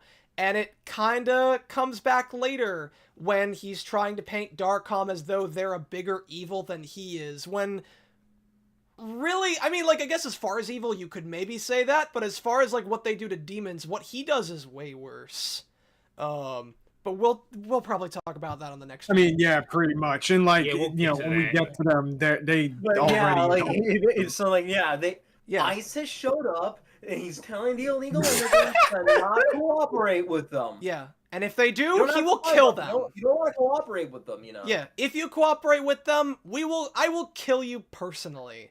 Also, I love how, like, Nerdy Girl's last words are a demon sword. Fascinating. Like, those are her last words. She's just like, oh, look at this cool sword that's through my chest. Just... It reminds me of I was in this RPG game session where this guy got stabbed in the back by a CIA, agent, and as the CIA agent's about to finish him off with a gun, he looks up and says, like, what are you gonna do? Kill me? But hey, just like, at least she died with a really cool sword. The striped biologist hunters! I can't even be mad, man. I can't. It's like, this sword is so cool, man. The striped biologist hunters! What are you gonna do? Shoot us? More donut points for anyone who gets that reference. I know where that reference is from. It's from the 4 Futurama movie. Yeah, you get it. You get a donut bio. So yeah, everyone just gets massacred. Except for Lady, of course. Yeah. Oh, and then here comes... somehow. And we see that some of them are bulletproof, even though they're using anti-demon rounds. So the winged guy, his wings are bulletproof. I don't think that really, like, creates a problem. It's Echidna over here that creates a problem. She has this little dragon plant form that is completely immune to, anti-demon bullet fire. So they fire off a couple shots. Let me find where it is. I think it's right here. So it screams at them, shoots out a bunch of vines, and then they fire a little bit at her. There's a little bit later, I want to say, is when, like, she gets... Yeah, right here. Like, Lady shoots several times at it with her pistol, and it just... nothing happens. So, we established that Echidna, in this form, is just completely immune to anti-demon fire, which does make you wonder why she doesn't just stay in this form anytime that she's fighting people with anti-demon bullets, but we'll talk about that later. Because the Kool-Aid Man is red. You know what? And it's like, her lover like steps in to sacrifice herself. It's supposed to be sad. It's Yeah, but it gives her a Yeah. moment where she's like, she looks like she's about to get like a roaring rampage of regret. Oh no, Ooh, never mind. She's I don't give a immediately shit. as well. I don't know how it goes. Kaiser, if you can play it one more. Nobody gives a shit. Honest. Yeah, it's like this is the closest we get to like to drama that we're supposed to care about regarding any of these characters. And I don't that have fucking died. care. Yeah, we don't fucking care. Dude, it's like that meme where it's all like, listen. We don't care. Yeah. We do not care. Yeah. Just that's a fact. We don't. So yeah, It's like it's because not we're the never fault given of a this reason to episode. It's the care. fault Like, of that's the everything that issue. came It's like, after and that came yeah. before. And again, They didn't like, do their job. dude, like, these are the same guys who did like the first the Castlevania. They do a way better job of this kind of stuff. Yeah. Yeah, because like going back to like to Castlevania, like the first 2 seasons, I actually kind of gave a shit what was going on. Like I was like, oh, okay, this is really fun and cool, but it's just like they don't give you a reason to care about any of these people. Like you're just like, yeah, whatever, they die. Oh, was that Echidna walking off more anti-demon bullets? So she's about to kill the other one, and then Lady comes in for the save, and she's just walking off those anti-demon bullets. And then she puts up a shield. I'm back. I'm sorry. She has a shield that can just block anti-demon bullets, and it's immune. Keep that. That's a surprise tool that'll help us later. So just keep that in mind. She has a shield that is immune to the bullets that Lady uses. Also, she is conveniently now next to a working elevator. So then Echidna has her in a chokehold. Let's just kill off Knightwing real quick, and then she's dead. Now she's gonna monologue to her, and then she tries to skewer her, and somehow, even though Lady is lifted off the ground, held in place by these vines right here, she somehow manages to just dodge to the side somehow. How? Yeah. How did you're being held in the air. How did you move to the side? Like, did Echidna purposefully move you to the side so that, like, she would miss? That is the only way that this could have happened. And again, just more plot armor with this lady. So she misses. That gives Lady a chance to get the gun back, and she fires. Echidna, instead of putting up her shield and then just keeping her in her grasp, lets her go. And then, again, the elevators conveniently work, even though, like, you would think that the whole lockdown procedure... Cut the power. Yeah. You'd think they'd cut the power. Well, even then, imagine everywhere in the building. Why is the elevator at the bottom anyway? Like, imagine if she has to wait for the elevator to come to her. Like, the fact that there's already an elevator at the very bottom. Oh, and also, it's made of demon-proof metal, because this guy, the big Demon Knight guy, he comes at her, and his sword doesn't even break through the elevator door. It just dents it. Dude, how fucking busted are these doors, though? Also, they're made out of, like, adamantium, man. Also, even though he created this big-ass dent... vibranium, man. Like, adamantium's so fucking cheap. Just give vibranium. That elevator is not moving. That elevator is not moving. Whole contacts in Wakanda. They're gonna hook them up with the good shit. You have... Look at this. Right. Look at this. That thing is not moving.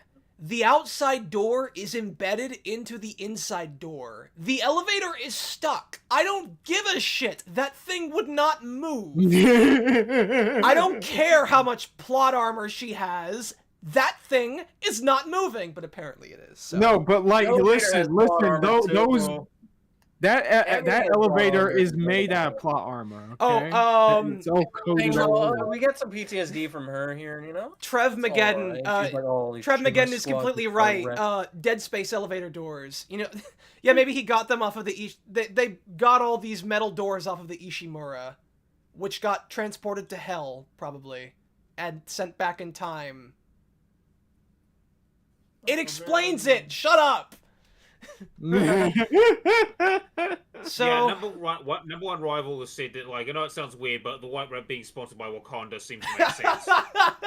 Yeah. Oh god.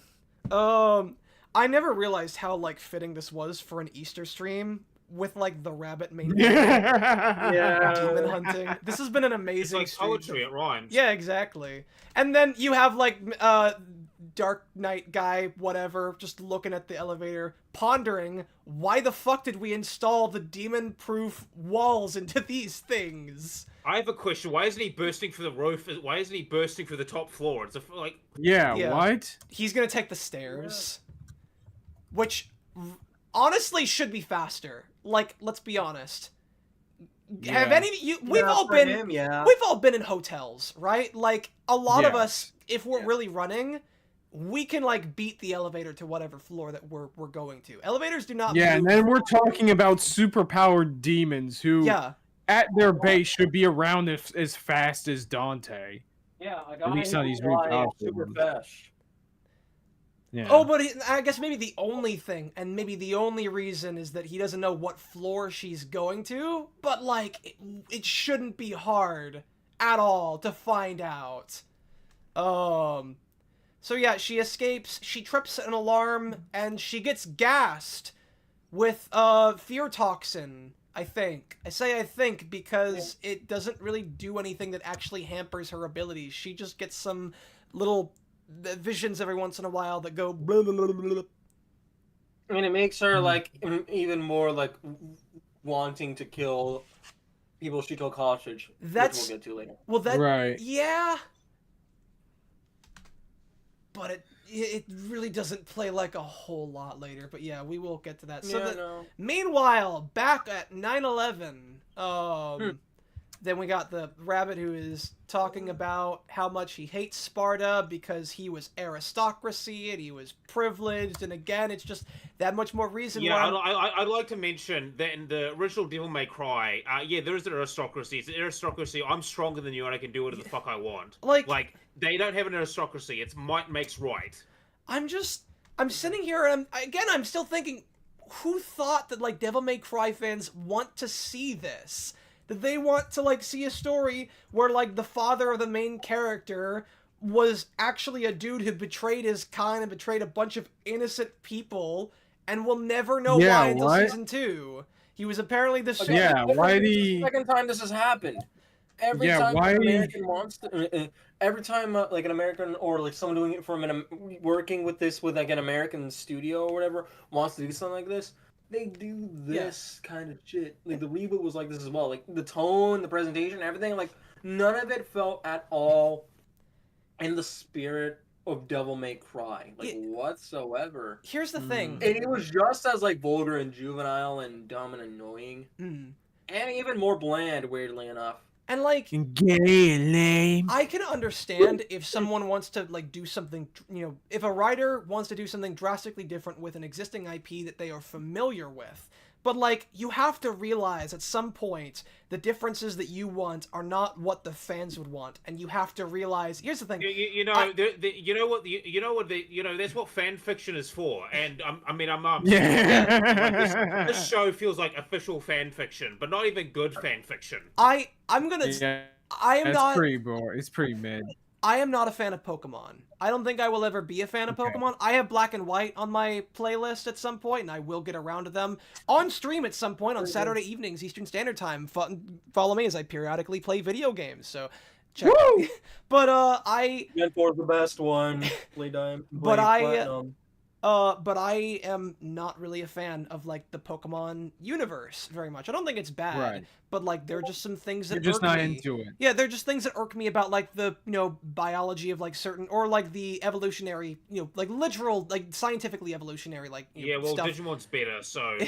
And like, but here's the thing. And if I have ideas for like a Pokemon rewrite where I rewrite the entire world of Pokemon and how it works, and still keeping a lot of the Pokemon that people are familiar with. Here's the thing: if I was offered the chance to make this Pokemon rewrite a reality, I would not take it because I am not the kind of person that Pokemon fans want to listen to, and I understand that. Why the fuck would why would anyone want to hire people who don't care or don't really like anything about the franchises that they talk about? Yeah, and even Hollywood, like, why do you do that? Yeah, and say you did do that, you could just do what Celtic Phoenix is doing, right? Like, he's doing a Ruby rewrite, but he's specifically being like, oh, this is how I would do Ruby if I was doing it, right? Yeah. But he never says, like, oh, this is definitive Ruby or shit like that, which, you know... No. But, dude, if you ask a Ruby fan,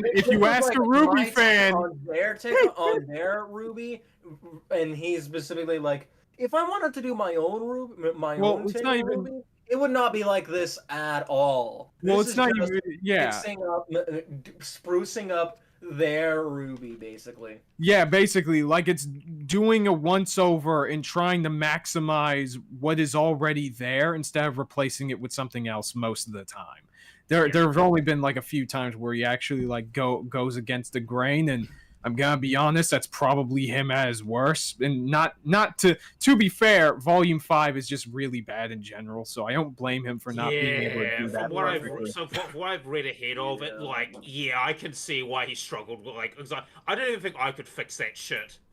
Nah, man, you would have to fix that shit from the ground up, and the problem is that like you could only try to keep what's in so much until like it's not valuable to do anymore. Okay, let's go ahead because we can talk about this later. Yeah. Continue. Yeah. Lone Crit, welcome. That feeling when you can't join the game. Stop. Stage. Well, you know what? You might be able to join us next week if you want to, because this might be a two-parter. Since when was I a chat mod? Since just now, you are now a chat mod because you are friend. Friends are mods here, so yeah. Yeah. You might remember like a little bit of 1, maybe a little bit of 3, and he's played all of 5. Mm. Yeah, actually, Lone Crit's actually I think Lone Crit's played all the games as well, so he'd probably have some like insights. No, I think it was just all of 5 and like bits of 1 and 3. Yeah, have a donut, Lone Crit. This is Billy Donuts, our regular donut man. He comes around. Yeah, just a regular donut salesman. Yeah. Not just Pete's stream, but also my stream, Team Jacked. He's just everywhere. Yeah, there's even a song about him. Who can make the sun rise? Billy Donuts. I'm pretty sure that's how that song goes. I'm like 99.9% certain that's how that song goes. Yeah, he's just committed to the bit. Rap. Yeah, me and Kai's are gonna do the Billy Donuts rap. Yeah. Oh my God! Billy Donuts. Yo! Dreaming, don't give it up, Billy. Donuts, don't give it up, Billy Donuts. Okay, Kais, we have to do that at some point. Do the Billy Donuts rap. It'd be great. God. Here's how the story goes. You find out. We find a donut in the Grand Line. There's no doubt. I'll write some lyrics up. I'll write some lyrics up on beat. Yes. We'll get around to it. It's gonna be terribly out of sync because there's gonna be like some delay in Discord, and it's gonna sound awful in the recording. But yeah, dealing out donuts like he's a casino. No. Like, all right, Dante, you have the power inside of you. You gotta unlock it. You gotta reach deep within your heart. No, Trev Mageddon. Trev Mageddon, you got it wrong. He's not dealing like he's at a casino. He just is. He's my dealer. Like I'm the one who knocks. He's the dealer. You know. He's like Jesse Pinkman, but better. He actually follows instructions, which, by the way, Jesse, I need you to prepare stream part 2 for DMC, Jesse. It's not gonna be one stream, Jesse. He can't hear me. Dude, someday we're gonna be like YouTube friends with somebody named Jesse, and it's gonna be so funny. Jesse can't hear me because I'm inside Hank's car. But anyways, right.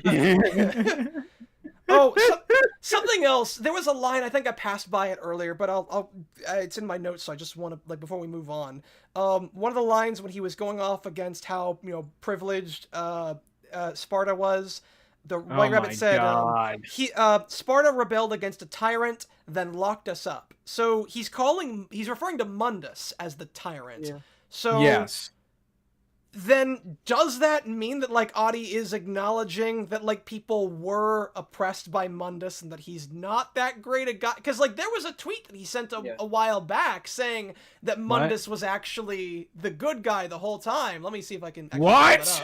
Apparently, I've heard some people say that was supposed to be sarcastic.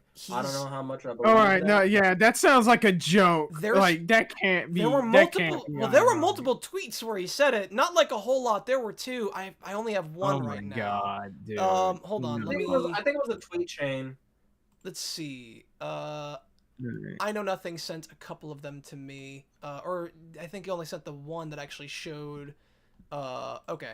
Here, let me open link and then go back to the stream so that you guys can see the Discord icons. Turn All right, that let's on. snap back and to then Firefox.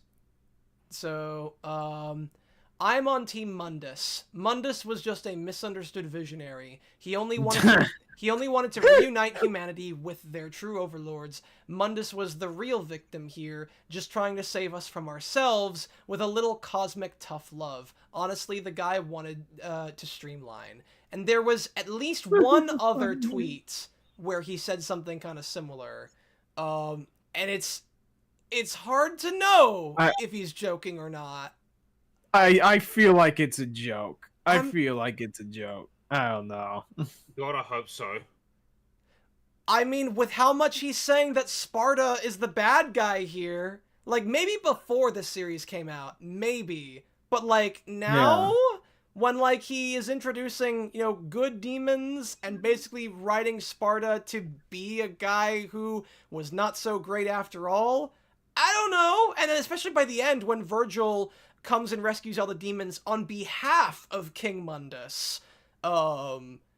Which, by the way, I want to mention, in DMC3, when Virgil and Mundus first meet each other, Virgil's like, oh, it'll be fun to fight the Prince of Darkness. If my father did it, then so could I. Pulls out his katana and charges at him. And keep in mind, this is after he's been injured with his fight with Dante at the end. So, what? Yeah, I don't... Here's the thing. Just keep in mind, in the original games, it's highly implied that Mundus was the one that killed, like, that attacked his family and killed his mother and shit like that. Like, there's no way in fucking hell Virgil would team up with Mundus. If anything, he wants Mundus dead. Well, this is Adi Shankar, Virgil, so... Yeah. Clearly not the same. So we're getting alternate universe, Virgil. Not that alternate universe. Right. Virgil. Even old universe brother, what name can we call not Mundus, it's Goodmus, okay? It's Goodness. Goodness. We have, especially because like we have Mundus. We can call Ninja Theories Mundus asshole because like that one of the only actually funny cutscenes in the game where it's like, oh Mundus, you're an asshole, and he just gasps. He looks like so horribly offended. This is from DMC Devil May Cry. Eldritch Abomination final boss mode too. This is from DMC Devil May Cry, the reboot? Yeah. Oh god, I gotta look that up because that sounds hilarious. Dude, watch the Angry Joe review. It's so fucking funny. What if his name reminds me of King Mundo from Power Rangers, and that sounds like a that sounds like a Wumbo word, so I'm gonna call him Dude, Mundo. yeah, this is not Mundus, this is Mundo, okay? Mundo is a good guy, actually. Mundo's Mountain. From no, this isn't Mundo. This is Wumbo. Wumbo. Yeah, you have it set to M for Mundus when it should be set to W for Wumbo. No, let's call him Wundus. Wundus is a good guy. Like, oh god, Adi Shankar like puts out the series and like some exec from Capcom is like looking over his script and he just looks up and asks him, "Did you have it set to Wumbo?" And like everyone, all the other execs in the room are like slowly like sinking into their chairs, realizing, "Oh fuck, what has happened? It's already airing on Netflix." Shit. Oh, no. All right, so yeah, more Dante being like, "No, I'm not a demon," and then we have the fight with the twins. And it looks really bad. Yeah, it's really lame. For a lot of different reasons.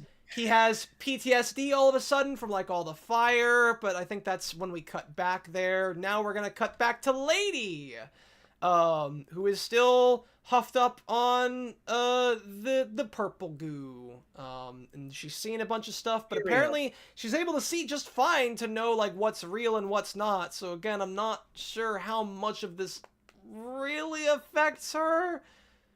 And, like, here's another thing. Why wasn't the gas just, like, poison gas? Why wasn't it just, like, a gun or a turret or something? Like, are there not... Should there be, like, a sensor? Or better yet, why isn't it, like, knockout gas or something, like chloroform or some shit exactly, like that? Yeah, knockout gas would be perfect. And here's the thing. We find out later that they have a toxin that they cover their swords with in the final fight that, you know, paralyzes her. Why don't they have, like, a gas version of that or something, you know, to that effect? They can do that, and, like, instead they just have this, which really doesn't do much at all. Yeah, like, all they need to do is just have the demon people in there, Dark Arm in there, so that they can, like, fucking explode them all with the demons and blame them for shit. And then we see Dr. Arkham again. I'm still not entirely convinced that they aren't intending... That, like, they're putting all this emphasis on him in these flashbacks and they're not going to use him for anything. But, I mean, maybe I guess it's a possibility. Maybe it might be forgotten and thrown to the wayside. I don't know if anyone's willing to put bets on it. I think like after he was killed in episode 6, that's kind of just going to be the end of it, beyond maybe to coming back that just for flashback purposes to motivate Lady. Yeah. So, because she fought off all 4 of those of the demon side squad at the same time, she is of course able to get away from Demon Man, even though she's huffed up on narcotics. Man. Yeah, Devil Man. Yeah, I don't know what he's called in. I don't know what he's called in DMC5, so I'm just Cavalier. Cavalier. Specifically Cavalier Angela, but they just call him Cavalier. Gotcha. Cavalier. I'm only, even though they have, like, about as much character as the rest of the Suicide Squad, I'm only dignifying them with their real names because they have more distinct designs than the Suicide Squad. Yeah, you know, to be honest, it's like, the other guys, we barely know their names anyway. Like, all I remembered was, like, Sentry, Ninja, and King, and it took a while for me to remember those names. I don't even remember that other guy's name with, like, the ODST stuff. Yeah. And then Lady runs into the demon inhabitants here. And even though the demons were told that they would be executed if they were colluding with the members of Darkcom, they're just like, yeah, I'll open up this door and let her in. That just seems perfectly okay. I know admittedly, at least you know it takes a little bit of convincing. He was at first like, no, go away. And she's like, no, I will. This is I will literally die because this guy is chasing me, dude. Help, man. Well, that's you know, I guess I can accept that. Possible. Well, that's like, he's like, you know what? I don't want to. Here's the thing. If there really is no way out, if she's really pressuring me, and I kind of don't want this random person to die. Here's how I see it. I mean, I guess so. Here's the thing, though. He's leading, like, the demons, like, the Cavalier straight to them. And he should know, based on, like, the announcement earlier, the Cavalier will absolutely kill them if the Cavalier catches Lady somewhere in his apartment. And given that, like... Which, by the way, why doesn't the demon hear this conversation? Because we know they've got enhanced sensors. Like, he should be able to hear my god, you're right! Oh god, I didn't even think about that. You know what? Well, it just occurred to me, right? Because he's a demon, he's got enhanced sensors. He should be able to hear this entire conversation, even if they're whispering. Yeah. Would he be able to hear her panting? I mean, in fairness, like, she's not panting, Possibly. but, like, surely she would be. She's hopped up on drugs, and she's been running a lot. Yeah, she's like, perspiring, all that shit. It's like, yeah, they should be able to hear that.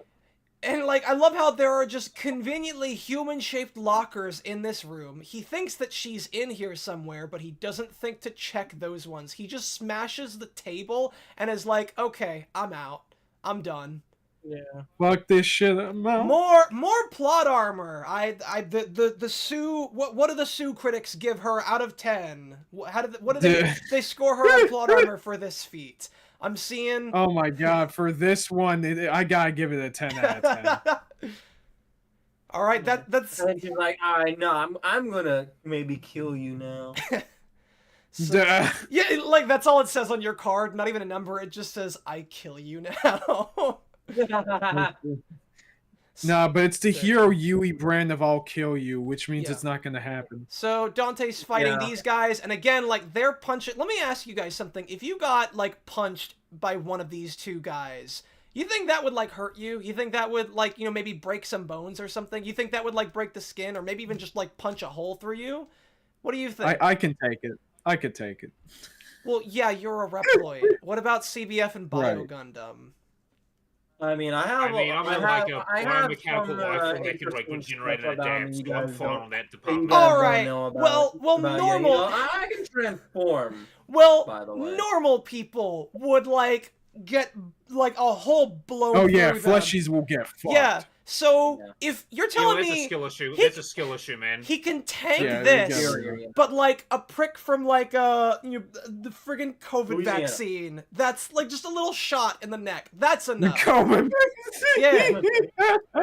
He gets his little flu shot. That's enough to like pierce the skin. And then oh no, that's like special grade. Listen, that needle is made from the same shit that the White Rabbit made his walls out of. Yeah. You know what? I don't believe you. I refuse. Go back to the drawing board, Kaiser. Try again. Damn, you can't even do the Mr. Pancake meme. Okay, I believe you. Okay, not even. Okay, I don't believe you. Oh. Damn. So Dante then has a PTSD flashback after witnessing fire, even though the fire in the previous episode didn't like shoot off his PTSDs, and now he's panting. He is actively panting. He's sweating. Oh, fuck. Look at him. This didn't happen. His knees weak, arms are heavy. He fucking caught a fiery sword mid-air as the fire was like in his face last episode while he was driving in a high-speed car chase. And you're telling me like now just a single like fireball just brings back memories of the day when his mom was murdered. Why didn't that happen in the last episode? So because his HP bar is low. You know what? That might actually be the excuse that they'd use. It was nanomachines, son. Explosive son. Nanomachines. Holy shit. So yeah, they just keep. Oh yeah, and for some reason these guys have like Cockney accents. Yeah, even though aren't they supposed to be based off of like Japanese Tengu demons? Yes. Yeah, so like why are they Cockney? You mean Oni demons, right? Not Tengu. Or Oni, yeah, sorry. Yeah, red Oni and blue Oni. Yeah. Yo, what the fuck? Tengu is the I was thinking they had, they're the bird people. Okay. Oh, I was thinking of Kappa. Yeah. Okay. Okay. No, it's slowly coming back to me. Sorry. I'm trying. What a fake ass weed. Listen. All of my knowledge about Japanese demon names comes from that one Hellboy animated movie and the 2003 Teenage Mutant Ninja Turtles, and it's been a long time since I've seen both. So. Okay. Fair. So basically, you're not a weeb. I'm both. Turns out, I'm all of them. I'm turning to Poe. It's all me. Yeah. All of this. It's all me. I'm all of them. So, yeah, and then the Red Oni keeps putting fires in his face, and he has more PTSD flashbacks, still not sure why. He's getting his ass kicked by these two, even though he kicked their asses in the last episode. Because why not? God, Lady isn't even in this episode, and already we have weird ass plot poison. Dude, she is so powerful. Yeah. Her plot armor is so powerful. She has to suck it out of Dante. These are the lingering effects of the plot poison that she injected him with. Those weren't just like nanomachines. That was actual plot poison that they put in him. Right. We get like that one cute blonde girl that's supposed to represent his mom. Yeah, like, so she looks a little similar. He can be He's motivated. like, oh dang, I gotta do son. I really gotta do son. Yeah, and then I guess maybe this episode is the one where we'll get to see him turn into Devil Trigger. Maybe it's the next one. I think it's this one though. So we'll get to talk about. No, it kinda yes, but not fully. Yeah, he turns like that's not a thing that exists in the games. Yeah, you either do it or you don't. You don't Wait, what about if you're Nero? Your arm and part of your face is roided up. Yeah, if I believe there was like a PSA where like if you only turn half Devil Trigger for more than 8 hours, you need to consult your doctor or your demon. No, doctor. this is oh god, Raga the Blood Edge when he overuses the Blaze Blue. It just starts like corrupting his arm. Oh, Bio's dead. My joke starts messing with his arm and part of his face. This is actually what happens if he uses it for too long, but not so long that it makes him an Eldritch Abomination. Yeah. Dude, Lady Plot poison Bio. Now we're back. Yeah. Okay. Hold on. Let me pause this. I lost the Discord icons. Let me get those back. Oh no, we're dead again. What the? Oh no. No, not that. Not that. No, not Devil May Cry. Where's Discord? Why are we white? Why are you white? Okay, to be fair, 2 of you are white. But why am I white? Why are you white? Why am I white? What the fuck? Who says I'm white? We're being whitewashed, Kaiser. Can you believe this? Who says I'm white? Dude, we got fucking whitewashed. Oh god. You are white. Yeah. Who says I'm gay? You again. You God damn it, VLC! Or sorry, OBS! No. No! Wait, VLC. God damn it. Oh god, there's not even an option for Discord anymore. Fuck! What? Where'd it go? What happened? Discord, what happened? Dog it. Hold on. We're towards the end. Let's just get to the finish line of the Let me halfway mark. remove it. No, hold on. I can still fix this. I can still fix it. Delete it. No. And then add Oh in. yeah, number 1 rival. You're right. Kaiser's scuff semblance has followed us. Oh no! What do you mean my scuff semblance? It's Raymond's. The All right. fuck? Oh, Discord. never mind. Yeah, I'm sorry. Fake fan. Oh god, it's all white. Scuff semblance has infected Kaiser and Pete. Oh god, it's all white now. Hold on. All right, it's gone. Dude, what the shit? All right, and then all right. Oh my god. It's no. it's still white. Oh no! Oh god! Hold on. No, go away. Stop. Be invisible again, please. Yes, so I had to drop out for a second because my internet just dropped, but like it's back now. I just had to like reset my VPN. Okay. Okay, now everything's gone to hell as soon as that happened. Yeah, the Discord overlay thing on the stream is fucking up. Yeah. Hold on. Raw YouTuber stuff set up ASAP, man. All right. Yeah, like oh I did god. tell you that this might happen because it's raining outside. Like when the weather's bad outside, my internet. Well, it shouldn't have happened because of. Control it all on your Discord. All the DMs. Oh no! All the DMs. All right. You're the leaks. It's leaking all your private information. Oh, no! But I have NordVPN. They can't do better that. You better not be like a VTuber chatting up with Mafu over here. You're gonna get in some serious trouble. Dude, this is a Maverick virus going on. Oh god. Why did I don't know why Bio Leaving did that though. You know how much of a nightmare scenario that actually was. You Maverick! Yeah, alright, hold on. Let me get it. I had everything. Why did Bio Leaving set this off, though? It shouldn't have done that. Okay, we're back to normal. We're back to normal. Hopefully there was nothing, like, important that was displayed. Let me, make this just a little bit. We're almost done. We're almost. Alright, let's just finish this off. Okay. So this might actually be the longest episode in terms of talking about it, partially because of this. Yeah. So yeah. And then he finally kills the Red Oni with the power of his half devil trigger. His half. Yeah. And then we cut back to lady over here, who, despite being hopped up on the crazy pills, is not shooting these 2 dangerously looking demons in front of her. Or at least like it shows that they're dangerously looking from like her perspective.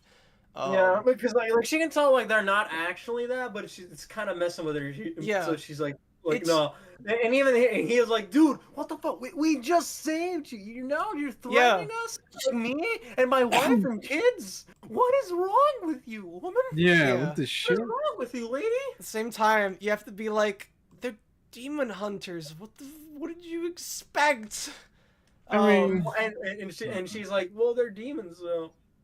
Yeah, I so get what they're going for. It's kind of it's a little like iffy Yeah. in execution. so she's all Yeah. like, What we're getting here is still significantly better than what we've gotten throughout the last 3 episodes. Which, by the way, remember her, like, sparing these two or whatever, because, like, that's going to fuck up what she's gonna do at the end of this. yeah, so they talk about how terrible hell is because no one would have ever been able to guess that hell is a terrible place.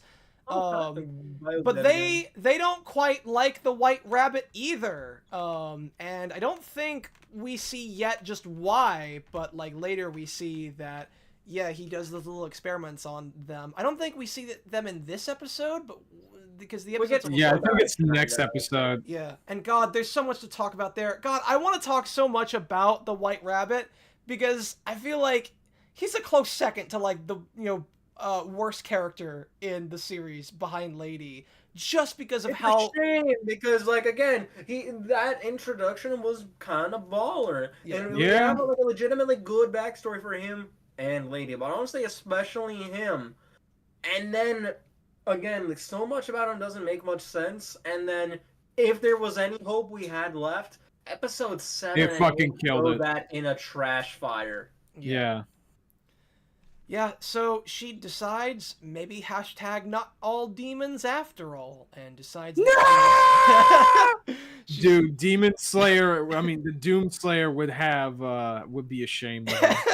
To be fair, I would want Demon Slayers to be ashamed. That show is. I mean, worse yeah, than but this.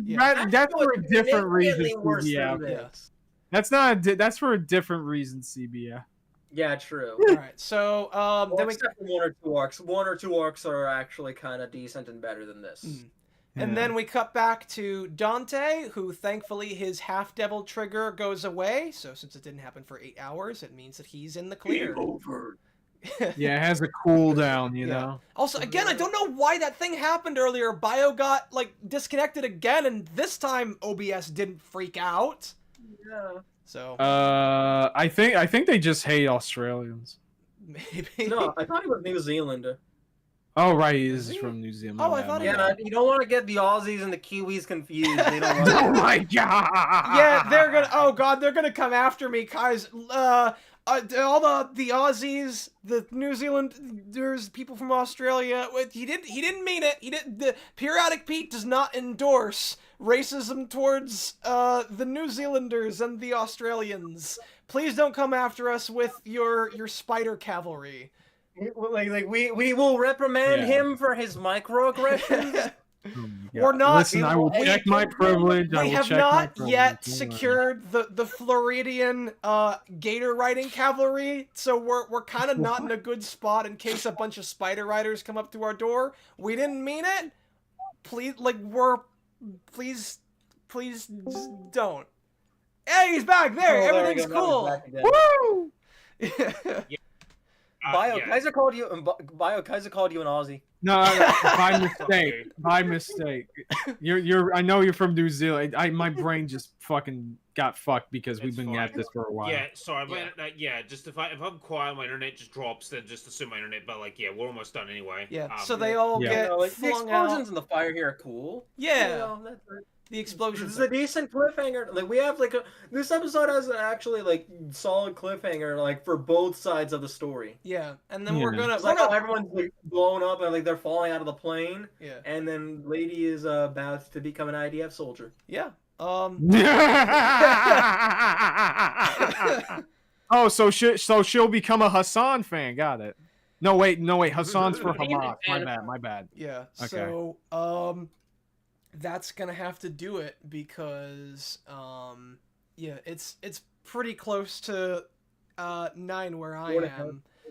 So we will probably have I have other stuff to do. Yeah. And to be honest, I have most of I don't have really much fault of this episode or the next episode up. My fault are probably I've got more fault on episode 6 and beyond. Because, I think most of us do. Bio, if you gotta be somewhere, you start us off with your general thoughts. I'm not in a rush, right? I'm not in a rush. I'm just I've got chores and other stuff to do, right? I'm not in a rush. I just want to say that I don't really have much to say about this episode or the next one. It's just after episode when it's most of my like most of my thoughts are going to be on like episode 6 and beyond because, I have some things to say, but we can get to that next time. Right. Yeah, like theoretically, honestly, if you guys didn't have, if we weren't running up a time wall for like Pete specifically, I'd probably be able to keep going for like just one more hour anyway. So yeah. Yeah, I can go for another hour. 4 out or of two, 8 but, is a like, I do convenient have other place stuff to to cut do. it. Yeah, I mean, I could go for like another half hour, maybe. I think anything. I Kaiser... don't think I'll be able to. Yeah, I got some stuff I need to take care of. Yeah, that's what I was gonna say. So I think to cut it. We're halfway through. Any thoughts on just like get it all in one fell swoop? Yeah. Any thoughts on like these first 4 episodes? Since we're at the halfway point, like just general thoughts. Most of them are a 4 out of 10. Yeah. Maybe a low 5. They're not great. I would have to agree. I guess like a 5 to maybe, and like a 5, maybe a 6 if I want to stretch it. I think there's some more interesting stuff at play, but it's like again the action's still like generally worse than it was earlier. Yeah. I think now the characters are dying left and right. I'm like, Yeah. oh, it's too bad the series up to this point didn't really give us much of a reason to care. Yep. Beyond like the bare minimum for some of them. Yeah. And like again, yeah, there's a whole bunch of stuff that you can nitpick about these episodes in general, and just like some other aspects that are like still a little on the weak side. Kaiser? It's still again, it's better than what came before, but we're not talking like a great show here. This isn't a huge bump. Yeah, I'm of a similar mindset with CBF. In fact, I'm probably gonna lower my score even more now. I get like a better picture as to like how much plot poison there is involving like Lady and just the things involving the White Rabbit's plan that doesn't make sense. Yeah, that's gotta be that's probably ruined my perception in regard to these 4. Yeah, I have similar thoughts like Kaiser and CBF. Like on the surface, right, you can kind of see the logic to some things, but like when you really think about it, like a lot of the show doesn't make sense, and you're just like, I'm just left there scratching my head, being like, say what for were example, they like, thinking? Yeah, like someone we can excuse. Like for example, if I was doing this show, right, like. Yeah, if I was doing a Devil May Cry anime, like at this point, I'd have to do like a total fucking rewrite to fix this. Oh, like, man. Yeah. Yeah. Or dude, I wonder if somebody has made a rewrite for this show already. There is a rewrite for it. Actually, no, guys. Listen, Devil May Cry fans are very passionate. Guys, I completely forgot to. There is a rewrite of this series. Yeah, no, there was one that came out already. It's called all 5 Devil May Cry games. Oh. Well, I just might be able to catch up on that one in the next few weeks. I've not even played the Devil May Cry games, and I feel confident in saying that they're probably better written than this. Yeah, I wouldn't doubt that. If somebody's played the games, yes, they are.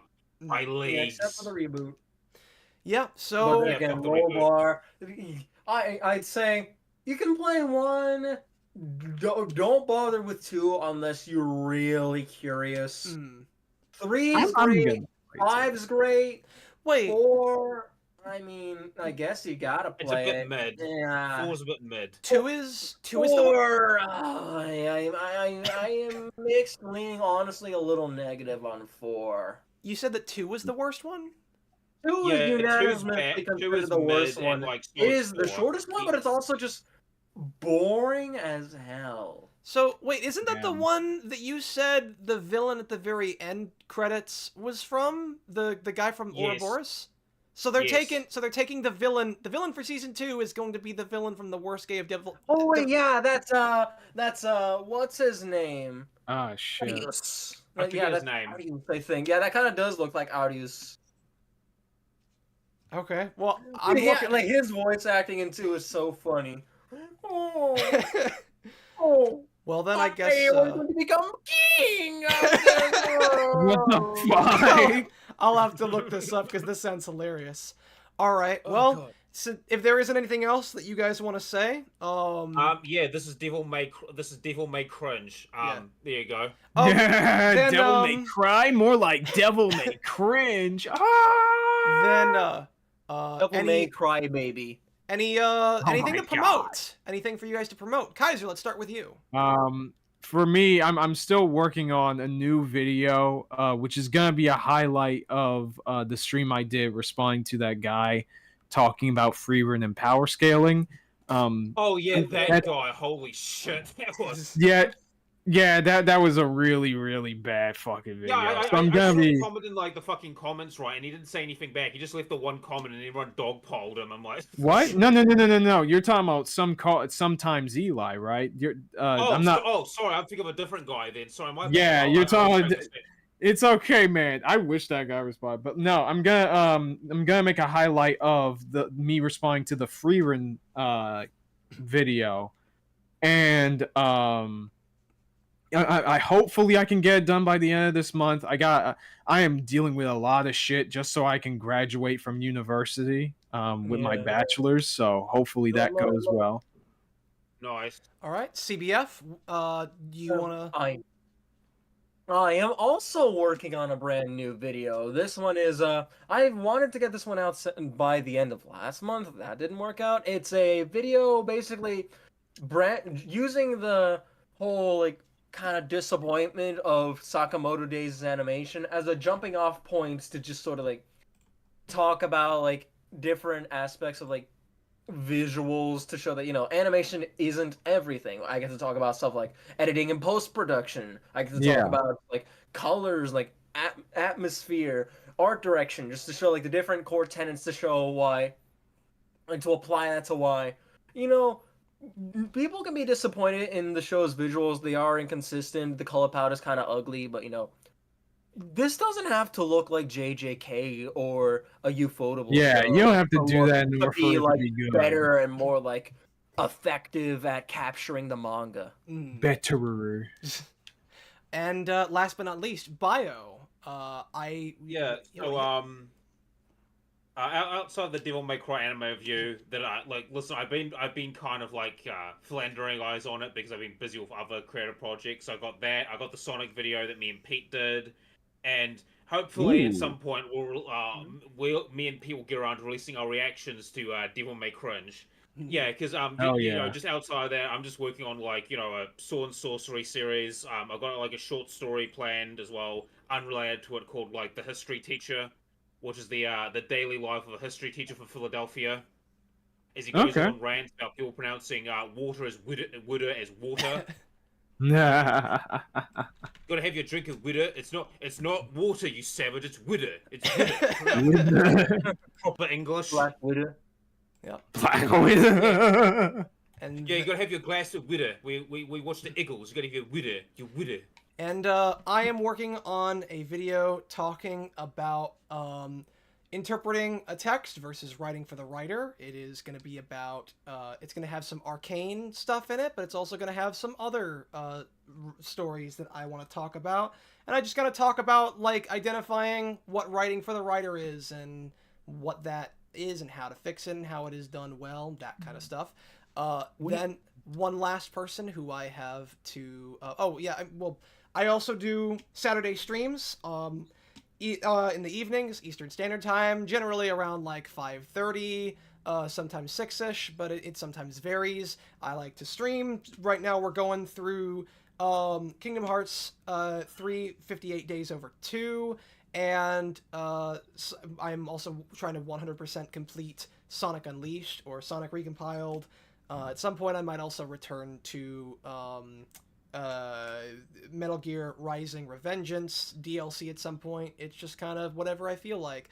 Although next week, if we guys do this again, I probably won't be streaming until like the weekend after. I'll be free. Like, unless something major happens, I should be free. And then last thing to promote is Visual Vista. Once again, this guy did an absolutely fantastic job on this overlay that you're seeing here, and it looks like he does like a bunch of other... He already retweeted mine. Oh, look at that. That looks so nice. Yeah! He makes like a lot of other kinds of like animations and overlays, streaming icons. He probably can help make like channel banners and other kind of stuff. He just seems like a really small creator who is, you know, trying to get up in the world and he's not a bot. That's the most important thing. He is not a bot. Thank God. I have confirmed myself he is not a bot. All right. Dude is real. So yeah, he's cool, and he does Well, not... do you have some problems with robots, Pete? Some. Yeah, what's your deal with robots? I have a problem with artificial intelligence. The mechanical parts, the machines are fine. It's their brains that are the problem. So yeah, you don't want us. So what you're saying is you don't want us to think. Yes, just don't think about it, Kaiser. Just don't think about. Pretend it was what you wanted and see how you feel. And see how we feel. All right. I don't dislike them. My only issue is with the generative kind. You know, I hate those guys. Fuck those guys. Yeah. It's given me a new appreciation for the film Upgrade. It's become a lot more topical with like the rise of AI. Yeah. Like it's so interesting. God, I don't want to talk about it too much. Just real quick, there's like one guy who's my boss at where I work who is constantly using ChatGPT for like everything. Oh my God. On like what he should do or how to think or like, you know, how like certain he should respond to certain kind of like situations. Oh, and God. it is exactly. Hey, guy is late bringing my pizza. What should I do? It is exactly like the movie Upgrade, where you have people who are relying so much on machines. That's what AI is doing. It is creating Upgrade the movie, where like we're relying so much on like machines that we're even allowing them to think for us, and that's the biggest problem with generative AI is that it is removing. Listen, there's nothing wrong with using AI as like a tool or to help you with certain things, right? But don't be reliant on it. Yeah. Like, you know, I mean, for example, right? I've got a spelling disorder and I'm not very good at writing, but I use AI just to look over my stuff. Like, hey, you know, I do use AI sometimes to help with my writing, being like, oh, hey, you forgot an apostrophe here. Oh, hey. Like Grammarly type shit. I may do a dedicated stream to it sometime in the future if I do more of these periodic casts. I mean, I wouldn't mind jumping in. Like, I mean, I had a lot of fun doing this. I mean, like, if I'm free or not, I mean, I'm happy to jump into more Pete streams. I was more so just like talking about like on the movie Upgrade, and then just kind of talking about how that's become more topical because of the rise of generative AI. So, but like, if you want to watch that movie, it would be cool to talk with you about it. When exactly that would happen, I'm not sure. If I have the time, I'll try and find it. But like, yeah, if you want to do a live stream and talk about it, I'm down for it. Like, I mean, the funny thing is that a lot of things that happen in movies are coming true. Yeah, but like this new streaming format is one I hope to do a little bit more of. I don't think it'll be regular. I still think that the majority of my streams will be video gaming, streaming on Saturday evenings. But if I do find like some interesting topics to talk about, My Adventures with Superman, torturing Kaiser by ranting about My Adventures with Superman episodes. I don't. Yeah. Maybe bring CBF into that. I don't know. Yeah, absolutely. But yeah, that's for another time. So like the exact scheduling of these things are not known right now. But like next. So yeah, I hope you guys enjoy that. Yeah, but next weekend we will try to do this again. If something changes though, I will keep you guys updated. And with that being said, you guys have an excellent night and stay platinum. See y'all around. Bye-bye. Thank you, folks. Bye-bye. Get the fuck out.